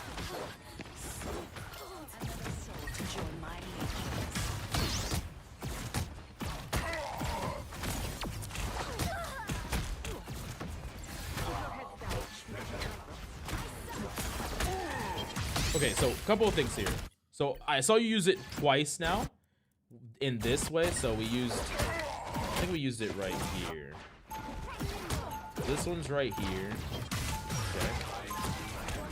Then we used, so we used a right click right here. Not yet. We save it, we save it, we save it. We use it right here, fine usage. Then we use another right click right here again. And then we use another right click in a second right here again. Okay, so one of the things about Magneto that's super important is this charge right here. It gets charged up in two ways, via time and via how much damage your bubble absorbs. So if your bubble breaks, it will fill up right away. The thing about this cooldown, this right click, is it's a super weak ability unless it is max charge. And the reason why is because when it's a max, it is a crowd control. It is a boop. It is a stun. And so you could use it to force people out of position. You can use it to kill people because if you have this, you can primary someone, right click, stun them, and then you're guaranteed to get the primary again. So you can burst someone out of nowhere and just kill them really for free. But what this also means is that you should almost never, and I mean like when I say almost never, I mean like 99 out of 100 times, you should not be right clicking unless this is full because you want the CC effect. You want the crowd control effect. You do not want slightly more damage. You want to wait and get the crowd control effect to actually potentially kill people and get break points. So yeah. I pluck and hate cat mains as a tank main. Wait, you don't like cat? You don't like cat? What's wrong with caps, bro? So like basically every single time. See, like once again, we use the right click again. Right clicks can't be connected. Like they need to be filled. It has to be filled. If you use it before it's filled, it's kind of like the ability is at 10% value. Once it's full, it's at 100% value. So you always want to save it. Unless the opponent is literally 1 HP and you just need a tiny smidge of damage, but realistically, you could just primary. So like you basically just want to save it for this. And even sometimes what you do is because the CC is so powerful, you don't even use the right click in the trade of neutral. You have a charge. Like y'all see me a lot on stream where I have a charge and I'm not right clicking. I'm just primarying. And you're like, why aren't you right clicking? It's because when the magic flanks, when the Black Panther flanks, when the tank steps out of position, when the support is off angling too aggressively, I have the stun ready, good to go, so I can get a burst kill. Because that's what it's really for. That's what you use it for. So anyways.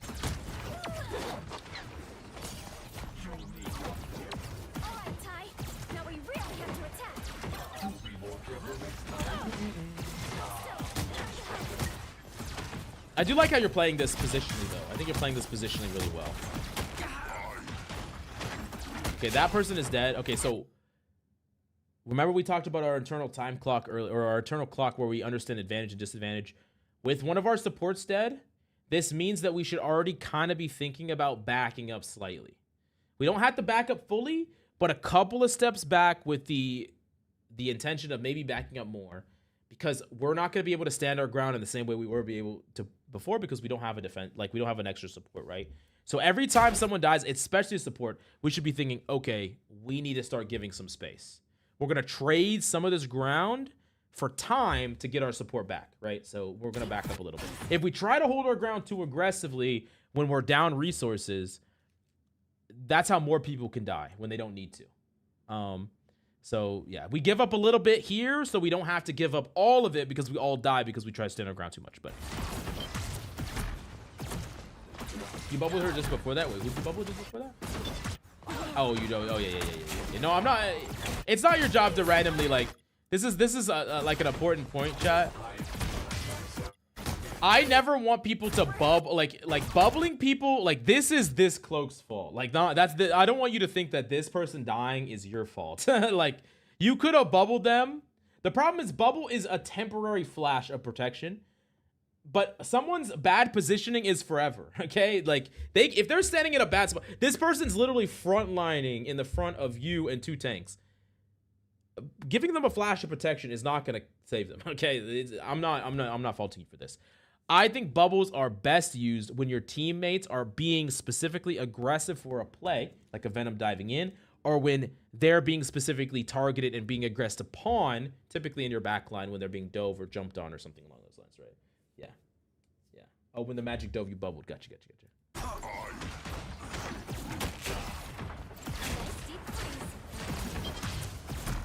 I do like that you're backing up a bit.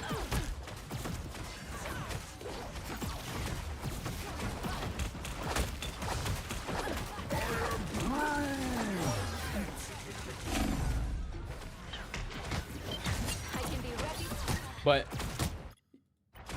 yeah, like the reality of how this fight played out though is like this, we are still down, right? Like we are still 5v6. So like we really should be giving up a lot of this space. And there's a couple of things also that gives you an advantage. Like when you're down a person and understanding that there's someone on your team dead, what can happen sometimes, and it actually happens a lot of the time, is as you're backing up as a team, one of them will get too aggressive. You know, maybe it's their, I don't know, maybe it's their magic, or maybe it's their widow taking an aggressive angle, or whoever it is. And you, while you're backing up, they get aggressive and they kind of split themselves off from the rest of their team. You kill that person, and now all of a sudden you're in a 5v5 again, and you can kind of stand your ground again. But like here, we don't want to just kind of stand our ground here. We want to keep back and keep back and keep back and keep giving space, because we're still down our support, right? And that's why we pretty much did that. Once the healer died, the team fell apart. Bad positioning on the team's part. Yeah. If they would have gave space earlier, then we wouldn't have all gotten wiped here for free, right? And as when you're Magneto, you kind of have like, you're the center of the team, where like people need to kind of, they all center and follow around you. And are y'all gonna even be able to touch? I'll say like in this situation, okay, they didn't even touch. I would say in a normal situation, I'm not gonna follow you for this because this isn't really your main, but in a normal situation here, you would want to be porting back here. You would not want to be walking back, because you're not gonna be able to do anything here to help your team touch. And by the time you get back out there, it's gonna be too late. Your team doesn't touch anyways, but like let's imagine a situation where your Luna stalls with ultimate and then dies, and then your cloak stalls and whatever. You really want to be able to get back into the action right away. So like porting back would be really good, but it's okay.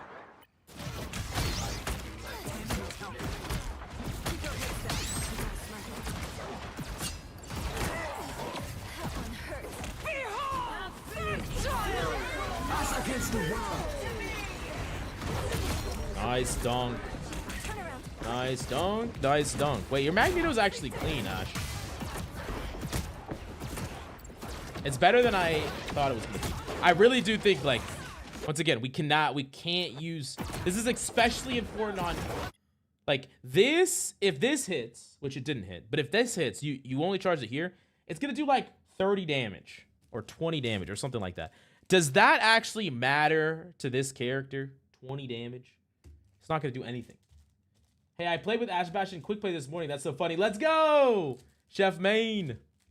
But what really will mess up these type of characters is crowd control. So we really, really, really want to build up that. I think that's probably your most important like mistake you got to work on. Ooh, close.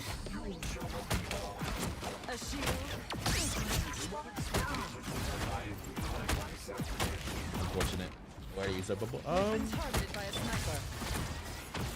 Plasma burst! I'm not gonna lie, like Groot is a natural enemy of Mag. He's probably one of the hardest characters to play against this Magneto, because you have to give him a lot of respect just for existing. I am ready to put on a show.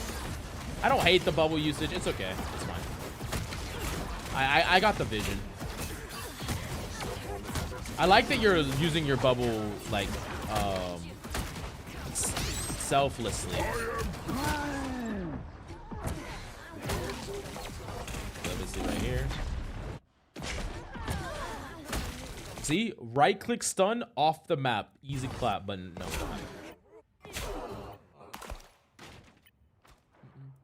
Oh, now we're Jeff. Oh, now we're Phoenix. Okay, cool. We're gonna get a little bit of everything on this one.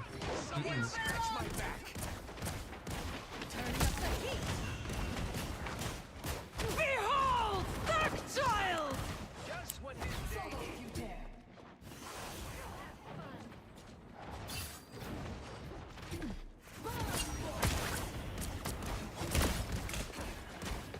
I like you giving distance. This is good. Because your teams are just regrouping. Oh, are you swapping?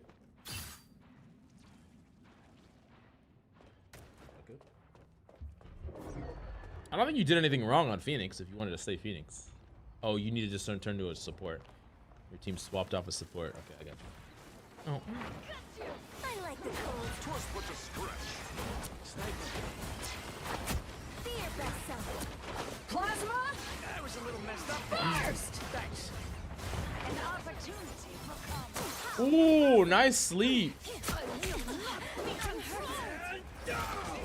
Us against the world. So this is kind of a weird thing. I think it's actually good to do. So you kind of have two options when you hit a sleep like this. And I think the first option is to dink them triple in the head and then try to duel them. Oh, sorry about that. Dink them a triple in the head and try to duel them. The second option is to freeze them and then move the hell on. Freeze them. I'm moving on. I'm going to heal my front line. We're going to worry about something else. And like, I'm going to have to deal with that person later, but I don't have to deal with that person right now. I mean, ideally, the best case scenario is you focus fire them together, but the reality is that's not going to happen where your team is positioned, and unless you have like good comms or a teammate or something along those lines. But I really don't think that you and this rocket, I think the rocket does leave. I don't really think that you and this rocket can necessarily just like chase this person around for the next, I don't know, 10 seconds. There's going to be a cost involved there. Oh, well, I guess they went on the front line. We kind of get killed out of nowhere.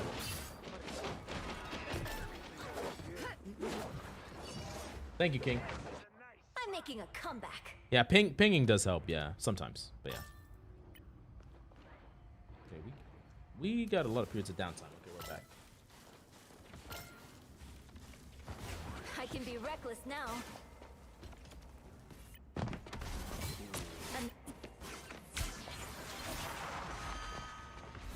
So I saw you do this a lot, like in general, where you like to pop your snowball from range. Keep in mind that even if you hit this range, this is almost zero value. Like, it's pretty low. Versus the value that you got when you like froze this person is a lot of value. Like, I want you to, instead of trying to hit these long distance snowballs, use them when a tank or DPS is literally on top of you. That's what I want you to use it for mostly, because it's a long cooldown. They have a magic that could come on you. You saw the value that you got from your snowball earlier when you froze the magic that maybe could have just killed you. So we don't really need to be chucking these snowballs across the map for not really much of a reason. Like, I think also if you're going to snowball a tank, it's better to snowball them when they're in your team, out of position. That's way better than trying to use it, you know, across the map where no one's going to be able to follow up for it, right? But anyways, that's a little minor thing. But I did notice that in the last one we did, you did throw on. Snowball! Snowball! Would have been good right there. So yeah, anyways, you get the point.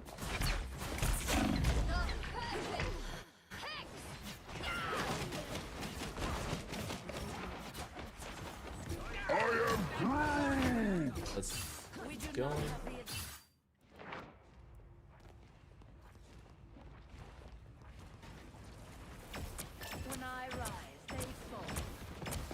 One of the problems also with like constantly swapping around is we're not really building up an ult, which that's what we really need to do to stop this momentum. Is we need ults. Like, we really need ults more than anything else to stop the snowball of what's happening.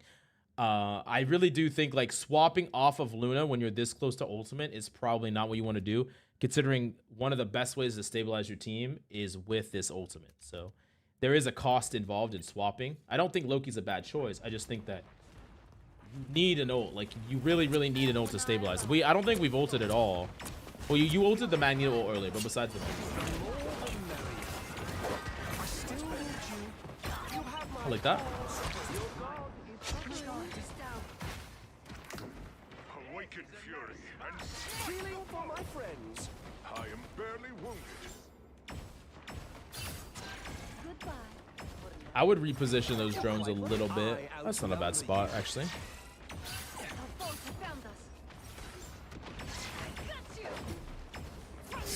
Ooh, that guy got completely sauced on. Okay, nice. I am Asgard's might. I actually like the placements of your clones. You could reposition the second one though now that you're down here. But you could just use one right at your feet here. Yeah, perfect. This is good. This is actually good clone placement. Now we have our copy or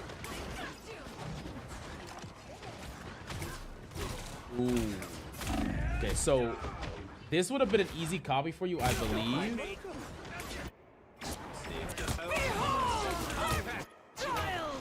Oh, I guess they did right in the corner. Yeah, because we basically, if we copy here, we can create a stoppage, right? We copy the rat, and we just throw it here. We basically stop this, and we can create it, keep our team alive. I know it's hard, but it's so important that you hit this ultimate properly that I really do think that you should be thinking about this way in advance. Like, looking at your rocket, being like, I'm close to ult. Okay, I need to put myself in a position where I can see the rocket. I need to be ready to see the rocket. I need to be ready to copy the rocket. Because if I can't execute this ult, we're gonna all die. Yeah. But I've been here before. Like, it's hard to do it in the moment, but it's way easier to do it if you pre-plan it, right? Because if you can't get it, it just becomes a nightmare. Like, I like to, in a situation where I'm gonna ult soon, I like to play in a position that I have really open line of sight, so I can really see, and I can also play relatively close to my support, so I'm ready to copy. Now, here's the trick though: the better thing to do than copy the rocket ult is if you can get the Luna. That's hard, but if you can find the Luna, if you can copy the Luna ult will be the most value here. It's just not really like take the reasonable value, the consistent value, but oh, you almost got the Luna actually. You see that Luna right there, and I don't think you should settle either. For like, you have time here. You still have your totems. You could drop your totem. You could stand here. You have time. I feel like you felt maybe some pressure because you're 1 HP. You still got your totems. You still can totem yourself. You can buy yourself a moment. You pop your totems. You can look around the battlefield. You know their Luna's still alive. You know their cloak's still alive. So you just need to find them, right? Slow it down a little bit. Yeah. I think if you pop, because you still have your totems, like I said, you still have your totems. So you're not, and keep in mind also, you can go invisible. So we can go invisible. We can walk around. So you have totems. You have invisibility. There's like, I understand the panic here, but I think if you just use all your cooldowns, because the only thing that matters is you get the copy of. You can use your clone. You could use both your totems, or you can use your totems. You can use your copies. You can use your invis, as long as you get the ult off. So we give ourselves a breath, basically. That's kind of what we want to do. Your powers and mine.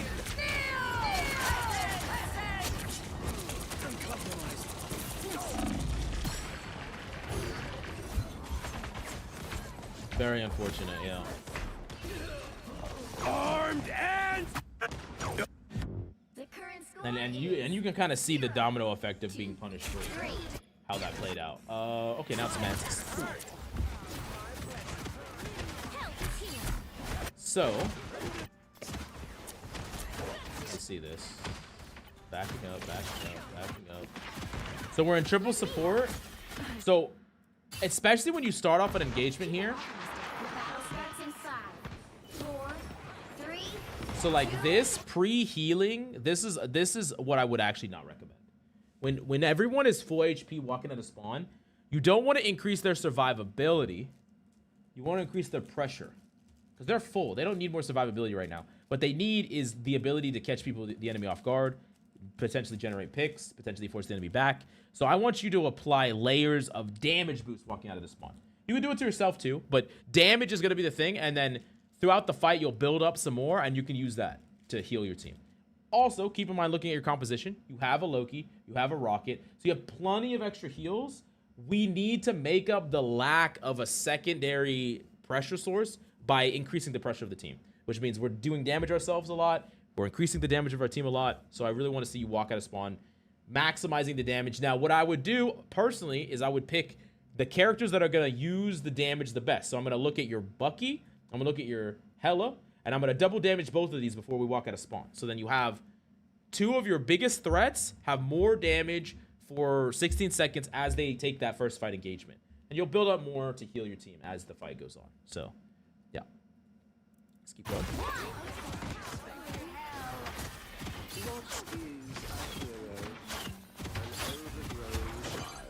Help get that vehicle to its destination.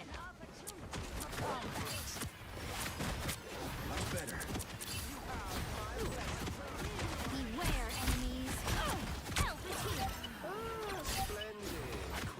The web needs the weaver, and the weaver needs you, Spider Zero. I need a. I don't hate the way that you're positioning this, but I do think that you could probably be a bit more proactive here in the angles that you're taking. So once again, we haven't, like, we're not really using our damage boosts all that much and keeping it on people. Still kind of healing, I think, a little bit too much. We want to really create more damage making opportunities and also damage boost ourselves because we can get kills. And I would really love to see you take an angle like this. Damage boost this guy, damage boost ourselves. Both of us shoot at this Luna. You could even take an angle like this and literally just sauce up this Hawkeye because he's not really a threat if you're on an off angle. But they're down people. We can push in aggressively. As Mantis, you have such a more aggressive temperament than all the other supports, where you can play almost DPS position. You're way more aggressive in the angles that you're taking. I really love it when you will double down an angle. Mantis isn't a strategist. She's a duelist with a strategist hoodie. Exactly.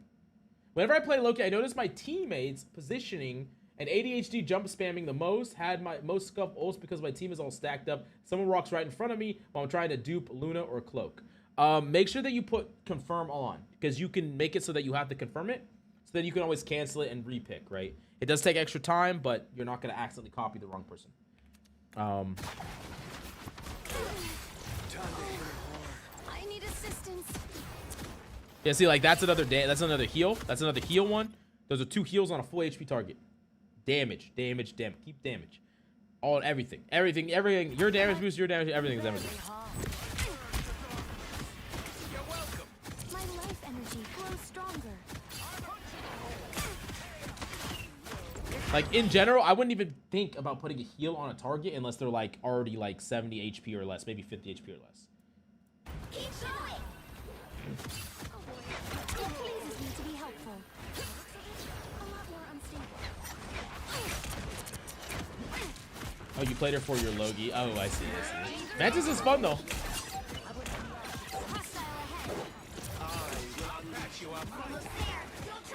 Whoa. Teleporting tech. Ooh, nice sleep. Let's go.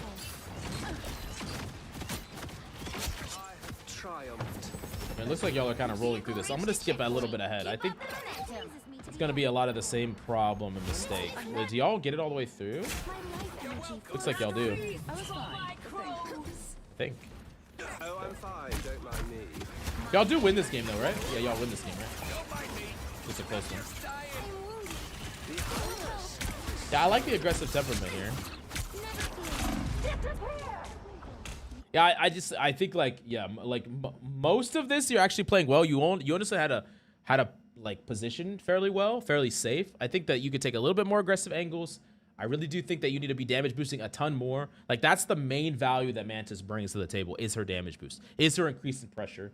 Now, if you were playing like a duo support setup, let's say you're playing Rocket Mantis for whatever reason, yes, you'd have to conserve a lot of that more. Like you would still walk out of spawn with quadruple damage boost, but you would want to hold back a lot of your flowers to kind of constantly keep people healed. But in this situation, you mainly want to just increase the lethality of your DPS and the lethality of your team.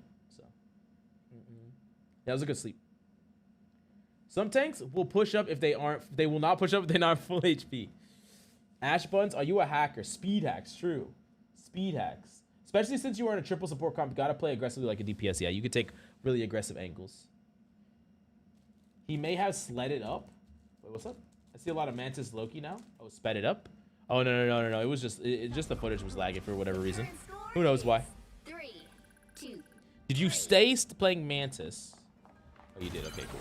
We need to stop that vehicle in its tracks. Yeah, and it's gonna be a lot of the same mistakes, I believe. Chin up. I am very Like, yeah, like, and that especially, like, he's going in with his ultimate, It would be a lot more likely to succeed if this was a damage result, right? Could easily have been a damage result. In fact, wait, he gets his reset. Wow, lucky. But I'm gonna tell you right here, boom, boom, boom, boom. With that damage boost, he would have got the reset already. So, but anyways, I think we are good. I think we're good. It's interesting that we went over a lot of different characters in this spot. It's kind of cool.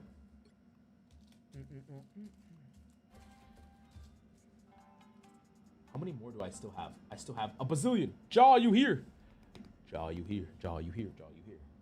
How do I submit for a free VOD review? So right now we have a lot of people that jump the queue. Afterwards, we'll do marbles and someone will win a free VOD. Right now, queue submissions are closed, but the free VOD is still open, and we'll do one free VOD review. So yes. Okay. At the end, but it's after all of this is done. So, yeah. Okay. Jaw. We need Jaw. We need Jaw. We need Jaw. Can I jump with $100 dono? Yeah, I mean, if you want to do a $100 dono, I'll put you in fucking first place, bro. I'll put you in first place. I'll do your VOD right now. Ready? Yeah. What's up, Jaw? What's up, bro? I perp nerp and stuck in elo hell. I'm a flex pick. Good to know I'm broke. You're trolling. I'm a flex pick, so pick with whatever VOD you want as long as it's convoy. Okay, wait. Wait, let's see. Is it 5 for you right now? Oh yeah, it is 5. It is 5. Hey, Jaw, are you still gonna be around? Can we do Nemos's first? He actually signed up forever ago, but he had to work, so he was gone. I don't know if you're still. I don't know if you're gonna be around still. If not, we can just do yours really quickly, and then we'll do his after. But sell out? Nah, I'll do the same. Yeah, bro. I'm sorry. It's the way it is. Yeah, I'm driving right now, so go ahead. Okay, well, that's perfect. All right, Nemos, we'll do yours first then. Perfect. Okay, Perp Nerp is the name. Okay, cool. Well, let me click. No, of course, Ash. Of course. I was actually impressed with your Magneto play. You should play Magneto more. It's cool. Oh, wrong place. And also, probably no spaces. Wait, am I trolling? What's your name in game? Is it Perp Nerp?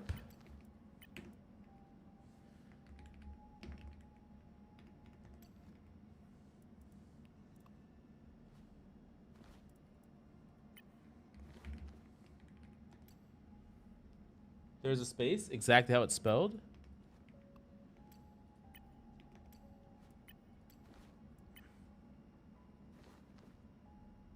Oh, perp. I'm trolling with an U. Okay, I found you. I found you. Okay. So, oh, my man's winning. Look at that. 5 out of 6. Okay. When you do mine, my username is I'm Jaw, her fave, same as Twitch. Okay, gotcha. Bet. I should probably get some mag catching. What's up, Death? Man, now Death thinks I hate his mag, bro. That's fucked up, bro. That's like, this guy doesn't like it when I'm on mag, bro. Whichever game seems interesting. Okay, is there a character you want me to focus on? I mean, there's probably multiple interesting games, but you play all different kinds of characters, it seems. So, what character do you wanna focus on? No, I'm just not as good as your mag. I mean, that's my pride and joy, my Magneto. My Magneto.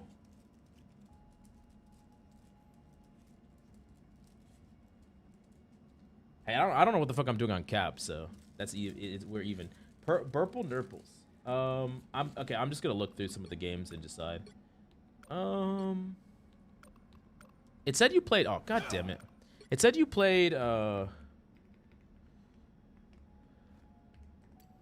It said you played Magic. Do you play Magic? No, you don't. Okay. Competitive, strange. Okay, you play a little bit of everything. You can do a strange VOD, to be honest, if you want to. A 10 and 6 defeat. This one actually looks really good. because you don't have hardly any final hits. Y'all get sauced up by a Scarlet Witch. This looks good. Okay, cool. We're gonna do this one. And this is in plat, so okay, cool. All right, I'm gonna change the Streamlabs Elements dashboard. What's up, Mof? How you doing, bro? I'm gonna change something really quickly. Overlays, main overlay, and it is. We are in Diamond.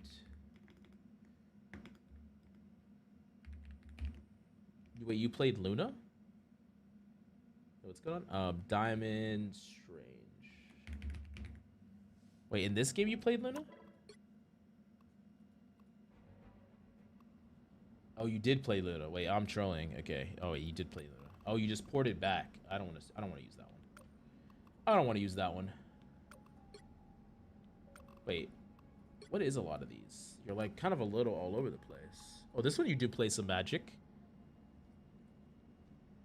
Would you prefer me coaching your tank, or would you prefer me coaching your... I could do this one. It has a little bit of tank, magic, and I guess you play Luna for a second. Let's do this one. 27 and 8. You do play this well. I think the Spider... You just show 34 and 13. Spider Island 34 and 13. Spider... This one? Isn't this way lower than the rank you're currently in? Oh, I guess it's in plat. 34 and 13. This one? No. Spider Island 34 and 13. Okay, yeah, we can do this one. Okay. Cool. Can you take a game for pre 3.5 for me? I still rusty since I got back yesterday. Yeah. I think we can. Pretty sure we can. Let's see what's banned. Blade? Make all the difference. Who banned Blade, bro? Who banned Blade? Why y'all banning Blade? What's going on? What's going on over here? What is going on?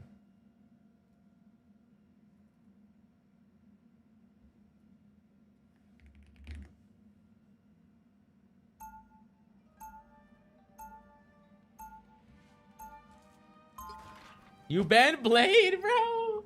Why you banning Blade? All the difference. Hey, this guy wanted to play Blade, so I guess you sniped him, bro. Oh my gosh, Nemos. Hey, all I'm saying is if I try to play a character people ban it, I'm running it down on Spidey Man. Where is it at? You're lucky your team didn't, so we're running down on Spidey Man. Here, I'm gonna play right here. Hey, you lost this game. You might have had a throwing blade on the enemy team. You might have gotten a free win. Ban Blade to keep your team from insta-locking you in rank. Y'all are trolling. Chat, people can throw on every fucking character in the game, chat. They really can. I promise you. A lot of people on Spider-Man, you would wish that the character just came out with what the stat line looks like, you know? Okay, anyways, I am gonna pause it right here and go to the bathroom because I haven't gone to the bathroom in a while, but I'll be right back. Brian, entertain people.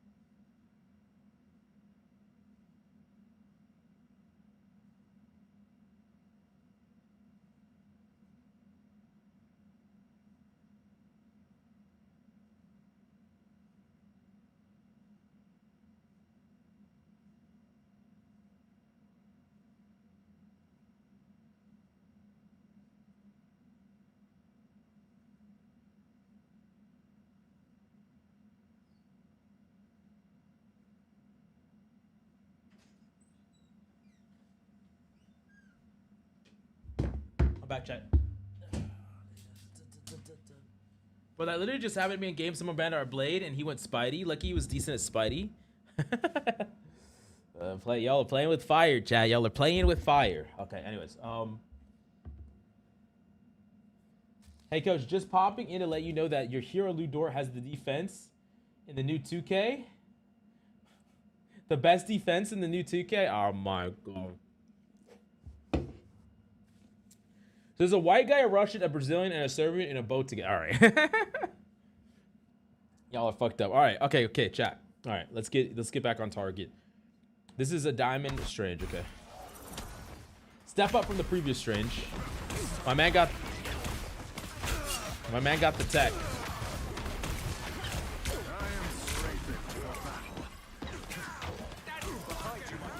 No, we haven't done marbles at 0. It's so funny. He said I missed marbles. No, the queue got mad filled up. There's a lot of people in queue, bro. I like the intent. I like that. I like that a lot. I like that aggression. But I don't know if the other Strange that we coached is still here. But this is exactly what I'm talking about, where you use your shield and your mobility to enable your own aggression and your own aggressive plays. Like if he got caught out there, he could have just flew back to his team. He's fine. He doesn't even need to because he's fine.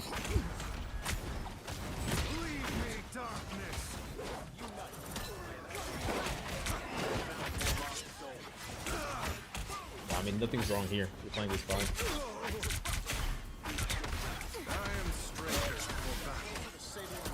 I even like this. Get him. Okay, yeah, maybe get out. Okay. Don't die up here. Holy good Strange, yep. He knows what he's doing. Oh. Some assistance, please.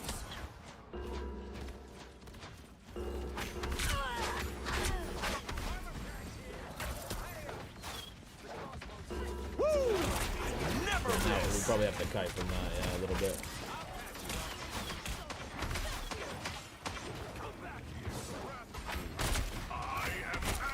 Wow, y'all kill it. Okay, cool. You haven't really made any mistakes here so far. It's all fine. All perfectly fine gameplay. Where's that Iron Man ulted, brother? That Iron Man's ulted where?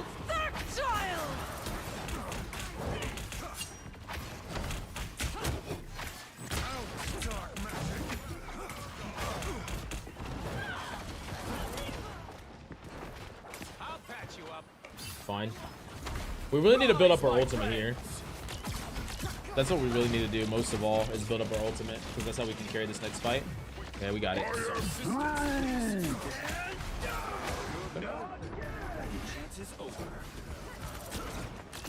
I like contesting this guy. This is all good.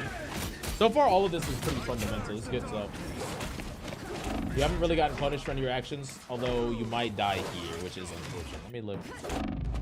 I was just glazing you, bro.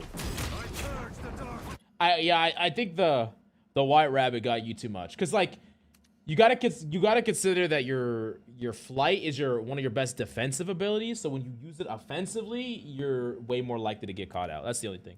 Like this entire game, you haven't never been at risk of death until you used your flight offensively.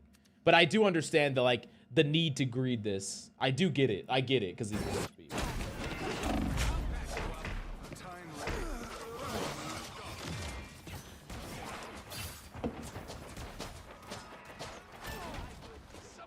Enemies on approach.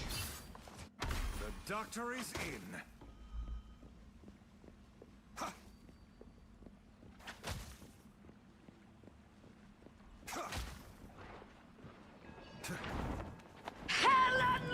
Yeah, this is like a minor thing. I do think that you probably shouldn't use your flight here if you could help it. You just literally walk main. Because not only, like, you didn't even know this hello was going to go off, but I just think, like, you want to set up your next engagement with your flight right away. Like, if they're all up here already, you just want to be able to fly over and pop ult. So, just a small thing. Just conserve your cooldowns a little bit. And it's not as punishing now that it's not on a 15-second cooldown, though, I will say. Being on a 12-second cooldown is nice. Only 60 seconds left. Very curious how you're going to use this ultimate. And this is another thing that kind of gets awkward. So, your death, the way that you died earlier, is super, super bad because of the fact that you weren't there to stop the hello ult, and you're not in position to port your team back either. So it's gonna be just really hard. Like this point just became super, super awkward because you died.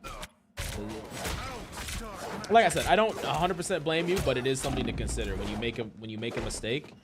Like that mistake is super costly. Basically, that one death cost you this whole point, by the way. This whole point was just caused by the fact that you died. Because if you don't die, you stop the cart here, you guarantee get a second pipe with portal. So you could have what could have been 2 whole fights minimum, and you potentially making an ult play turned into 0 fights. I mean, you didn't get to have a real fight because you just got picked off. So it's weird because Strange is like that, but it's just extremely costly to die. Coach, rate your joke, brother. You said, oh my god, bro, I can't read all that. I'll do it in between thoughts.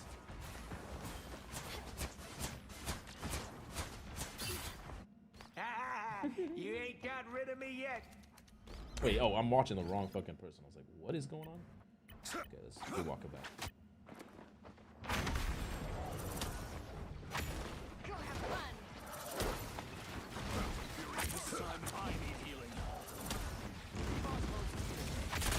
Very curious about how you're gonna set up this whole Child! By the eye of I am ready. I can see the vision. I can see the vision. But to be honest with you, this is an extremely, extremely difficult ult for you to pull off. And like, I'm gonna say not always, but in general, trying to use your ultimate as a denial tool against hypermobility targets is just very, very hard. Like Strange, using Strange ult when you have the initiative. You know, when you can pop over this and fly over and fall down and pop it right here and hit both supports. And in fact, this would have been a better ult play to make than this, right? Even if you hit this guy, it would have been better for you to fly over and pop here, right? I think in general, Strange ult is going to be better used to trade than it is going to be used to deny. Because when you use it to trade, at least you can hit people. Like, it's actually a good, sometimes you use this magic to kind of hide your ult. Because like, what happens when this magic walks in? What do these supports want to do? They're like, okay, we're going to walk forward. Our magic's going in. We're going to enable them. The second they think all those things, boom, you're there, you pop it, right? So like, look to trade backlines. Don't necessarily look to deny enemy backlines. Now, there are going to be some specific situations where it's like a 3-man dive coming into your backline. You can. It's just whenever you're trying to ult hypermobility targets, it's going to be really hard. Like, the less mobility the targets that you're going for have, the easier it is to execute this ultimate. Almost always. I really, really, really think that popping over this and ulting is so good. This tree just blocks so much vision. It's such a good area. They have to walk through this area. It's so good to pop ult. It's so good. But like every time I trade backline, I die in the end. I mean, here you wouldn't. If you hit both these supports and kill them instantly, then you will not die in the end. You'll just win the fight. Fight's over. No, wait, did the cloak just pop off?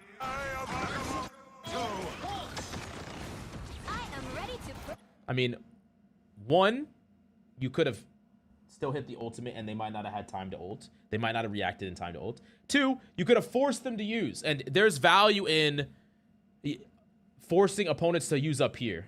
I mean, this person used it anyway. We didn't know that was going to happen. But a world where they use like Luna ults and Magic ults and Iron Man ults and all these ults, y'all still get another fight. They traded all these ults for that. Another thing about taking the initiative with Strange ult is what happens extremely often is there's 2 things that happen extremely often when you pop out of nowhere with the Strange ult. Number 1, neither supports ult because they're afraid the other support's going to ult. Happens way more often than you think, even in Celestial lobbies. The second thing that happens is both supports ult because they don't think the other person's going to ult. So if either of those scenarios happen, so there's 3 scenarios that can happen. One, they pop ultimates. They pop 1 ultimate. You use your ultimate. You didn't kill them. You back up. Maybe you get wiped, but they invested so much. You'll still get a refight. Another scenario is neither of them use ultimate and you kill them both and win the fight there on the spot.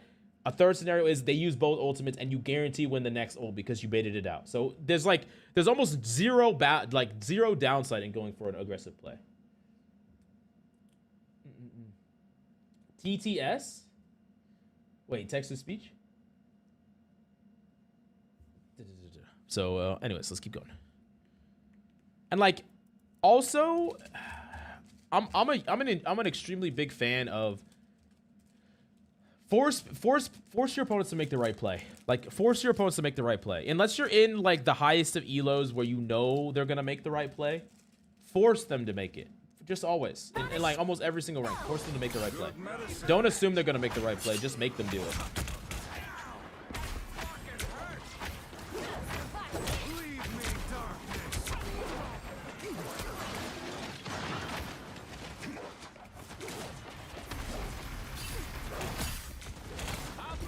Are y'all down a person? Oh my god, you're a psychopath. You're a psychopath. My man's a psychopath. My man's insane. You really, really, really, really, really do not want to stagger here. I'm not going to lie. But if you can get out safely, this is super risky. But I think you made it out. I'll patch you up. Good medicine here. Better to force fights early on your tempo than on theirs. Yep. Yep, absolutely. My goat death. Oh, shit.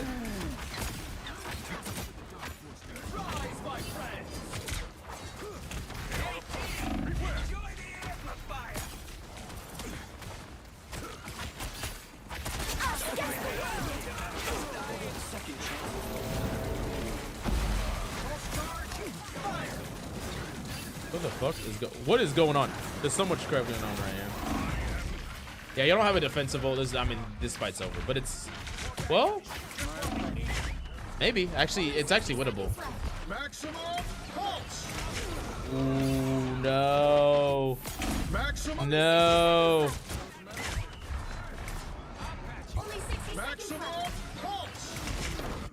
Wait, was your ship broken? It was, right? But I can't tell if it was broken or not, man. You want to take opponents' options away. You want to take options away for your opponents whenever possible. If they have options, they will always choose the one that's worse for you. True. By the shades broken. of the seraphim, I return. Yeah, that's just unlucky. I think it's going to be an extremely hard fight to win when you don't have a defensive. I am strengthened for battle.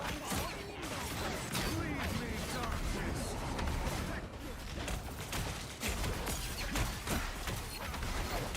My boy is fighting for his life, trying to kill this. Yeah. Like once again, you really need to understand that you are so vulnerable if you use this flight. Like using flight like aggressively is cool and all to try to kill the Iron Man. I think it's way better when the Iron Man is isolated, not when the Iron Man is like on line of sight of his entire team. And I understand like the idea behind it, but when you drop down here, like you gotta understand that your flight is the only reason that Strange doesn't get bodied by Groot. Your flight is the thing that can keep you alive against the magic. Your flight is the thing that protects you. So when you use flight, after you use it, when you don't have it, you have to position way more defensively. And this is the second time that we're gonna die again because we don't we don't change our position relative to the fact that we have flight or don't have flight, right? Like basically this whole game we've just played hyper aggro, and the main times that we died are the times that we have invested flight, stayed aggro, and then died. Yeah, and reload cancel. I mean that's it's like a minor thing, but yeah, you should definitely use it too. I forget it as well, but yeah. Yeah, isn't it at 65% chat? What's the percentage on the reload? What's the actual percentage on it? Is it 65%? Or is it 75%? I forgot. It's one of the two. I typically wait till like 80, but how far it has to go? Hey, what's up, Blank? Oh, okay. Oh, Blank's gonna take a little pause. Behold, tactile!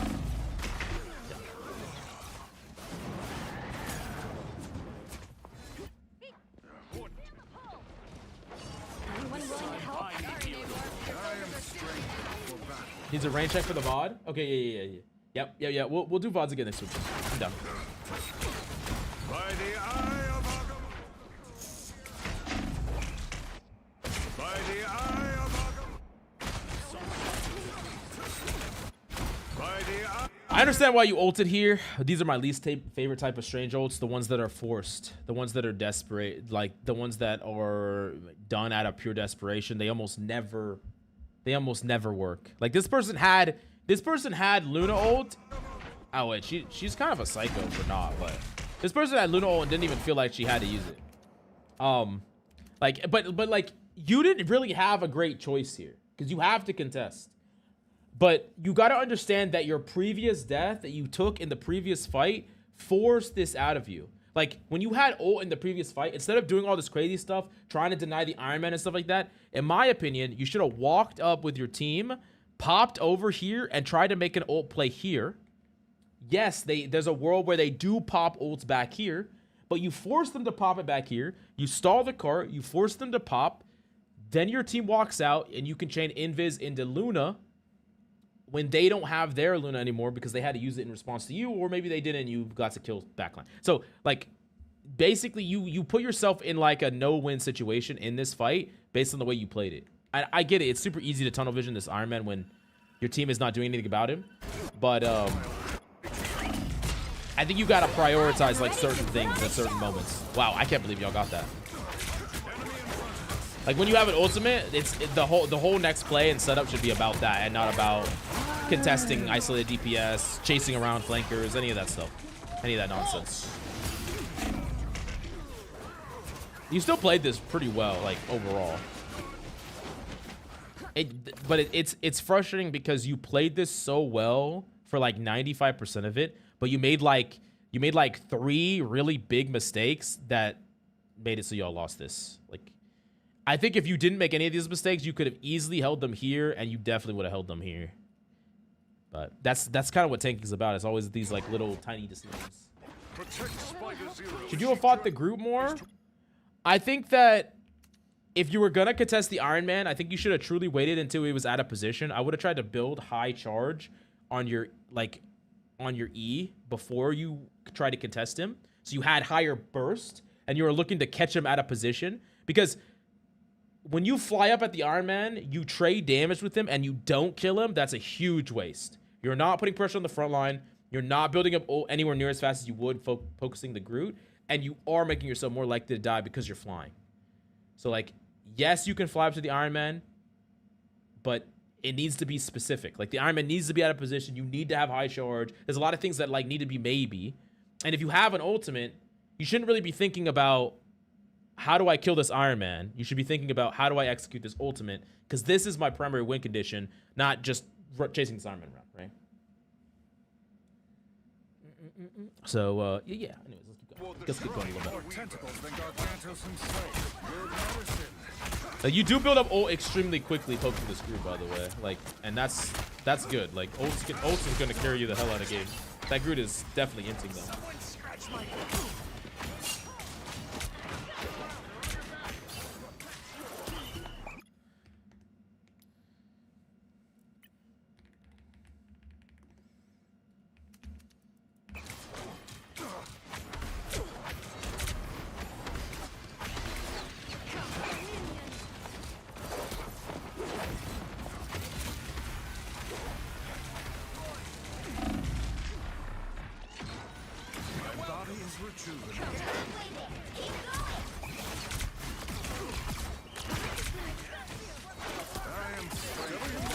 I like how you're playing this. This is all fine. This is all good. Good, very fundamental. Ooh, I like you frying that guy. He's getting out of position.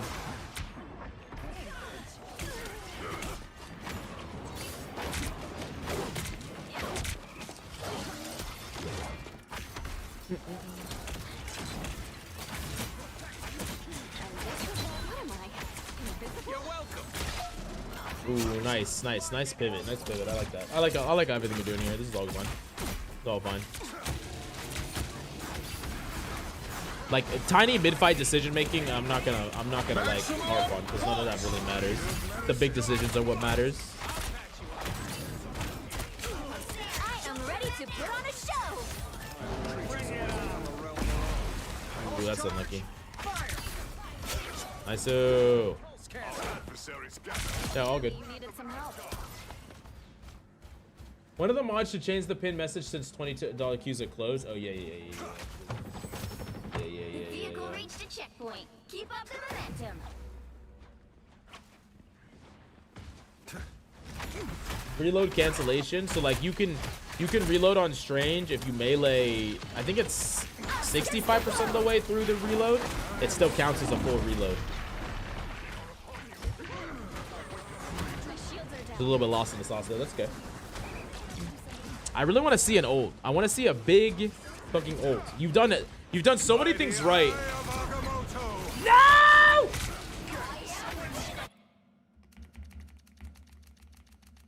Okay. I don't know if you were here for what we talked about earlier. 50%. Okay. Okay. I don't hate it, but hitting the supports is gonna be way better. But it's the same thing that we talked about when I talked with the other Strange, but ultimates need to always follow the same rules. Am I an elo? No. You're not. Ultimate needs to always follow the same rules. They have to come from surprise, so they come out of nowhere. They need to have some type of deceptive element where the enemies don't know it's coming from, the enemies don't know that you're there, or it happens extremely quickly. This is not only not deep enough because you didn't combine it with the flight, but it's extremely telegraphed. Like you're just sitting right here. The best case scenario is that you're out of sight before you're coming down with your ultimate. You know, your opponents are all back here and they're just chilling. You're kind of cutting line of sight. You fly over, you hit them, right? I want to see that. I haven't seen that a single time. And to be honest with you, you could do everything well, but if you can't hit consistent Strange ults, it's going to be hard to hard carry games. And Strange ult's one of the strongest ults in the game. It needs to be done well every single time. I think that, like, I haven't seen you do, like, an efficient, good Strange ult at all yet. So I really want to see one. But, like, your neutral game is great. Your understanding of pressure and threats and poking is all good. I do think you're a little bit too aggressive with your flight, but other than that, I like how you're backing up when your opponent's ulting. You're pushing forward when your team has advantage. Like, you understand tank fundamentals really, really well. But I need you to hit a freaking ult soon. I'm very curious about this next ult. Strange builds up ult very quickly, too. Wait, how do we die here?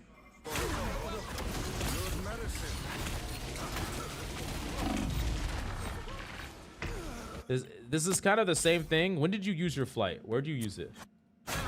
We used flight here. We get antied by ourselves. But like, once again, when you do not have flight, you cannot be playing this up. There's still an Luna ult. Like we gotta be backing. We gotta be given space. Give it back. We can take it back when we have flight again, but until we do, we gotta play way more passive. I know I'm just repeating the same thing, but it's the same mistake. And this is the reason we die here, which we just absolutely cannot die here. Like dying first ever is extremely poor. It's gonna lose you a fight by itself.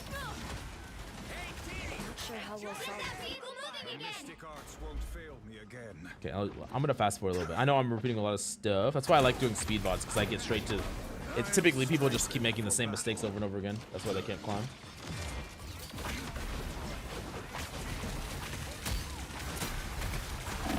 This is so greedy. If you die again, I'm gonna crash. Nemos, I'm gonna crash out on you. I'm gonna crash. No, I'm not gonna crash out. But this is the same problem. We've done the same thing like 10 times. I like that you're a Strange that actually could test Iron Mans. I get it. But we keep following the same formula. When you walk out of here with your ultimate, Iron Man should be the least of your worries. Should not even be thinking about Iron Man at all. You should be thinking about, how do I execute this ultimate? That's what you should be thinking about. What can I do to clear the way for this ultimate? How do I play this ultimate? So I know it's please. Okay, I think we've used all these res beacons. Let's see. Let's get it. Both, you're an Iron Man main. You thought, oh, nice. Wait, nice scout. It's crazy because your neutral's so good. If you fix this mistake, Perp, you're gonna climb so fast because your neutral is better than a lot, like most Grandmaster Strangers I've seen. It's very, very good. It's just like these problems are so important to the character that they're gonna lose you so many games. I don't like him, bro. He's so annoying. No, I agree. You gotta deal with the things you can control. Like, I feel like their Iron Man is rage baiting you into making these mistakes.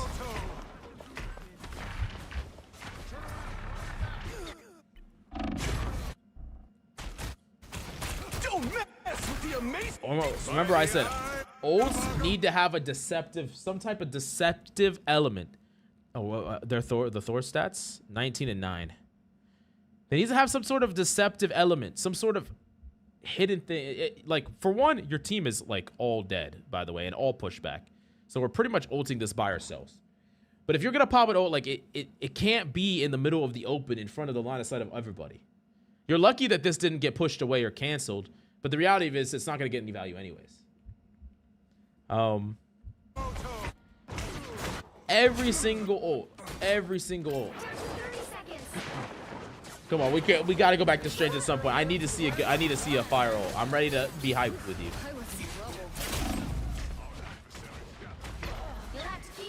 Okay, she just had a really good sleep. I'm not gonna lie. That was a really good sleep.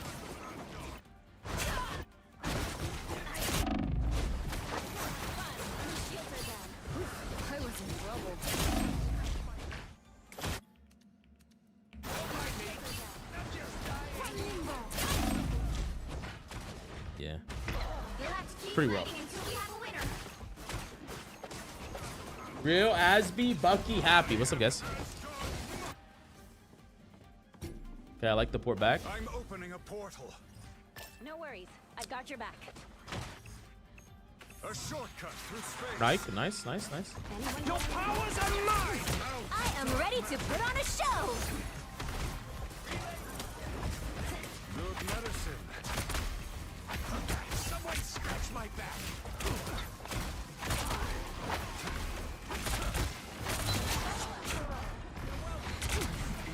Now I see them.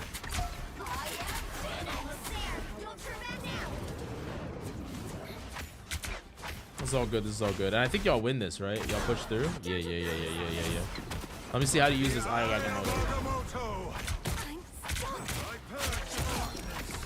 I'll take it.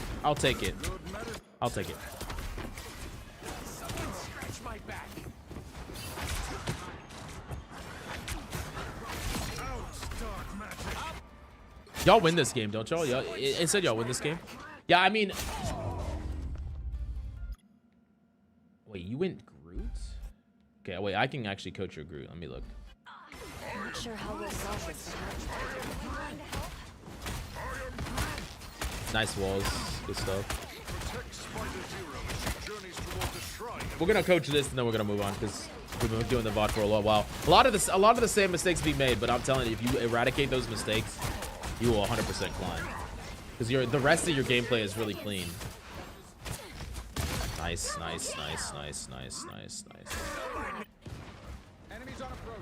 Okay, well, so this is already a mistake. Why is this a mistake, chat? What's going on? Why do y'all think? Why do y'all think this is a mistake? What's the mistake? I don't know how many people are still vibing in chat, but if you're in chat, feel free to answer this question. Why is this positioning a mistake? What's going on here? What do y'all think? Sitting on cart. Team wipe, not pushing up. Yeah, but he wants to get the cart faster, right? Why does moving the cart faster not matter? Why is moving the cart faster here literally irrelevant?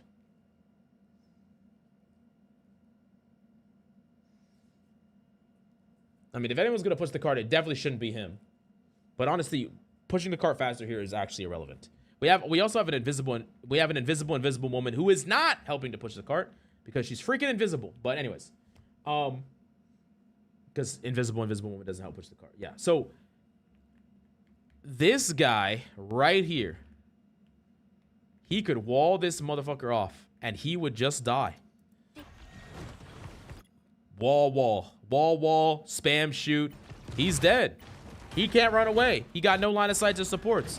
Wall, he's dead. But we can't do any of that because we're pushed too far back. So regardless of whether you have 3 on the card here or 1 on the card here or any amount of the card on the card here, the opponent get 1 more team fight. They get 1 more team fight. Now, after you win the fight, you can go get 3 on the card and you can cap it, no matter what. So with that being said, if we push up here and wall this person off, we can get a free pick. We could build free ult charge. We could maybe win the team fight before it even starts. We should be the one to do this. Groot is one of the hardest counters of the thing as well, so we should just wall it. Yeah. Groot is extremely strong at creating momentum. So you want to make sure that you're actually setting that up to, even if you couldn't wall someone off here, you can pre-put walls. One of the things that a lot of people ask me is they're like, I put a wall up here, I put a wall up here, like a wall hanging like this. They're like, why do I do that? It's because as people walk through the choke, it can do damage from above, and I can get my cooldown back. I place a wall, I start getting my cooldown back. So it makes it harder for them to retake the space. And in combination with that, they walk out through here. I wall them off. They're getting hit from above. They're getting hit from behind. They're fucked. They're in a blender. And you could set that up, but you cannot set that up by sitting on cart. So anyways, let's keep going. Final 10 seconds.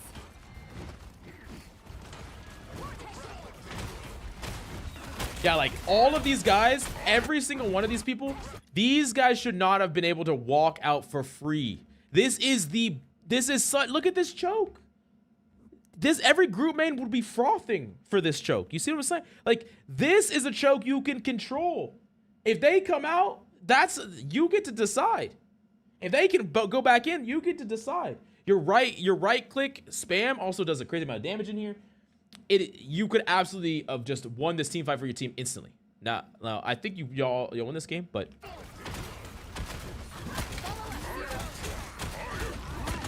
yeah, notice how we have to use 2 walls here to not actually deny opponent's line of sight, because the opponents could just walk out instead of using a big wall, little wall. We can make this shit impossible to push through. But we missed our timing because we're just sitting on cart, and we get 1 fight no matter what anyways, right? So let's keep going. Keep fighting until you have a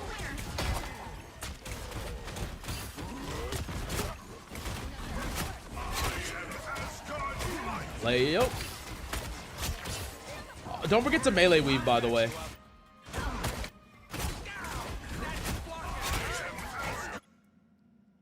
Primary melee, melee weave. Primary melee right click, primary melee right click. You can weave that in. So yeah, just so you know.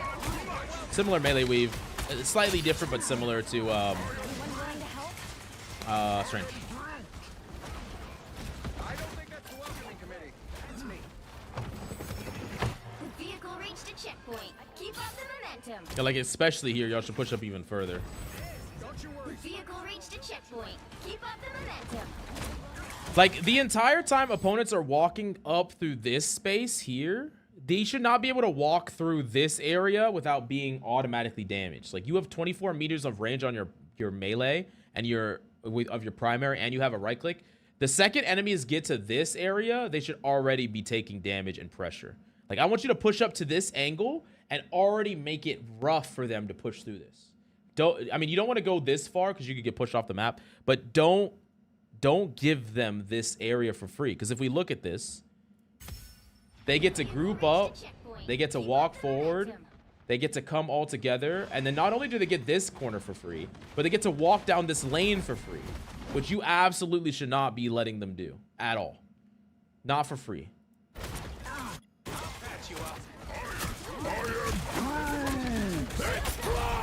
Ooh, nice block.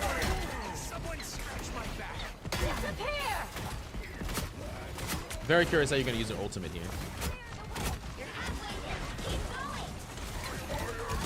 I am ready to put on a show. Oh, so close. So close. Did we have Thoro? Man, y'all could have dumped into that and it would have been insane. Unlucky. Yeah, they have 1 more defensive ult. And our rocket is dead. Unlucky. I think you played that fine, but...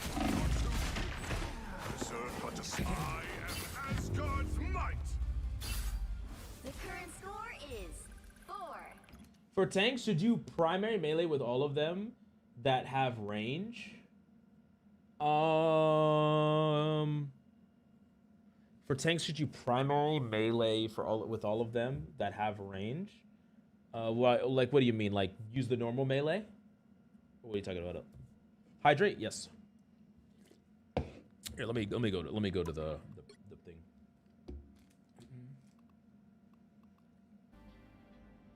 How many like tanks weave? I think it's mainly just Groot and Strange. Yeah, I mean, you probably could have held your ult for Luna. I don't hate you for using it. I don't hate you for using it.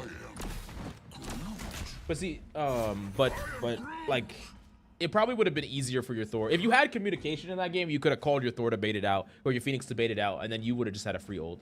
But yeah, so yeah, one thing you never did is you can shoot melee, shoot melee, shoot melee, right click, shoot melee, right click. You can do a lot of combos like that. Shoot melee, right click, shoot melee, right click. Yeah, I love the screws. Another thing that I would highly recommend when you're ulting, that I think is really powerful, is doing this. When you go up like that and you pop your ult here. It's an extremely powerful way to ult people. I highly recommend it. You create a little separation. They're already taking damage to the back wall. It's really easy to hit your ultimate because you're shooting it upwards. Nothing's gonna block it down below. It's just really good. So even if they're holding shield, they're still gonna get sucked up into it. Anyways, but yeah, just make sure you do that melee wave, and then you. Yeah. Anyways, okay, cool. On to the next VOD. So I believe it's blank. No, it's Jaw. It's Jaw. All right. So the rest we have Jaw. Blank is gonna be not available. So we have Jaw, Tribal, Phoenix, Ezrante, and then Eternal as the 5. Okay.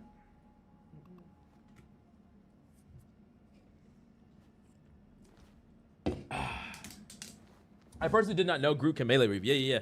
And then you can animation cancel that melee with that right click. So between like back wall, like let's say you ult enemies, you put the back wall, which is your wall that's gonna deal damage to them. And then you primary melee animation cancel your right click is just a crazy amount of damage because the wall's doing it too. That tech is crazy. You like that? That's good. It's actually so good. I've been using it lately. It's been insane. Hey, there you are, Jaw. Let's go. Chat, I'm losing rank. I was 923. Now I'm 948. What the? People are grinding throughout the day. Fuck off. All right. Anyways, what was your name again? I'm Jaw. That double wall ult was fire. Yeah, it's actually so strong. It's actually so good. What was your full name again, Jaw? It's I'm Jaw.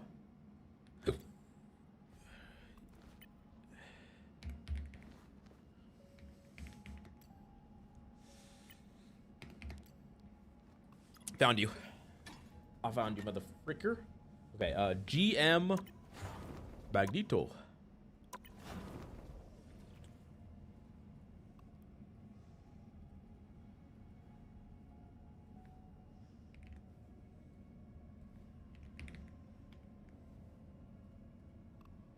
Yep, I got you. This is you, right? I got the right person? Yeah, I did. Okay. What's up, Tribal? Yo. We still have... you're next. You're up next. You're up next, brother. You are up next.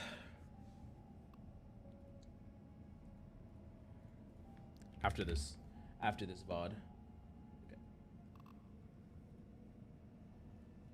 2 seconds, chat.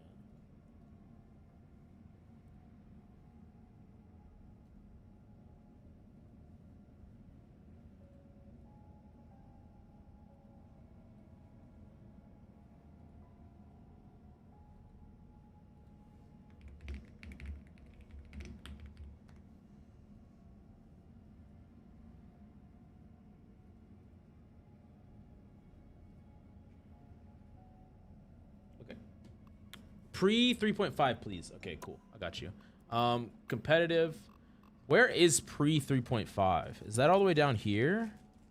8.6. Is that pre 3.5? Because this is as far as it goes. I think these are pre 3.5, right? These down here, I believe. What's up, Genos? What's up, Janos? I mean, how you doing, bro? Okay, let's see. Let's do one of these down here. You played this one. You had 7 finals, my man. Fried. You went 8 and 5 on Strange and Mag. 3.5 was on the 8th. Okay, cool. So all these work. Do you want to do a game that you won or lost? We could do one. This one was a Venom game. 3.8. Last Friday was the update. Yeah, not that game, I don't think. Oh, here's when you played Emma. What character do you want to mostly work on, Jaw? That's up to you. Genos is the dude from One Punch. Oh, yeah. True. That guy's the GOAT, I think, if it's the character I'm thinking of. I'm Jaw, her fave. A Magneto gameplay, 17 and 9. This one might not be bad. 17 and 9 here. Did you still pass? It's pretty good. We can do this one. If you're down for a mag. Is this one good? This one good for you, Jaw? Yeah, we're still just doing some coaching. We still got several more. We still got 1, 2, 3, 4 after this. Yep.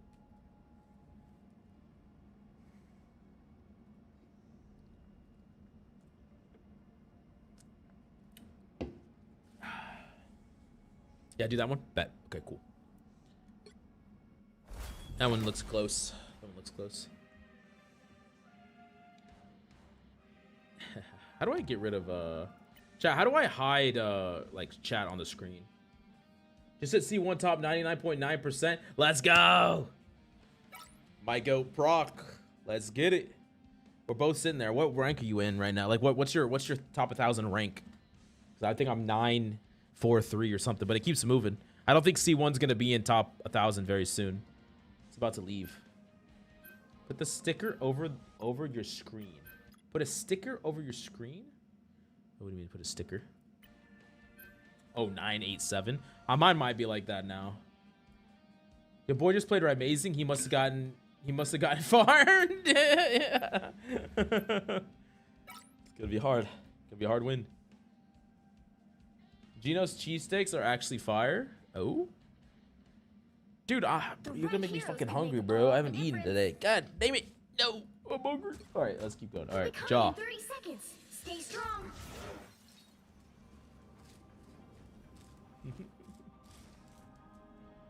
Oh, debunk the chat. Oh, you're trolling, bro. The battle starts in 5, 4, 3, 2, 1. Okay. Let's see this shit. All the stuff that's celestial beings. Do your worst.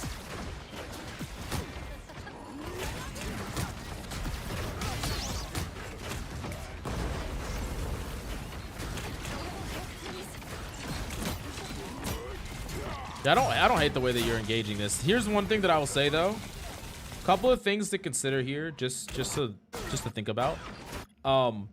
Both the Thing and Emma are characters that can like they both abuse specifically double shield really well because Emma can walk forward and grab you. The Thing can kind of swing through it. One of the things that you should tend to do, like it's okay that your Strange is doing this because he's gonna fly out, is give them space. When they take space, give it to them. Like when they walk forward, you back up slightly. And the reason you do that is because the Thing, he wants to be all up on you. He wants to brawl you. And so you want to keep poking him as long as you possibly can. There's going to be a point in time where you do stand your ground, but you got to consider that the longer you can keep your distance from him, the more and more advantage you'll build up in the duel because he isn't effective unless he's right on top of you. So don't allow him to constantly swing on the front line. Give him that space, back up, respect that space, just a little bit. Is it normal as a strategist main that your other strategist most of the time ignores you? Like I'm 1v1 Cap as Dagger and my Luna just ignores me in pockets or tank. Yeah, it happens a lot. It happens a lot. I would say you got to take matters into your own hands or else you're just gonna die. I mean, as Dagger, there's not really much you can do against the Cap, to be honest with you. You could fly away. You get the position really safe, but yeah. supports, a lot of supports have it in their brain that their primary job is just to keep tanks alive, which means that they don't really enable off angles. They don't really help their other support. When I talk a lot about peeling, like the idea of defending your backline, the best peelers in the game are supports. They're the ones that are supposed to help each other. Do they help each other? Not as much. Brian out here still waiting for that VOD review? Who? Yeah, see, like, the longer you stay here, yeah, see, like, I can already tell that you're gonna fall apart because we're trying to, we're like this is kind of similar to the example I said before, where it's like, we are a tank that wants to fight from range. We are a tank that wants to create separation. Pretty much at all times against almost every opponent, we want to create about this much range, at least. Always. They walk forward, we walk back. It's like a reverse string. That's like what we always want to do, because if we stand our ground against people that want to brawl, we are playing into their strengths and we're just going to get fucking run over. And that's exactly what happened. You weren't the only one to do it, but your positioning can also enable it, right? So make sure that you're looking at your opponent composition and you're like, okay, I cannot stand my ground against that composition. I need to give up space. If they want to commit to me even in spite of me giving up space, at least they're pulled further out of position. We can poke them because they're isolated. Like, if you back all the way up here and the thing still runs into the open, now he's vulnerable. But if you stand your ground up here, you are getting smacked on the front line against a character that you cannot duel favorably against, and you're just going to just fall over and die. Anyways, let's keep going. Who's Brian? That's what I'm talking about. Yep. Okay.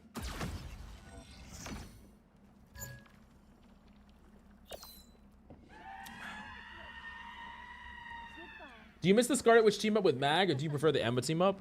I don't really like, I mean, I like the other team up better for sure, but then you have to have a Scarlet Witch on your team, so I really don't like either of the. Yeah, and so this is another, well, I guess he was on Strange, so it didn't really matter. Yeah, you couldn't really do it. Never mind. I was gonna say that, like, this should have been ported. This probably should have been ported. I mean, actually, you could have, yeah. I was like, you could have ported here. This probably is best to port. Like, you don't have to port this if you have a mobility-heavy team and you got a whole bunch of picks so the car isn't moving fast. But in a world where y'all just got stomped over, you almost have to port this just to get a second fight at all on the first point. It is a little frustrating, but it's like tanking since I would be solo tanking. I love tanking as Emma, but I'm more of a meat shield at the front line instead of trying to make plays. Gotcha. Yeah, solo tanking definitely has less playmaking capabilities for sure. Yeah, it's gonna be so hard to recontest this, especially without a defensive. Yeah, insane.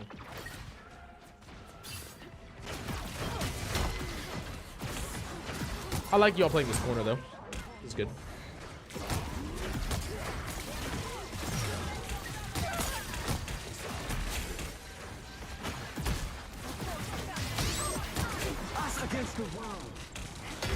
This is always an awkward situation where you don't, always an awkward situation where you barely don't get your ultimate.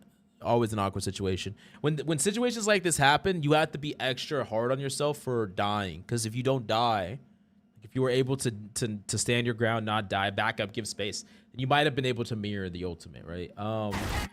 And just being off by a fraction, you know, a little bit is definitely super punishing here. They don't have anything that can block your ult. You're guaranteed like a free kill.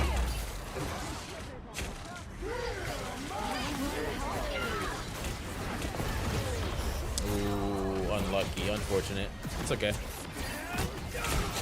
Hitting invisible ults in the blind without knowing if she jumped or not is super hard. It's super hard. A lot of guesswork. It's just almost too hard, to be honest with you. You were a better husband.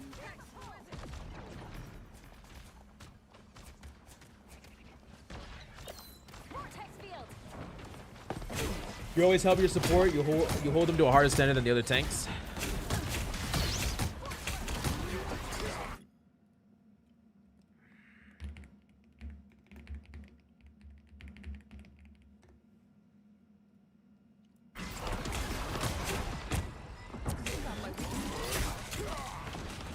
Mag ulting to make sure the Wanda go live worked. Yeah, it was fine.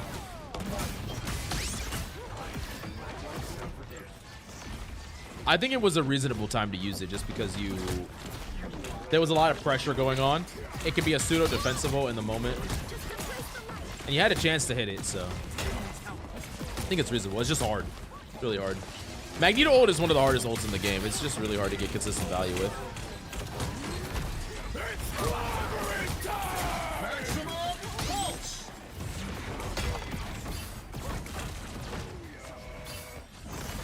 I'm really curious. So far, you're playing this reasonably well. I think you're doing a lot better job at keeping your distance against the frontline now, because you understand. Like when a tank does stuff like this is better than you standing your ground and just constantly fighting them right into their strength. This is unfortunate. They had a defensive one. You did. Wait, did y'all not use Invis ult actually? Did y'all have Invis ult to use? No, your Invis is dead. Actually, looking back at this fight, in hindsight, y'all should have probably left this fight a lot earlier. Yeah, like all the way back here. When did this person die? Oh, well, y'all were cloak ulting.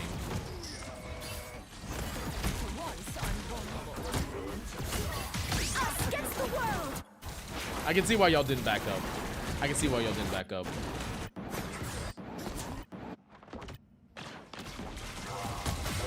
Gonna be another situation where y'all don't get a fight. Yeah, pretty unlucky. As someone who mainly plays tank, I find most of my games I have to pick up slack for my DPS because I can't do duties at a tank.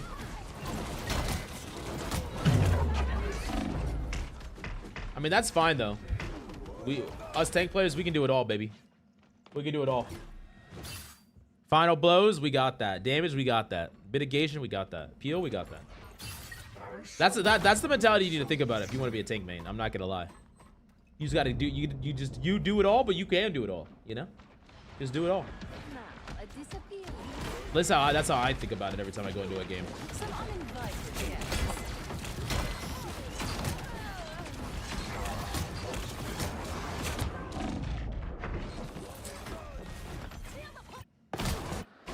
Once again, like, I understand why we're so forward here, but this is extremely like greedy position without our team here. I mean, some of our team is here. We really don't have a lot of raw damage against this thing. He's kind of just able to run around all he wants. Do you main Winter Soldier as much as you play Mag? I play Mag more. I'm basically a Mag main mostly this season. You're a tank main out of necessity? I love tanking. Tanking's fun. Because here's the thing about... This is why I like to main tank, chat. Is because the job of a tank is the most important job. And it's not even remotely close. Like, it is by far the most important job. Because without space, your team can't do anything. Now, that doesn't mean that there aren't people that fail at enabling you or helping you, or the opponents are doing too many things right, too well, and it's just hard for you to do your job. But if you are playing as any other role and you don't have a good tank, or you don't have a tank at all, the game is just completely, it's non-playable. Like, tanks are just, their jobs are so important, so fundamental to a hero shooter. And when I think about, I could play all the roles, but if it's the most important job, I want to be the one to do it. I don't want to put that job in someone else's hands. You know what I'm saying? I want to put it in my hands. At least that's why, like, I think it's, like, as a tank player, you need to embrace that, where it's like, yeah, I'm not gonna lie, this entire third point has just been non-stop staggering. Everyone's just non-stop staggering. I get it, they have a lot of spam, they have the thing, they have Squirrel Girl, they have fucking Iron Man. Wow. Is your Winter Soldier as good as your Mag? I think my Mag is... It's weird, because I think my Winter Soldier is actually better than my Mag, but Mag is a much better character than Winter Soldier. Like, I can do a lot more on Mag because Mag is just a way better character. Like, by far. Like, Mag is so strong. Is there a better ult there and try for a play? Wait, what are we talking about? I think I'm a little bit behind. I'm best on Silent as a DPS main, but I carry more games on Cap because Tank, in my opinion, is the strongest role to carry due to its importance. Exactly, yeah. If you want a job done right, you gotta do it yourself. And like I said, tanking is the most important job. Are you to marbles yet? No, we're not.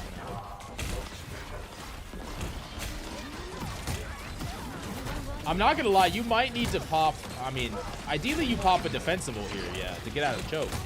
Where is your defensibles? Hello?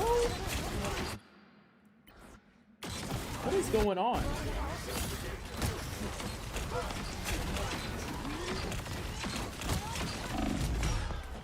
Where is Invisibles? We're just not gonna use it? I don't think, because I think you're right in not using your ultimate. Like, you could use your ultimate to get out of spawn, but then you don't have it for Iron Man ult and maybe Cloak and Dagger ult. So like, I get it.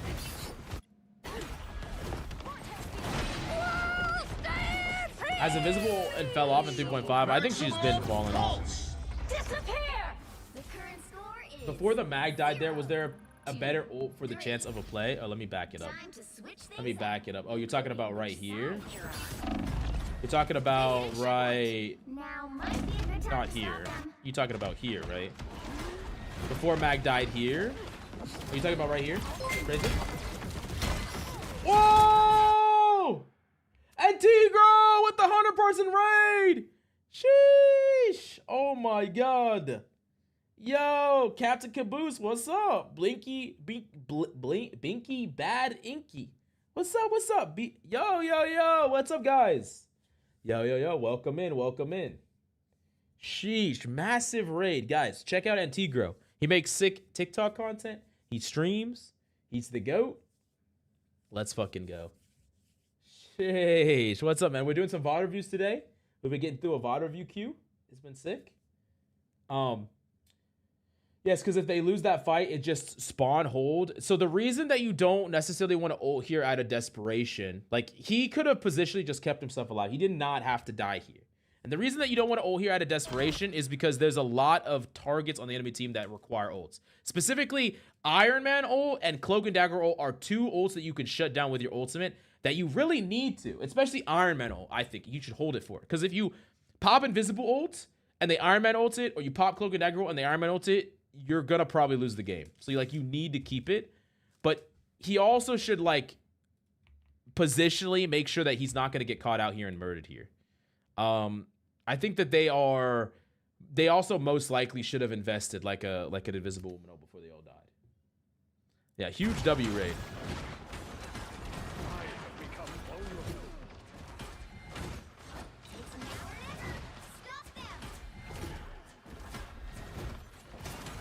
Yeah, like, I don't think he made a mistake in not ulting this. I'm not gonna lie. But I just don't understand this person's point of view. Like, at all.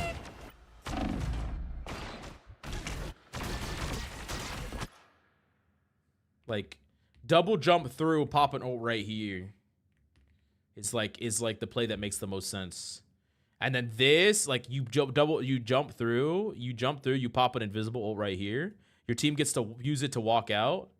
And then, like, or you could even pop it here. It doesn't matter. This guy's probably going to ult, but he can't ult when you're in the invisible ult.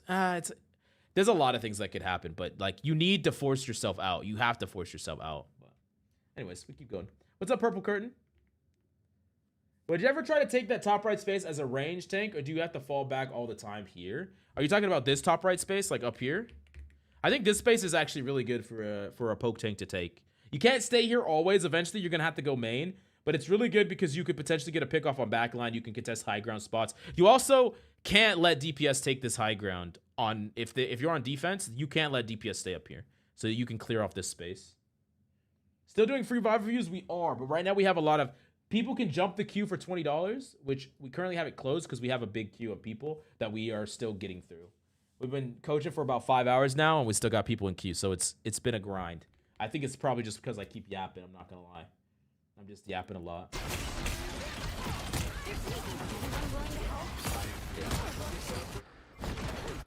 Yeah, this is kind of unfortunate. I don't really necessarily think that you made a huge mistake here. It's a little on the fence, but... A nice deep freeze.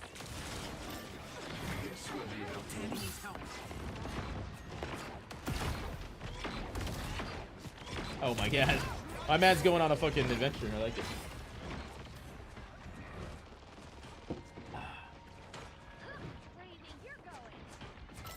Yeah, I don't hate it. I don't hate it, Recto, but sometimes you need someone to anchor point. Like, I think that's a really hard position to take as a solo tank, but it's a good position to take as a duo tank if you have a secondary tank. Someone that can hold it down. Emma works, you know, Strange. Someone that can hold down the objectives.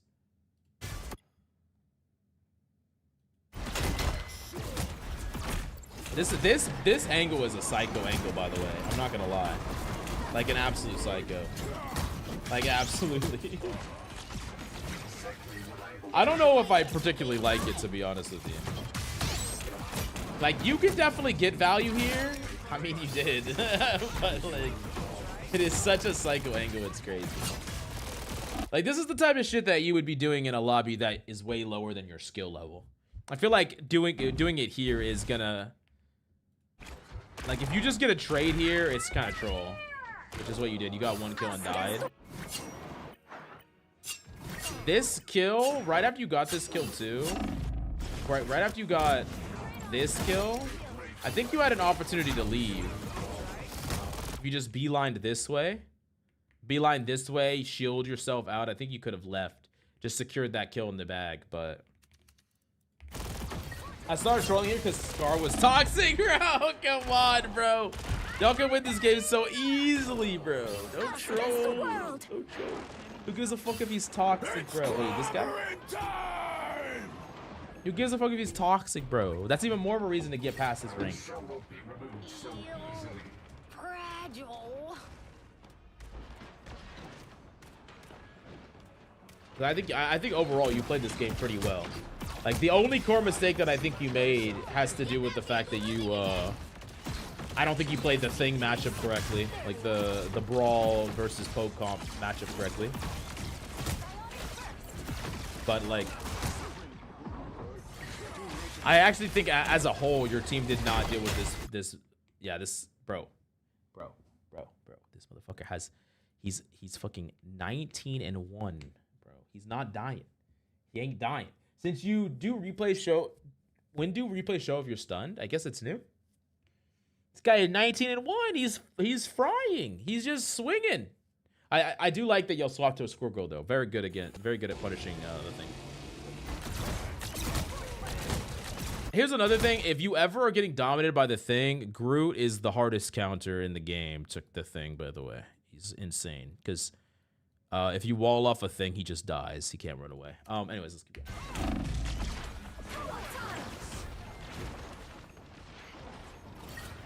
Sometimes we begrudgingly have to carry toxic teammates. Wait, is this the second time we're doing this shit? Bro, y'all, stop! I unleash the Vishanti. Maximum pulse. Ooh, that was close.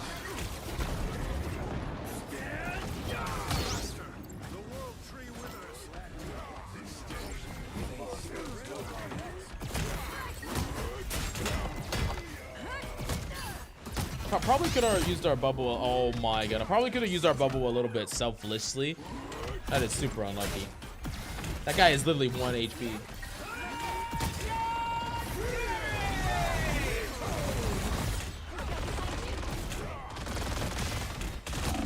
This is a weird one because, I mean, y'all do kill him. The weird thing here is, like, I actually think it's probably okay if you just die here instead of trying to ult this. Like, die, reset, come back out with your ultimate. I think that's perfectly fine because your team was dead anyways. I don't really think you're winning the fight off of that no matter what. If you die here anyways, too, it's really bad. Ooh, you do live. Okay. He keeps saying I lost this the game because I wasn't doing anything. What the fuck? Who, the Shiku guy? Bro.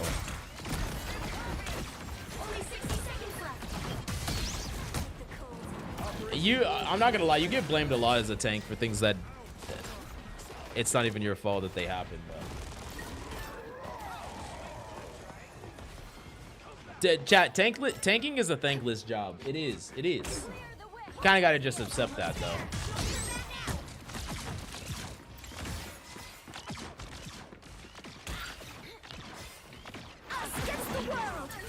They should go dive? I don't know if they want to go dive against a Thing Emma.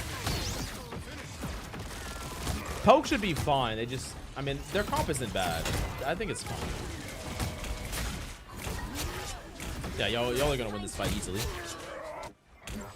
You're definitely adapting to this thing's positioning a lot better. Playing tank is like running a small daycare where you are constantly rotating the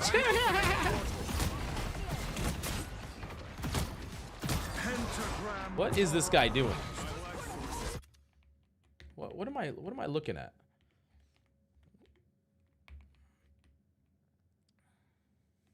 What?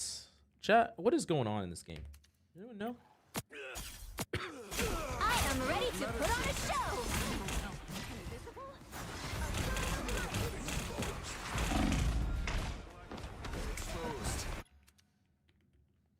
Okay. Okay. All right. Okay. I don't know what's going on. Maximum pulse. I like it. Oh my god. Let's fucking go. Let's go. That's what I like to see. Holy shit. Wait, that is an insanely valuable ultimate, chat. That ultimate is fucking crazy. Cause he cancels the Iron Man ult and cancels the cloak ult. Oh shit. Let's go. Yeah, not doing anything, huh? Fucking. That's crazy.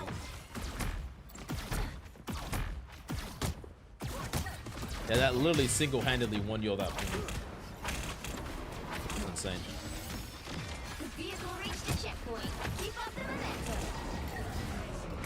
What the hell is that guy doing?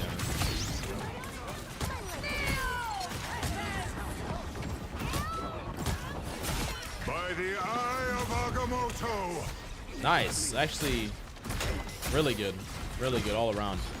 Really good, really good. Like I said, I think you play this game well. Like, I can tell it from the start. That's a little troll, but we'll take it.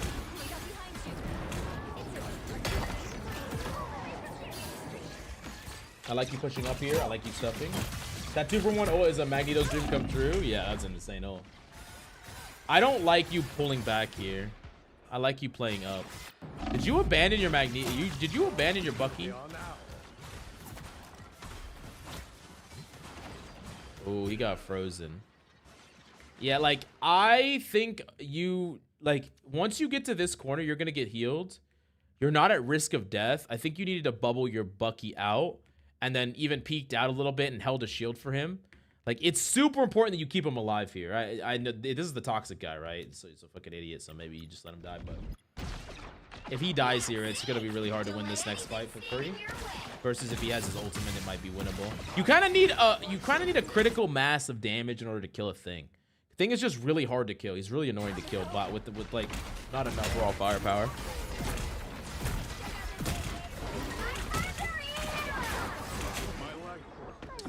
Blind as shit.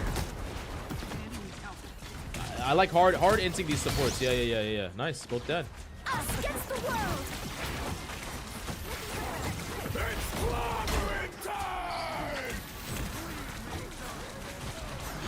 No. They had one more support. I forgot they had triple.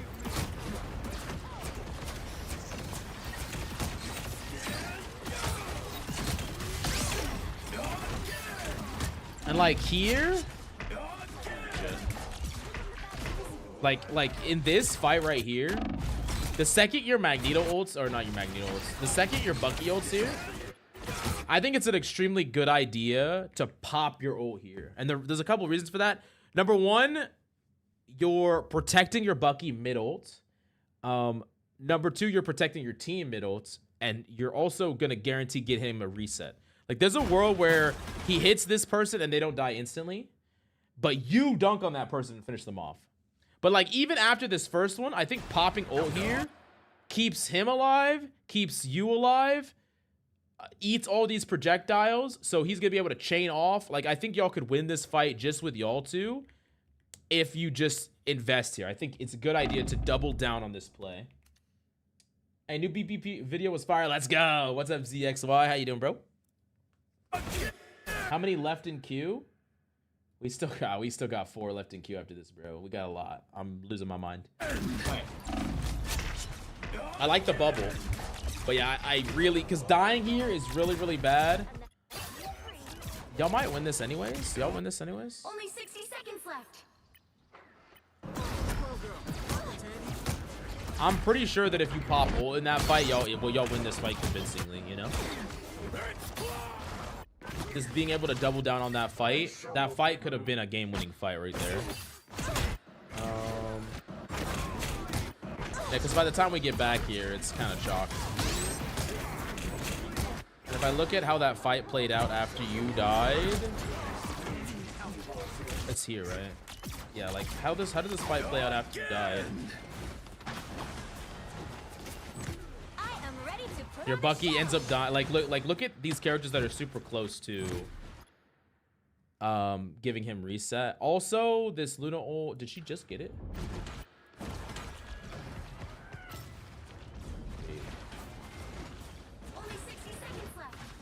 That's also kind of troll, the Luna not investing ultimate to save the Bucky either. Like, there's a lot of things here that I think are kind of fairly troll that could have all... Y'all could have easily tempoed this fight, but yeah. Looks like Bonnie after 100 men right now. Wait, huh? Cokes feels like Bonnie after 100 men right. Coach feels like Bonnie. Hello? Bro, you're trolling. All right. Anyways, I think enough for that, bud. Let's move on to the next one. These are supposed to be speed VODs, chat. They're supposed to be like 15, 20 minutes, but I'm making them like an hour. That sounds like a rip to me, Lamau. Okay. I was run over by an elderly man while I was out riding. Okay. Tribal? Are you here, Tribal? Tribal. Yeah, I think like I think it's really easy to get discouraged. Like, I think in that game, if you were to just give it your all the whole time, you played that matchup, that brawl matchup a bit better, trying to create separation, and just like really just create, like, kind of read the tempo of the fight and tried to double down on plays that your teammates were making. I think you could have easily won that game.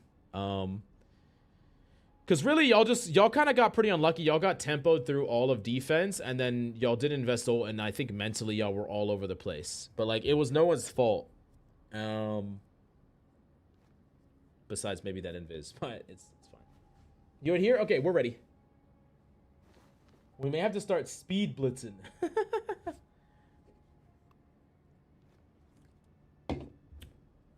Oh shit, I need something to snack on, chat. I need something to eat.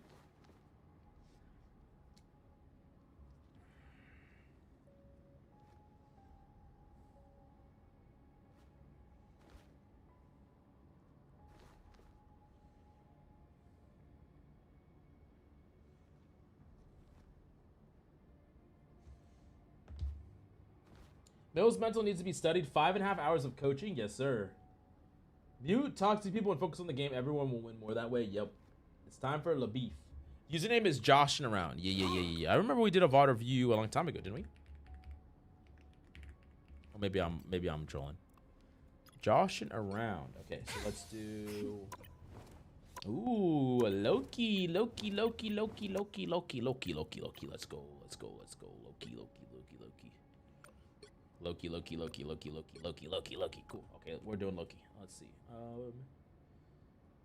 Diamond. Loki. Okay. Yep. 1, 2, 3. Okay.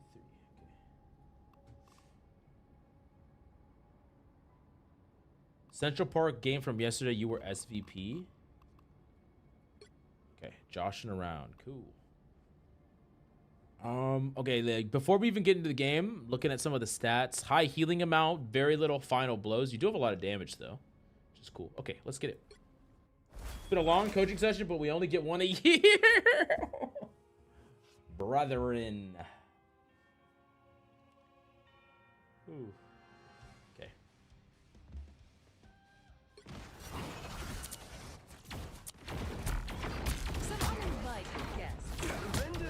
The method of dealing with toxic people is to make them look ridiculous so everyone laughs at them. No one feels spicy.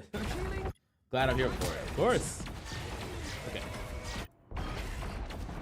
So what you're supposed to do, actually, you're just supposed to set up a flank. No, I'm just kidding. All right. All right, let's keep going.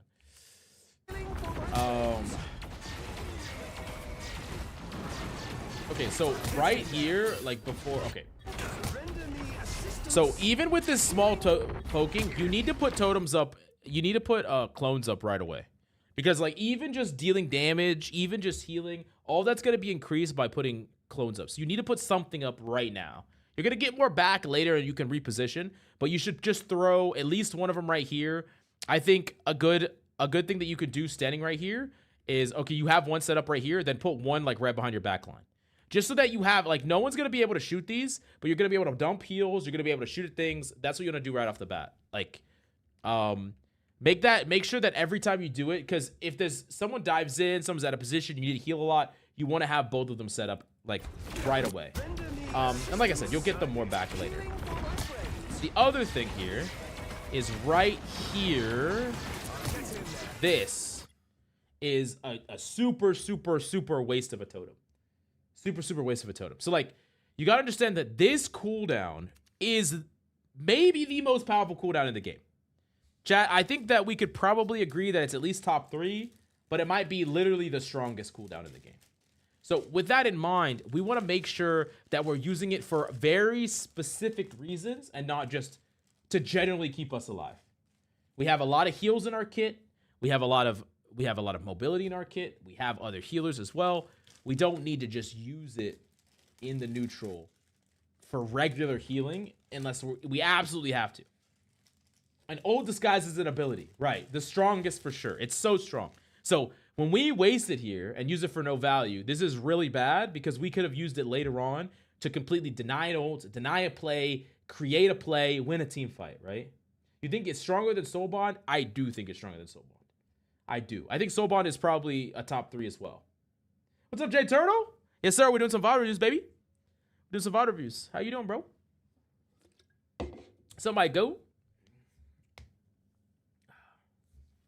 Because this shit is broken. And, like, so when you throw it on the front line and use it to heal your team, I think there's very few situations that makes sense to do. I think it makes sense in a situation where you're going to heal a crazy amount of HP.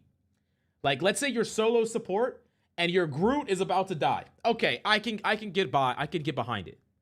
Your Groot is like 1 HP. I can get behind it. Let's say they're popping an ultimate on your team. I can get behind it. They're using an ultimate of some sort to really shred through your front line. I can get behind it. But in most cases, especially when we're talking about Cap and Emma, these characters should not be dying randomly in the neutral. We should not have to waste one of the most powerful cooldowns in the entire game, if not the most powerful, to save our Cap from dying on our side of the fight, right? It should not. We should just be able to heal him.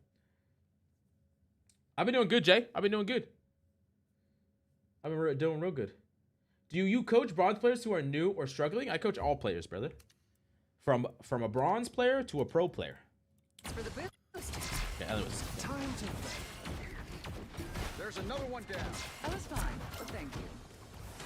Let's see. Yep. I outnumber you. Yeah, I mean, that guy should just not be dying there, to be honest with you. Now, one thing I would actually kind of like to see here that I think could be pretty good is I would like to see you take a little bit of a better angle, especially an angle that can, like, deal damage to their backline a little bit. Like when your Cap jumps in, being able to not only heal him, but contribute to his damage is going to be really strong. I think angles that you could potentially take is an angle up here. I think you could also take an angle over here.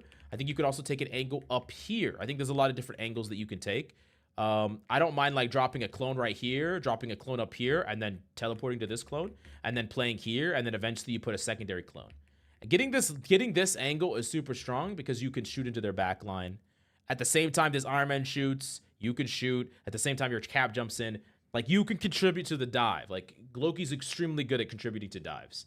And it's not like you're gonna die out of nowhere here. You have the line of sight of your team. If you get in danger, you can drop down. If you have your cooldowns, you have a million ways to save yourself. So I would like to see you be a little bit more proactive with this position. Just a little bit. Help. So great. No. No. Not again. Not again. Once again, chat, why is this a bad... Why do y'all think this is a bad ultimate? What do you think? I'm pretty sure I copied the wrong hero in my first, so not like this. Healing for my friends. Yeah. Because I really want you to get into your head that Loki has 2 ultimates. He has his copy and this. So what are we doing with these? These are ults. You're using an ult, basically. What are we doing with it? Maybe it was a misclick. I don't think so. He put it down intentionally to pop it. 2 lanterns are too close together. Yeah, I mean, typically you do want to create separation between your clones. Yes.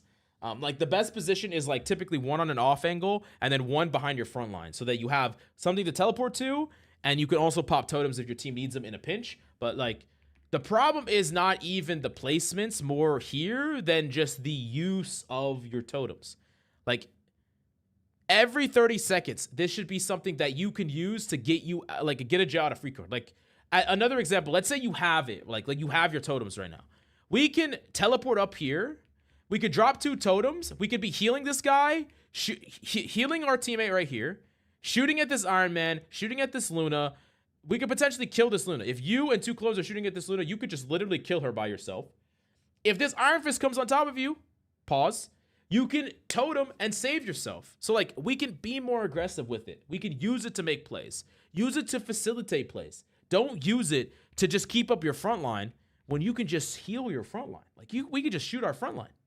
Like we're healing as much as when we have two clones and shooting our front line, we're healing as much as a rocket's healing. We don't need to use our totems to save our front line when no ultimates are being traded. No one's going for any proactive plays. People are just standing in the neutral. Don't use this super powerful cooldown for that. I'm probably going to be repeating this a lot, by the way, because it's super important.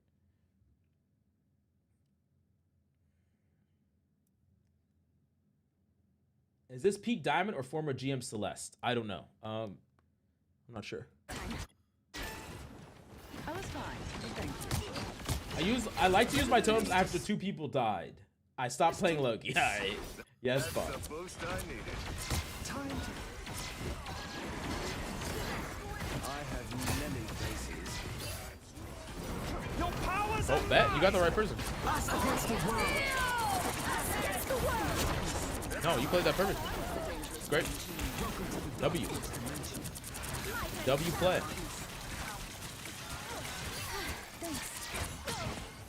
The time to vanish.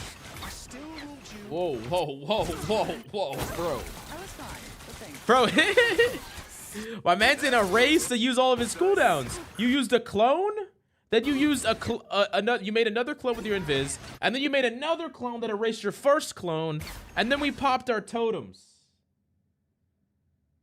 Like that's a lot of cooldownage. That's a lot of cooldownage for not a lot of value. That's a lot. We didn't gain anything from this. There's nothing we gained from it. Post ult, like I just want you to visualize this because this is super important, right? We have advantage because we killed 2 people with our ult. We played our ultimate perfectly. We have advantage here. We have a lot of advantage here. Really, really good. We got our team alive. Our team is back to full. We're good. There's no reason that we can't instantly like clone up here, teleport up here, start shooting at the back line if we want to. We can start shooting at the back line. If we get in a bad situation, we can pop our totems if we want to. But I really want to see you be aggressive, do damage, help your team do damage. Instead of we're just sitting back here healing and we're just using our totems whenever we have them. We're basically doing a rocket impression. Like that's what we're doing. We're doing a rocket impression on Loki. Loki can fry, he can contribute damage, he can contribute playmaking.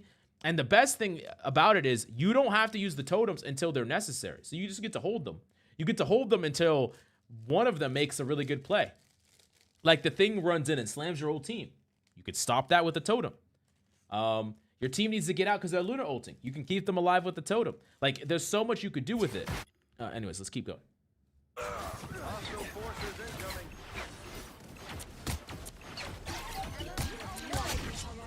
That here. Piece of cake. And I would especially like you to just take more aggressive angles that allow you to shoot at opponents. Like Loki is so lethal.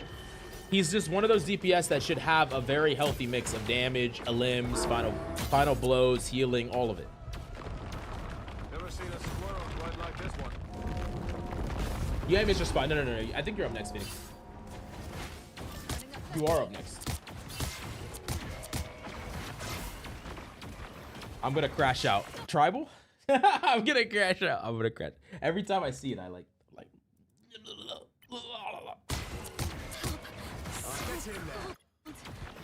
But chat, this is the thing about Loki, okay?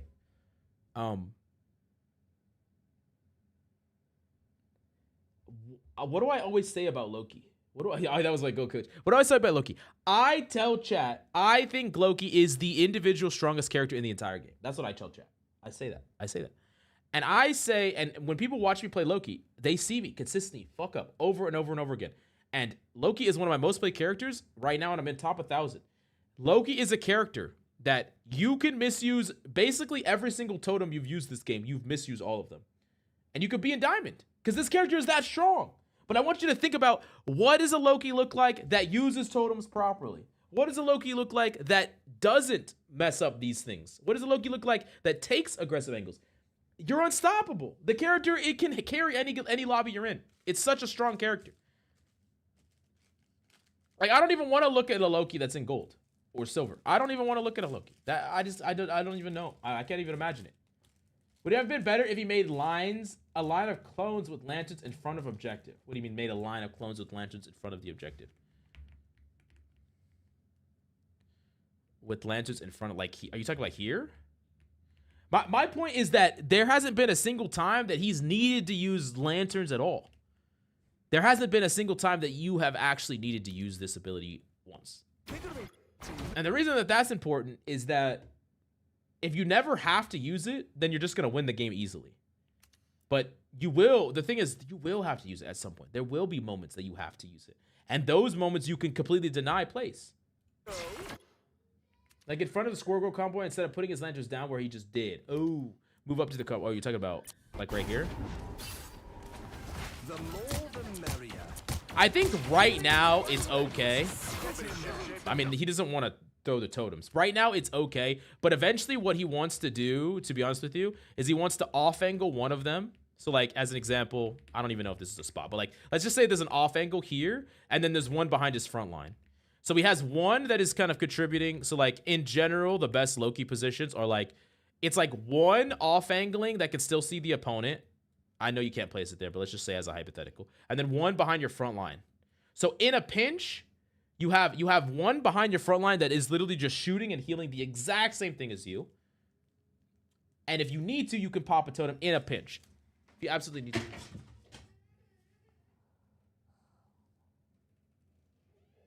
Please start my door. Oh my God, chat. My wife just walked in with a sandwich and a whole bunch of trail mix. And the trail mix fell off and fell all over my desk and everywhere. Oh my God. You gotta be kidding me, dude. Okay, well. W wife, she brought me a sandwich, so I'll take it. But anyways, Rip trail mix, bro. It's a mess. It's such a mess.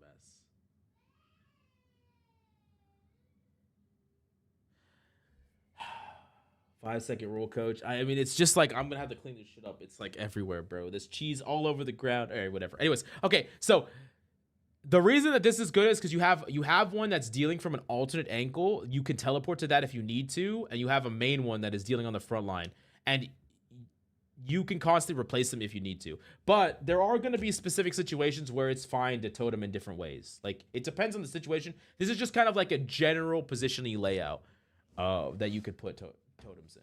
Is the sandwich okay? The sandwich is okay. I think it's a peanut butter and jelly sandwich, chat. And it's a W1. Let's fucking go. Okay.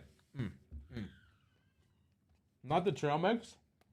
At least it wasn't the sandwich. True. Okay. Let's keep going. Let's keep going.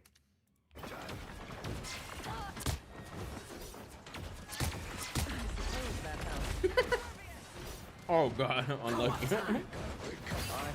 I am ready to put on a show. So, Together to victory! let me back this up here. So, I've talked a lot about how Loki is an aggressive support where he can get kills and contribute to the fight. When your cloak pops ult here, when your cloak pops ult right here,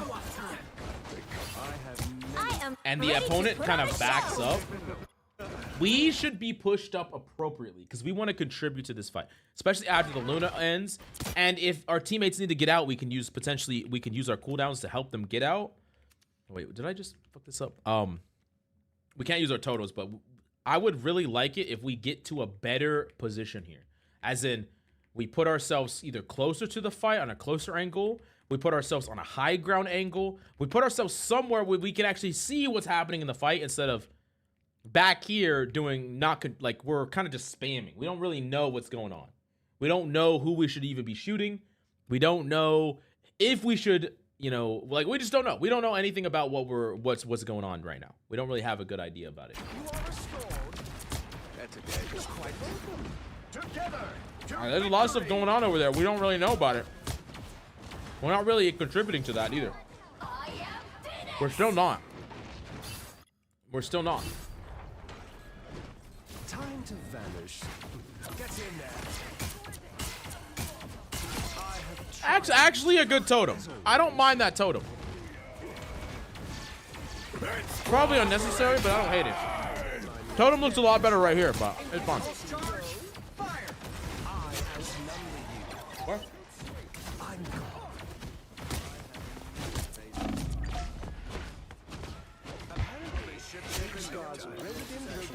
He actually can skew me.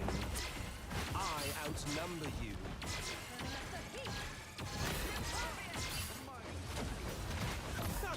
Thank me later. Suit looks good on you, Tony. I have become Time to vanish. I have many places. Yep, still streaming, still getting through the coaching. Your powers are mine. Good copy. I like it.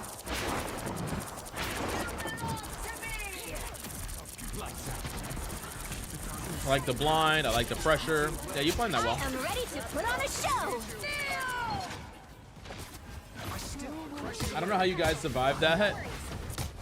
I don't know either. I don't know how you didn't.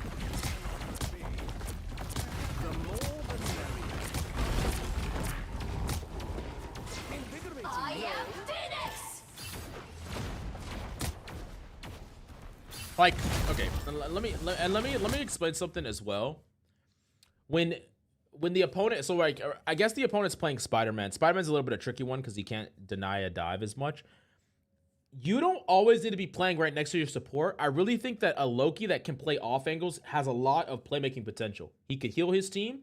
He can deal damage to the opponent. He can heal his divers.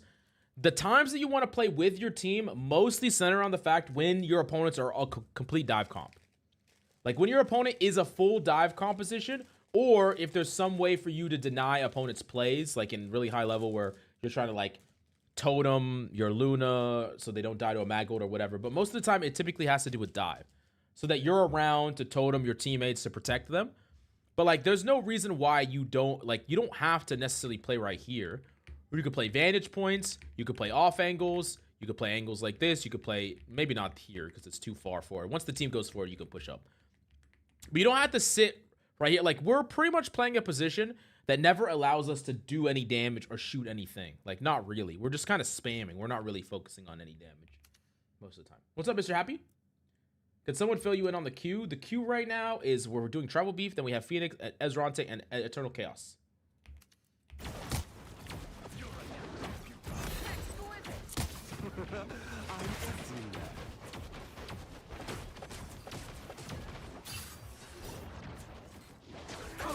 Don't mess with the amazing Spider-Man! Your powers are mine! What did we use totems for again? Let me look. Do we use it for that engage? Don't mess with the amazing Spider-Man! Your powers are mine! I'm pushing it.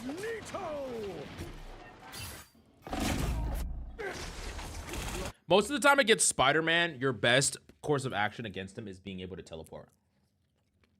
If Spider-Man pulls you high up in the air, you want to clone teleport to the ground. If Spider-Man ults you, you want to teleport away from him. Like, Telly is your best thing against him most of the time. Your powers are mine! Magneto! Oh, we'll get that top 1,000 back. No worries. Central Park in the dark. We'll get it back. What could Look possibly who's go wrong? here. That's right. Pulse charge. Outnumber you. I'm sorry, Ghost. I think my totems are agitating. No. My totems just get less rage baity later in the match, I think. Time to vanish. Wait, whoa. Pulse charge. No, I'm just freaking out because there's trail mix all over my house, all over my room now. I'm gonna have to freaking vacuum. God damn it, chat. That's the first I needed. Time to. I don't hate it, but I don't really love it either. Like another thing to consider is that when you use totems like this, you're vulnerable for 30 seconds. Your team is vulnerable. You're vulnerable.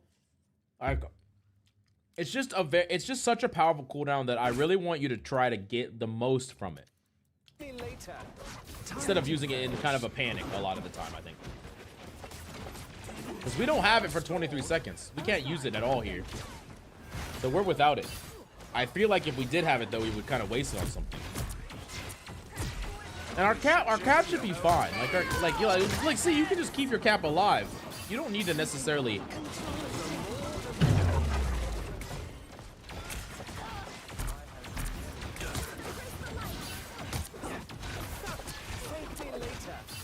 Like to back this up,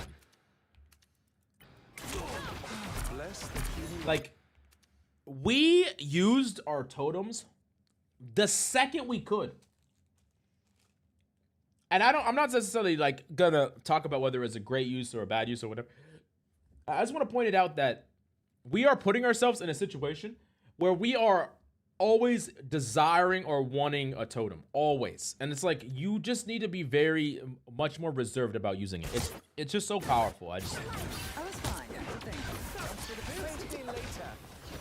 Like if you can do it without your totems, do it without your totems. And I think like you could have healed this Emma up to full without your totems. Do it without your totems. Like do anything you possibly can without it. We could have more clones here. I don't even think we have. Oh, we have one. Oh yeah, no, they're in reasonable spots. But if you can do it without them, do it without them. All that as a general rule of thumb.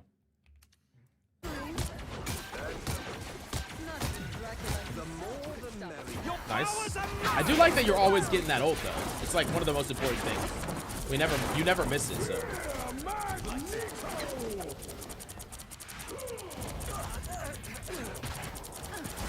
That's close. Probably could have delayed that slightly, but it's okay. I am ready to put on a show. So if you totem right off rip, I'm gonna crash out. Okay.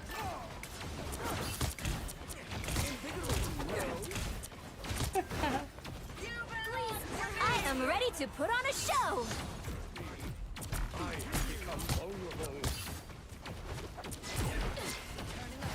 I'll get you next time. I actually don't hate that use. Something that I would recommend though, when you're trying to use your totems like this, is I would recommend. Where is it at? One thing I would recommend is put the clone slightly behind them, like right behind them, and pop it, because it will still get them. It won't die right away, and most of the time you gotta consider that your teammates will be, when they're low, they will be taking steps back. So if you're trying to save them, typically try to use it just behind them, like right behind them. When's the cooldown rank tier list? Cooldown ranking tier list? Loki S tier. That's all you need to know. I'm so sad about my trail mix.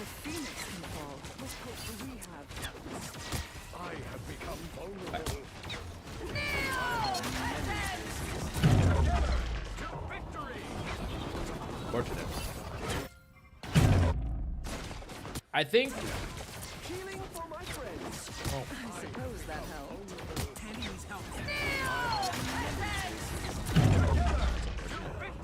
Try to keep you alive. That's okay. It's in a kind of an acceptable death. It's fine.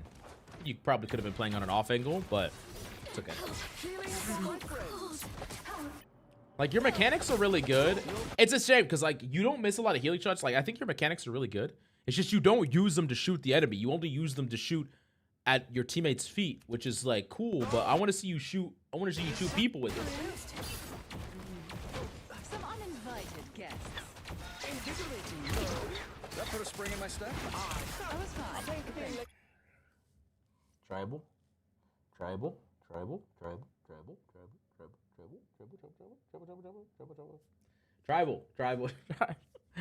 I'm gonna crash out. I can't take it anymore. Coach needs a squirrel domain to ask Tippy Toe to clean up the trail mix.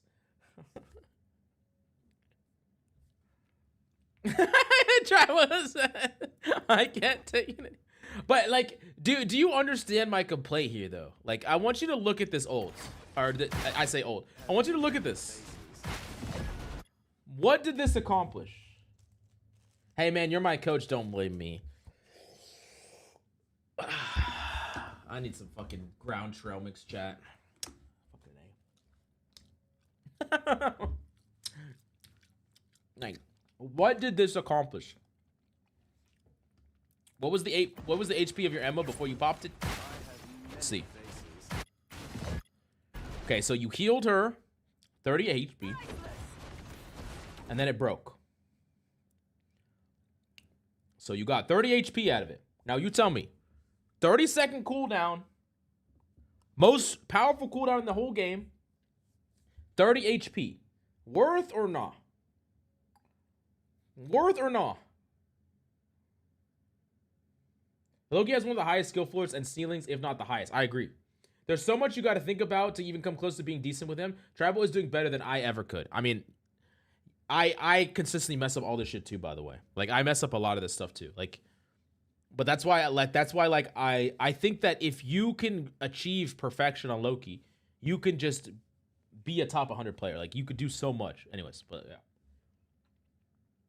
I tend to overuse it to create space. Yeah, I think that is the wrong mentality to have with it. Oh, nice. Really great copy, actually. Oh, wait. That person still died. But I think you're going to be okay.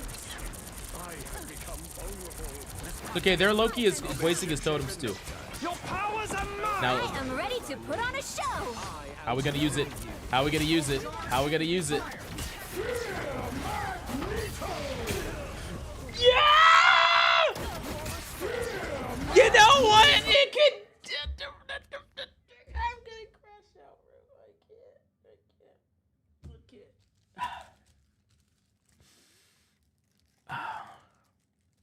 Remember when I said that this ability can counter ultimates? This is one of the ones that can counter. And it wouldn't have just saved you. It would have saved you both. Both of you survived this. Because remember, it converts damage into healing. So if you just press shift here. Shift for you. Left mouse button. It saves you both. No, this totem saves both of you here. A totem on your feet right here.